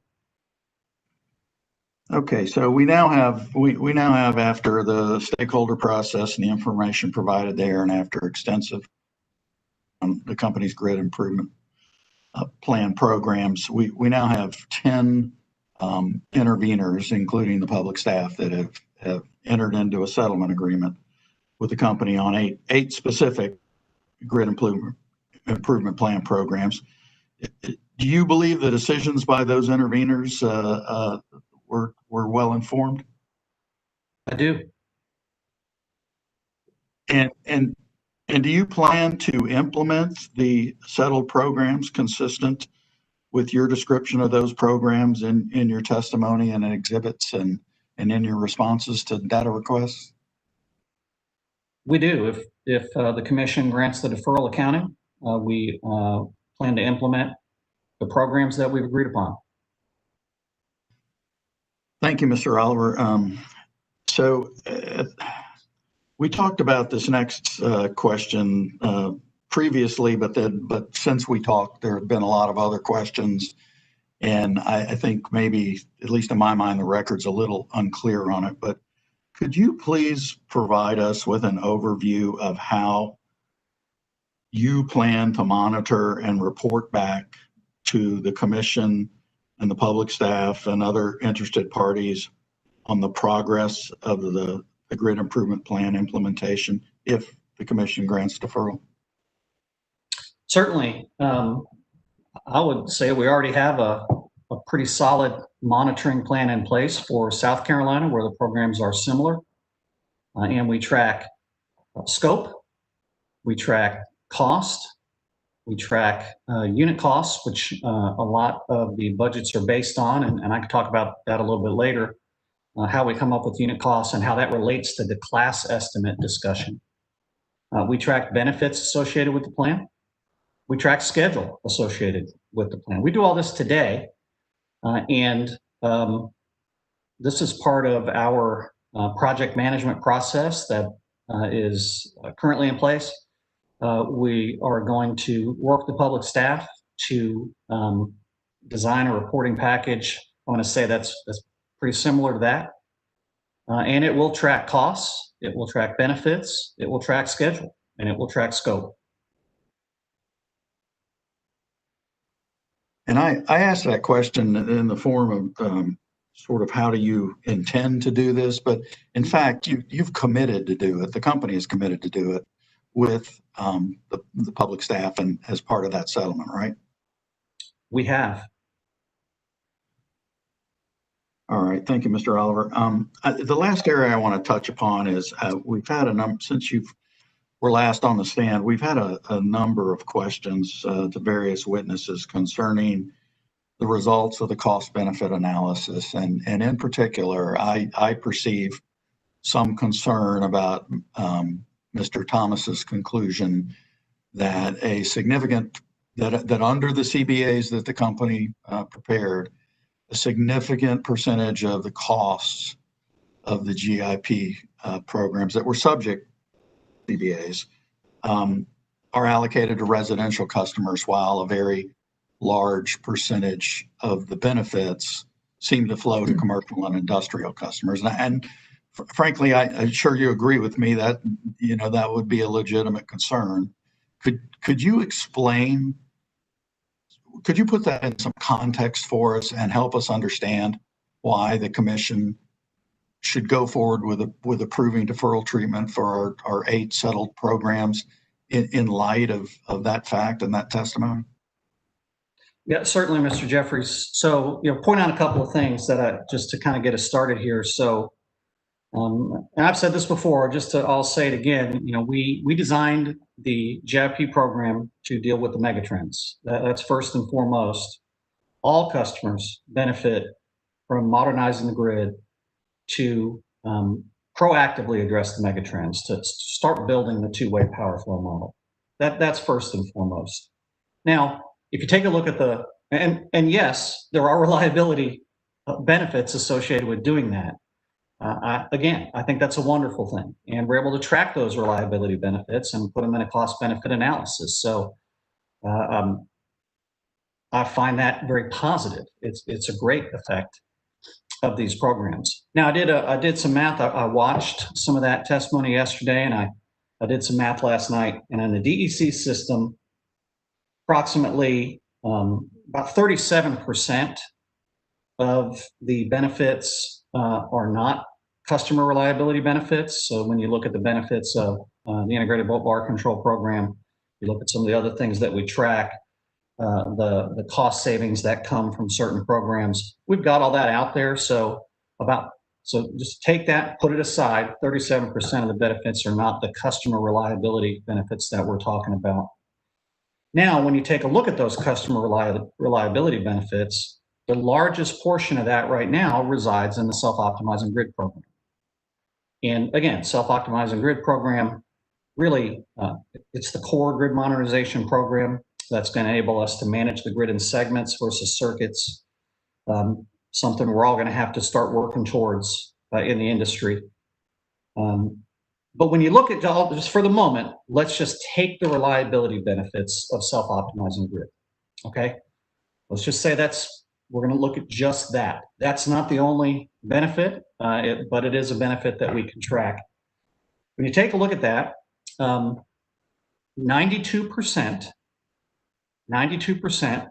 of the customers on the circuits that are part of the self-optimizing grid plan are in fact residential. So 92% of the reliability benefit, for lack of a better term, flows to those customers. Now, this is not unusual at all. So if you take a look at a typical circuit that we have today, it's not unusual for about 90% of the customers to be residential, and then a smaller portion to be small commercial industrial, and an even smaller portion to be industrial. So when I mentioned before the effects of that tornado, where we saved 3,000 customers, and that was just in DEC, we had a similar event in DEP that same day that saved about the same amount of customers with the self-optimizing grid system that we were able to put into place. The vast majority of those customers are residential. That's one thing we need to just get out on the table. The majority of customers that benefit from these programs are residential. That is nothing new. It is also nothing new that costs associated with outages are larger for commercial customers. So I'm not surprised at all to find that when we start assigning some costs and assigning benefits, that the commercial industrial customers show a higher value for those. That is not surprising at all. In fact, it has always been that way. And in fact, the same could be said for just about any reliability program that we do. I could take the vegetation management program, for example. Tried and true program. We know it works. We implement the vegetation management program and have been for many years. If I took a look at that and tried to assign the benefits of doing the vegetation management program to customer classes, it would probably look very much like self-optimizing grid. However, the vast majority of outages that are prevented by the vegetation management program are in fact for residential customers. I could say the same thing for our pole replacement program. I could say the same thing for the deteriorated conductor program. I could say the same thing for some of the transmission investments that we do. Wood to steel replacement on the transmission system. So there's really nothing new. There's nothing different here. These are facts we've already known, that the majority of customers that benefit are in fact residential. There's no doubt about that. However, when you assign a cost to the value of reliability for those customers, of course, the commercial industrial customers have a higher cost when they have an outage. Now, that being said, I know during times of COVID, I'm actually in my house today. I'm in a different spot and I'm working out of the house. It would certainly, I want to say, be very unfortunate if I had a power outage today in times of COVID. So that may change a little bit. I understand that maybe it's more expensive now for residential customers than before. But generally, there's really nothing new here. This is how it's always been. And I want to make sure that the commission had a chance to think about that and understand it before they were able to render their decision. So Mr. Oliver, I want to make sure I understood your question or your answer, and thank you for that very detailed answer. So what I hear you saying is that residential customers will very much participate in the reliability benefits that are included in CBAs. That part, do I have that right? Of course. In fact, if you take a look directly at the self-optimizing grid CBA for DEC, 92% of the customers that benefit are in fact residential. Okay, so the issue is, as I understand it from what you just said, is that when you try to take those reliability benefits and monetize them, that tends to show much larger benefits for commercial and industrial customers. Do I have that right? You do, and that has always been the case. I've been in the industry since 1988. When I started as an engineer in 1988, commercial industrial customers, when they had an outage, it cost them a lot of money. There's nothing new about that. That has always been that way. Right, and it can cost revenue. It can cost residential customers money as well when there are outages, right? No question about it. And, you know, it depends on the circumstances of those residential customers. It depends, you know, what they're operating out of their homes. One of the things about that, the survey data that we use, it normalizes all that.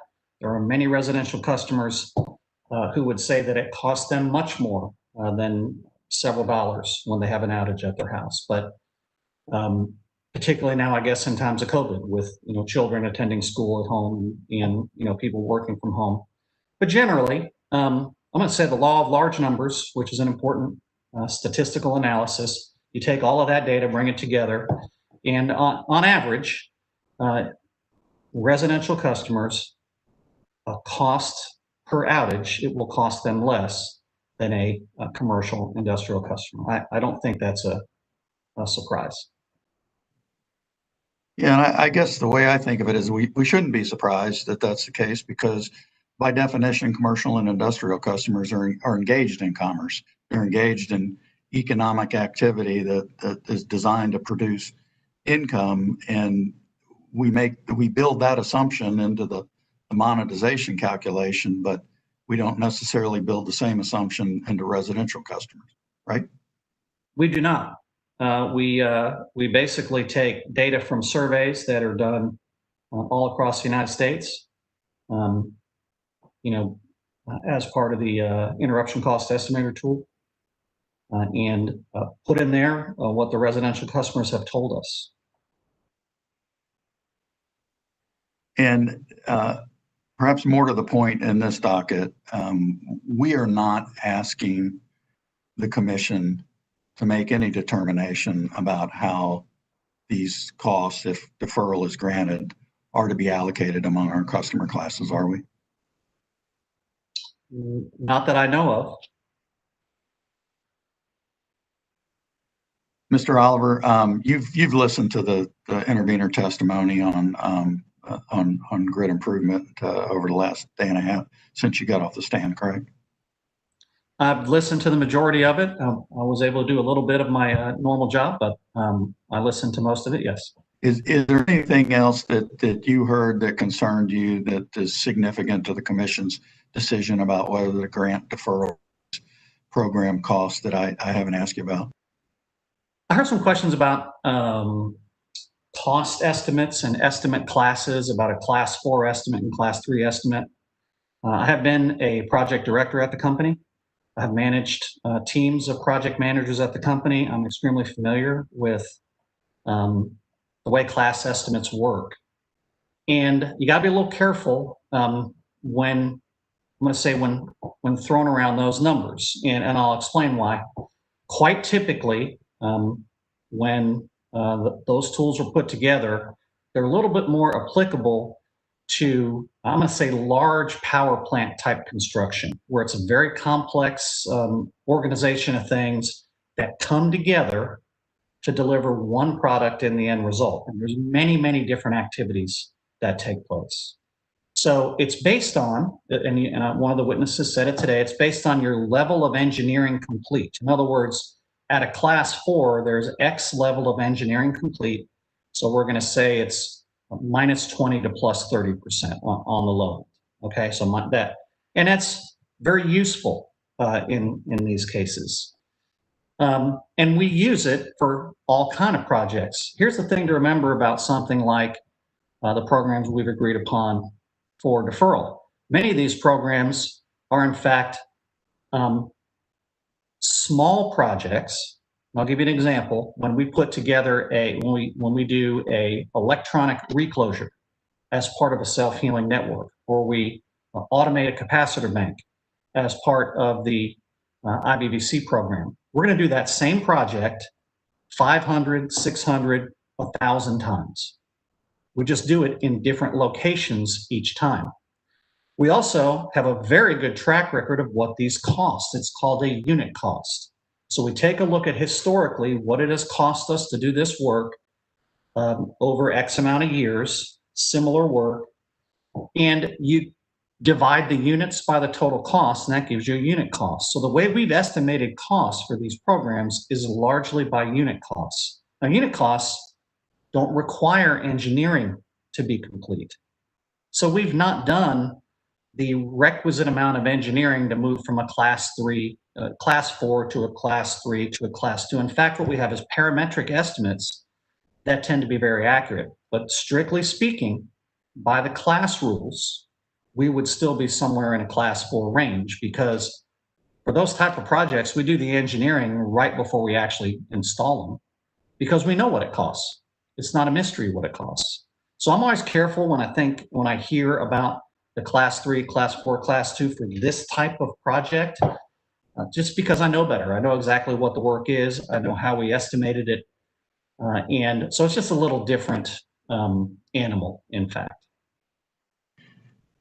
Mr. Oliver, I need to clean up one question I asked you earlier. I believe I asked you a few minutes ago whether we've asked the commission to approve a particular allocation of GIP program costs, and I think you said not to your knowledge. And I don't, and I still think that's an accurate answer, but I do want to point out that in the settlements with at least one of the parties to these GIP settlements, that we have indicated that the company will propose to allocate these costs consistent with its distribution cost allocation methodologies as proposed in this docket. So, and I don't think that changes the truthfulness of your answer, but I didn't want to leave the commission with the false impression that there was no discussion of that issue in the case.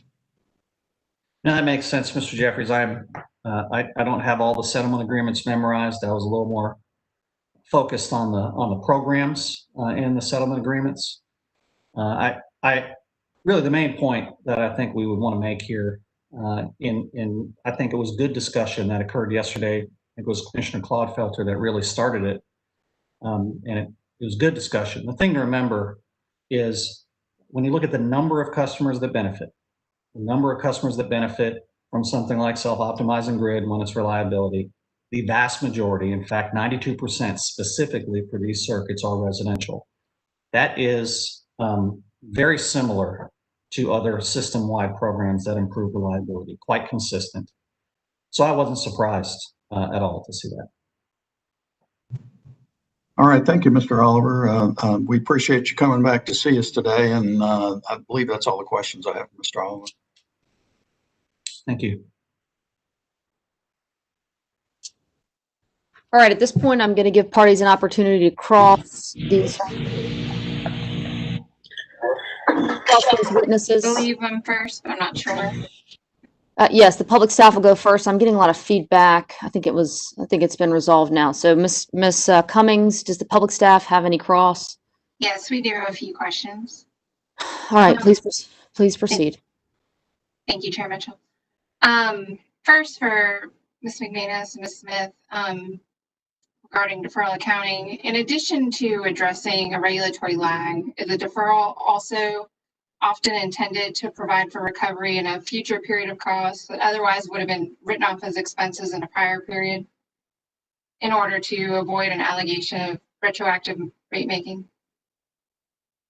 Yes, I think I was trying to communicate that maybe not very well when I was saying that when deferral accounting is authorized, I think it is giving a nod that these are, would be considered appropriate electric expenses in turn, unless they are found to be unreasonable and imprudent. Did that answer your question?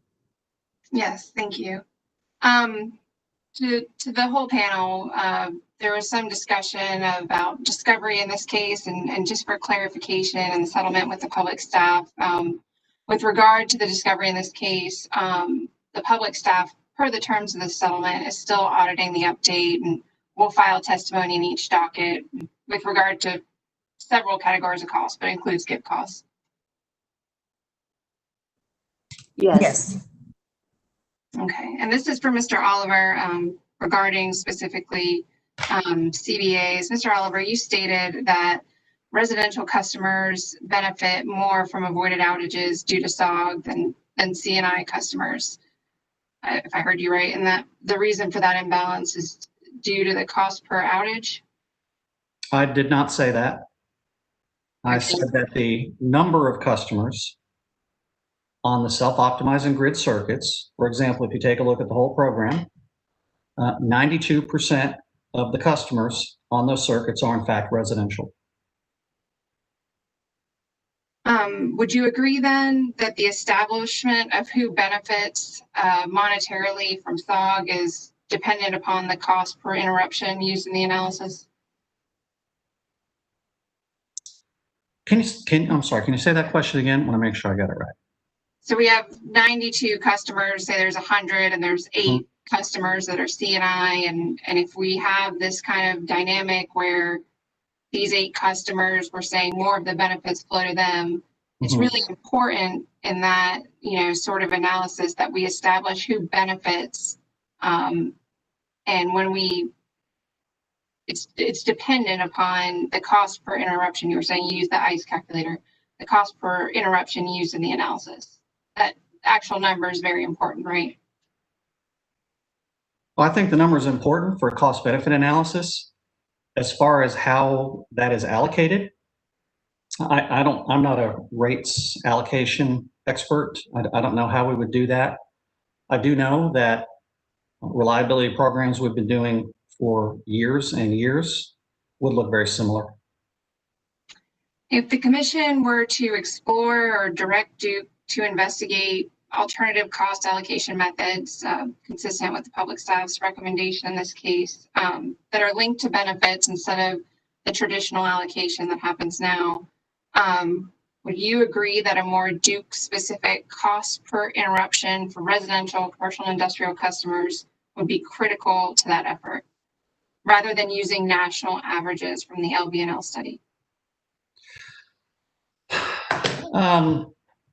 I don't think it would be critical to the effort. I think it certainly would be interesting, but I would rather have more data than less data. Right now we have more data. I don't think North Carolina is different, vastly different when it comes to how residential customers use energy or how commercial industrial customers use energy in the United States. So it certainly would be interesting as far as how the data comes back. I don't think it'll be vastly different. In fact, you know, with the only thing that might be different might be what customers think now that COVID has had more folks working out of their house. You stated earlier that you did some math and 30% of SOG benefits, and correct me if I've just taken my notes wrong, are not customer reliability benefits. No, that's not what I said. I said, okay. You know, thanks for asking about the clarification. What I said was I took the program, the whole suite of programs. We took a look at the benefit, and let's see, 37% of the total benefits were not related to customer reliability. That'd be the whole program. Now there are large programs that have no customer reliability benefits, or at least none that we've tracked or counted. And IVDC would be an example. The DSDR conversion to CBR would be another example. So the whole suite of programs that would apply to. I hope that makes sense. If that's yeah. Thank you for that. You're welcome. That's all the questions I have. Thank the panel. All right, at this time, we are going to take a recess. We will go off the record, please. We will go back on. We will go back onto the record at 3:50.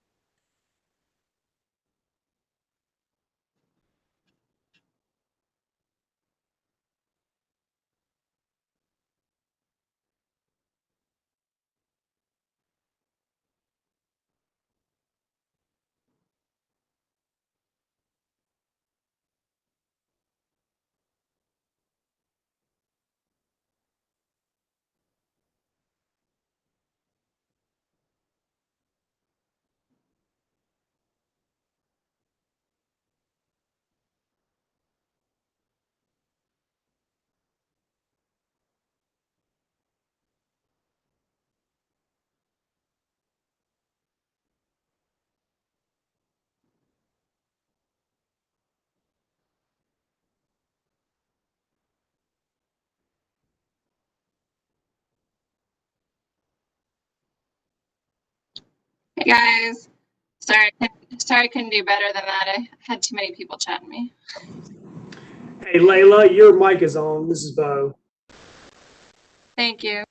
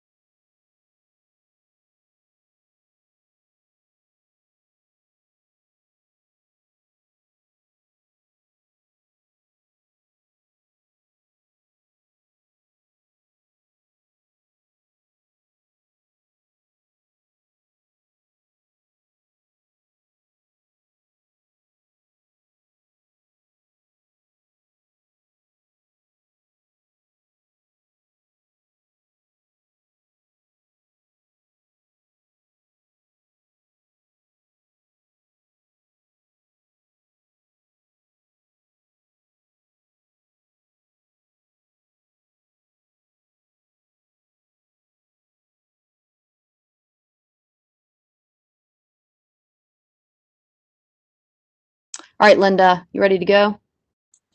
Okay. All right, let's go back on the record, please. And we will continue with our cross-examination of the Duke panel. I believe, Ms. Force, we are with you. Ms. Force, I see you shaking your head. You have no questions, Ms. Force? Okay. Ms. Force has no questions. Any questions from other interveners? Chair Mitchell, NCSEA has a few questions for witness Oliver. This is Peter Ledford. All right, Mr. Ledford, proceed. Thank you.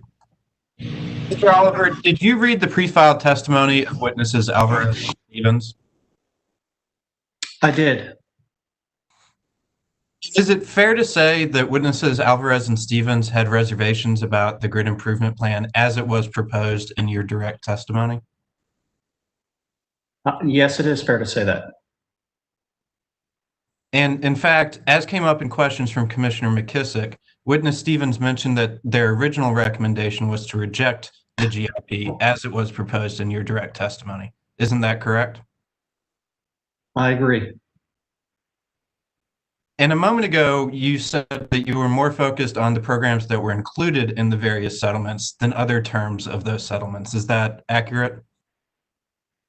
Yes, I was I wasn't really involved in the settlements negotiations per se, but certainly involved in discussing programs. Yes. So isn't it a strong sign of the improvement of the grid improvement plan that witnesses Alvarez and Stevens now support the settlement for the pared down grid improvement plan? I would say it's a very strong sign and it points to the value of stakeholder engagement and continuing to work together.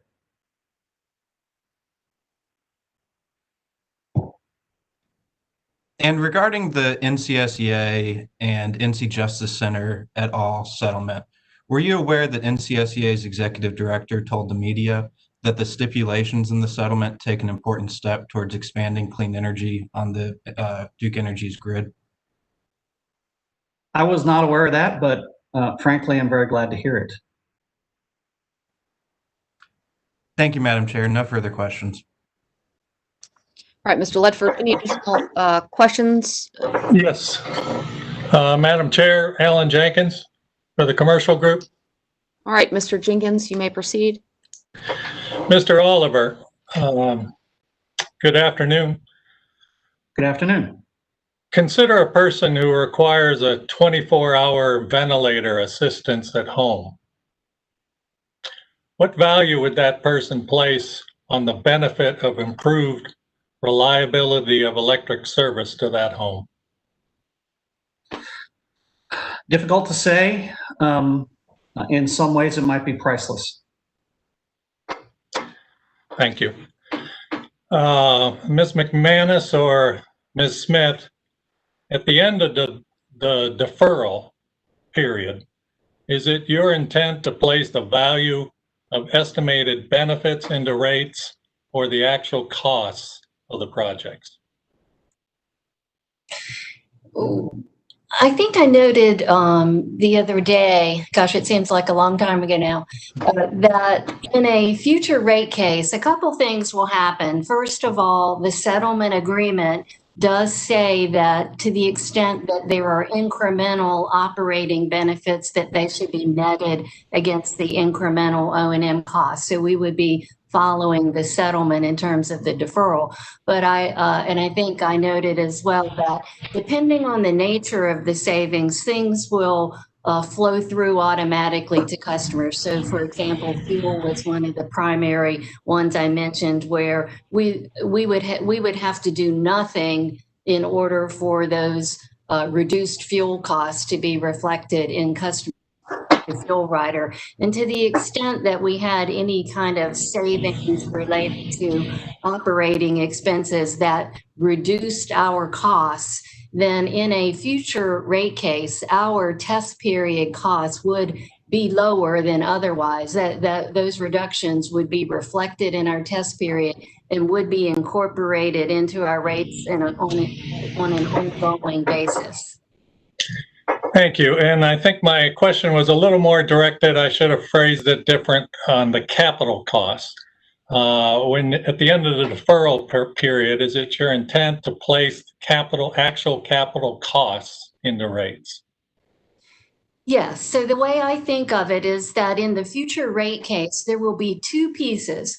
There will be the deferred balance that we will request recovery of, and we will have to propose some sort of amortization period. And so we would ask to recover that deferred balance over some period of time in rates. But at the same time, those completed projects would be in our electric rates, and the ongoing costs would be reflected in our proposed rates at that time as well. Thank you. Nothing further, Madam Chair. Madam Chair, this is Bob Page with Carolina Utility Customers Association. All right, Mr. Page, you may proceed. Thank you, ma'am. I have questions for each of the three panelists, and I will start with my friend, Ms. McManus. But Ms. Smith, I'm going to give you a big heads up. I will ask several questions, Ms. McManus, on behalf of DEC, and then I will come and basically ask if you agree on behalf of DEP. Will that work for you? That works for me. All right. Ms. McManus, you had spoken earlier with Mr. Summers, and you were talking about the concept only actual costs will go into these deferred accounts if the commission allows you to set up the deferred accounts. Is that correct? Yes, that's correct.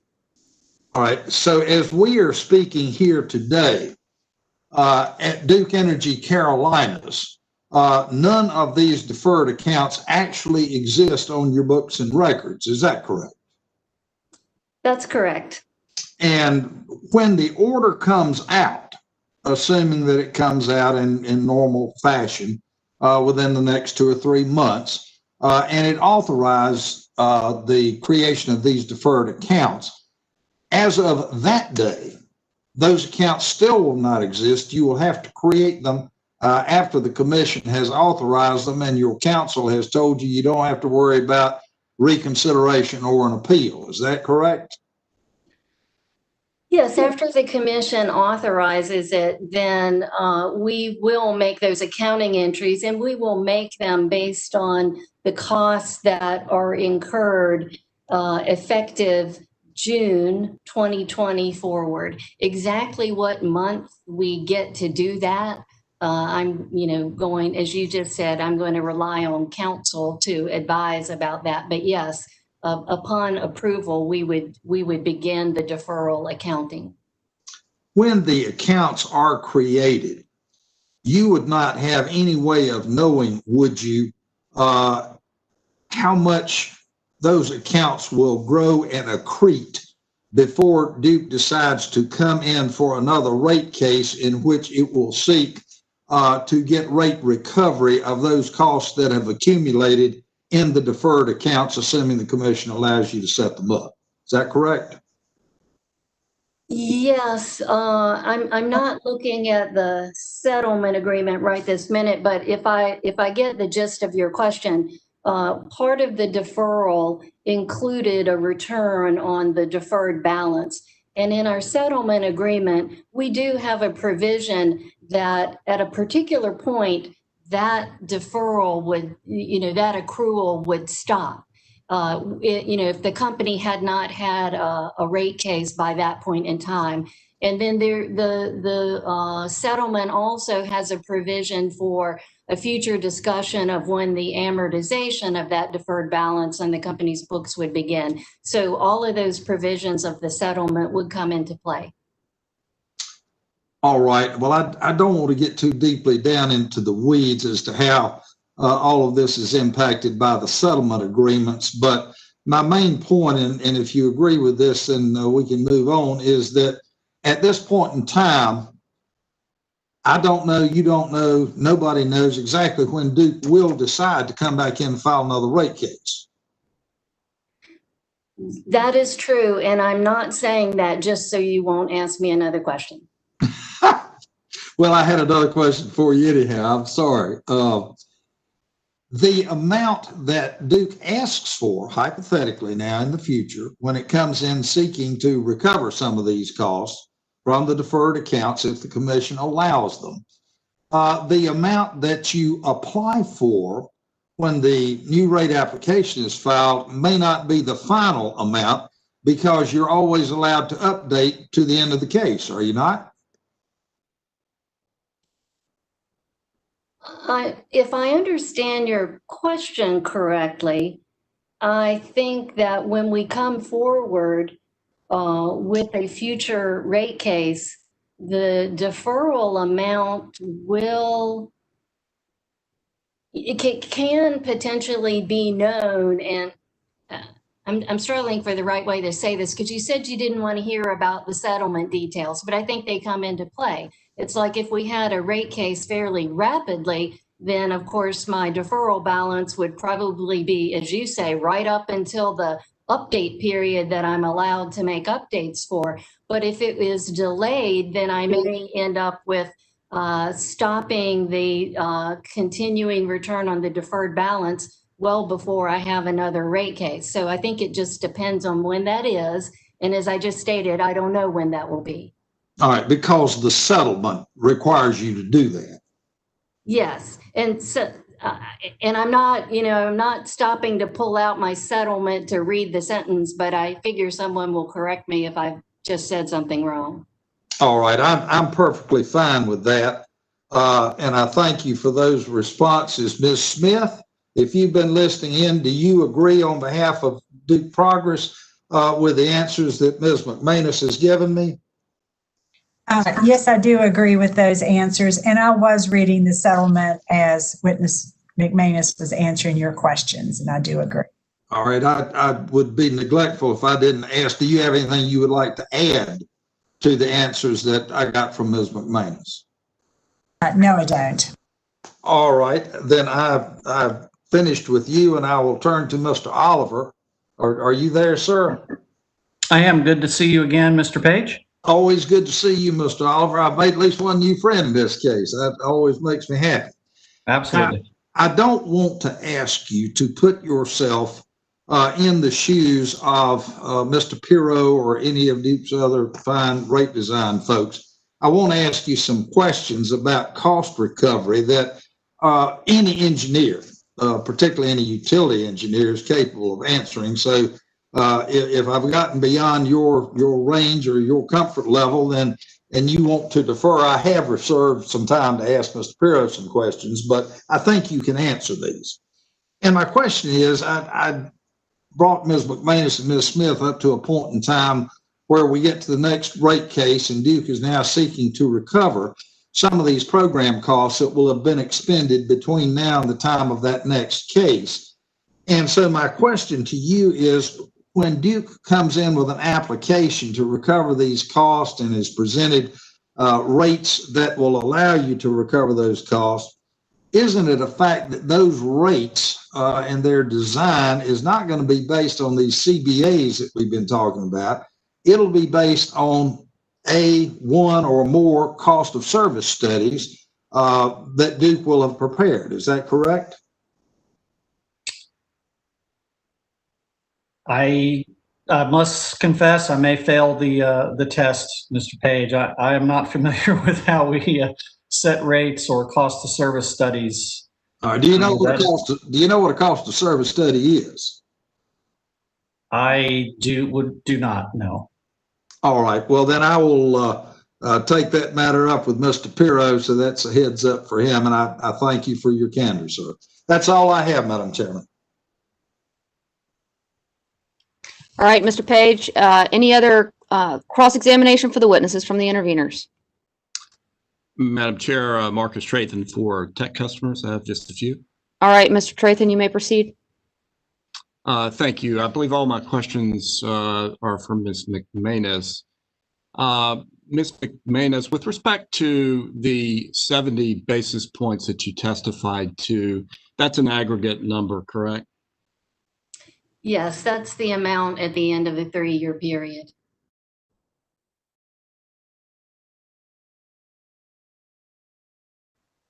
All right, Mr. Trathan, it looks like we have, can you hear, are you able to hear me, Mr. Trathan? We've lost your video. We've also lost Oliver. Mr. Oliver, are you able to hear me? Chair Mitchell, I can't hear you. I just, Oh, there you are. Okay. yeah. All right, Mr. Trathan, we have lost you.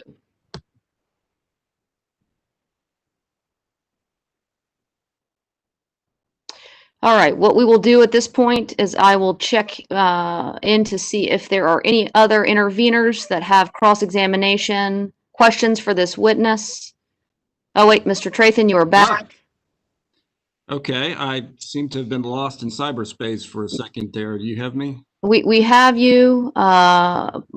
Proceed. If we lose contact with you again, I'll let you know as soon as I start to receive the warning signal. Please proceed. Thank you. So Ms. McManus, I think you're just starting your answer. I asked you if you had the yearly number, and you may have given an answer, but I'm sorry, I did not hear it. I'm sorry, I did not hear your question, and I do have the yearly number. I've got to pick up a piece of paper. The yearly number, and I said it was like, you said was it cumulative, but what I did two calculations. Which one are we referring to? Well, I'm not sure what you're referring to. I'm referring to the 70 basis points calculation. Okay, I'm sorry. Yes. All right, I got you.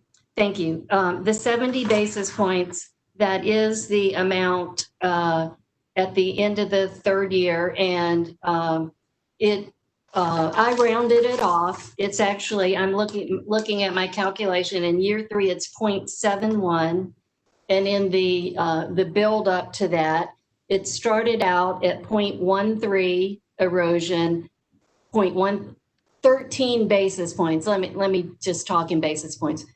13 basis points of erosion at the end of year 1, increases to 42 basis points erosion at the end of the second year, and increases to 71 basis points at the end of the third year. Perfect. Thank you very much. And is this calculation based on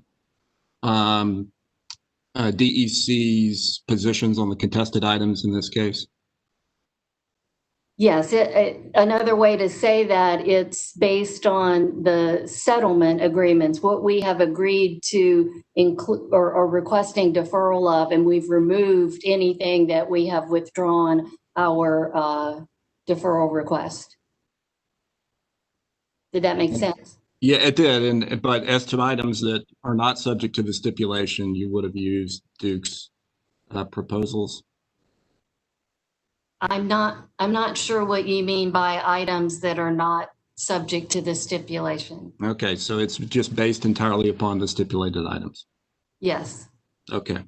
You had a number of questions from Mr. Summers with respect to paragraph D of the settlement stipulation with the public staff. Do you recall those questions? Yes. The language is about the first sentence. The stipulating parties agreement regarding deferral treatment of GIP costs constitutes only approval of the decision to incur GIP program costs. Were you here did you hear or listen to the public staff panel? Yes, I did. Did you happen to hear the redirect from the public staff's attorney of Mr. Manus asking whether or not a potential analogy to this sentence would be if I understood the question correctly, was the project development cost provisions for nuclear facilities? I'm sorry, could you ask me that question again? Yes, are you familiar with the statute addressing project development costs for nuclear facilities? At a high level, I'm familiar with it. Okay, and do you believe that this provision is analogous to what that statute does for authorized expenses? I don't know. I haven't looked at that statute recently. I mean, I can tell you what I think provision D says, and but I'm not sure whether I would say that it does or does not comport with that statute. Do you know whether the language is similar? I don't. That's fair. Okay. So Mr. Summers asked you some questions about whether or not the commission's hands are tied. Wouldn't it be fair to say that the commission's hands would be tied if this stipulation is accepted with respect to at least the decision to incur GIP program costs? I'm not sure if I would say it in exactly that language, but I think I have tried to communicate that it is important that the commission's approval make clear that they are saying that they believe that the programs are appropriate and the electric costs that are the outcome of the programs are the types of costs that would be appropriate to recover from customers if they are reasonably and prudently incurred.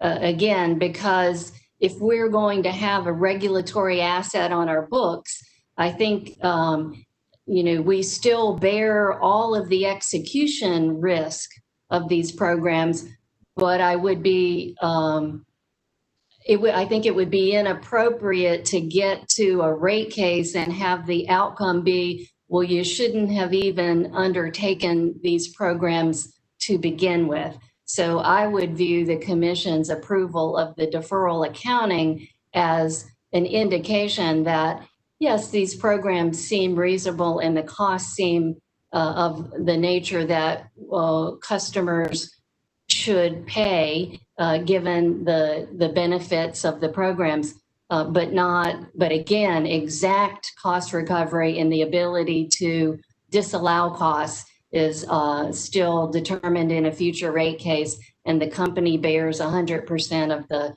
risk of that execution of the programs. Thank you, Ms. McManus. That's all I have. All right, thank you, Mr. Trefan. Any additional questions from interveners for these witnesses? Chair Mitchell, just a couple, if I may. All right, Ms. Thompson, you may proceed. Good afternoon again, Mr. Oliver. Hello. Mr. Oliver, I'd like to just attempt to clear up any potential lingering misapprehension about the position of my clients on the partial settlement that we reached on the GIP and other terms in light of some of the testimony of Mr. Stevens and Mr. Alvarez earlier today. Are you aware, Mr. Oliver, that the Southern Environmental Law Center, on behalf of our clients, put out a public statement on our website in support of the settlement? I'm not, I can't say I'm aware of that, no. Well, I'll just quote to you very briefly from that. It said, as part of the rate cases, Duke proposed a grid improvement plan made up of investments in its transmission and distribution grid. In the settlement, the groups agreed to support favorable accounting treatment for some of the grid improvement plan's costs, those most directly related to integrating low-cost, clean, renewable energy resources into the grid. Would you agree that the package of programs to which our clients agreed to support deferral are, that package will in fact, is in fact aimed at increasing deployment of clean distributed energy resources onto the grid? I would agree with that. That is one of the mega trends that we sought to address. In fact, one of the more urgent mega trends. I would absolutely agree.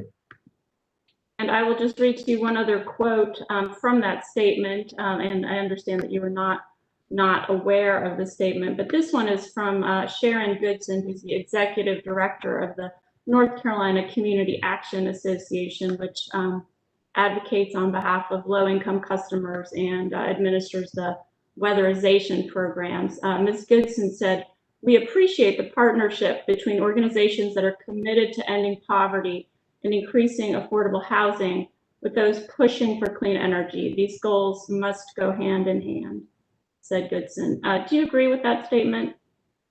I do. I absolutely agree those goals go hand in hand. And would you also agree that the settlement that we have reached with Duke Energy and with NCSEA really embodies those goals? I would. Thank you. That's all I have. Thank you, Chair Mitchell. Any additional cross-examination from interveners?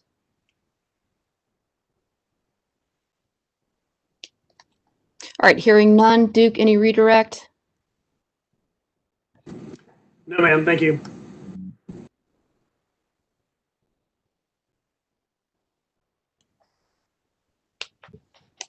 All right, we have come to the point in time for questions from the commission, but as it is now 4:17, we will recess. We will go off the record, please. We will come back onto the record on Monday, August 31st at 1 p.m.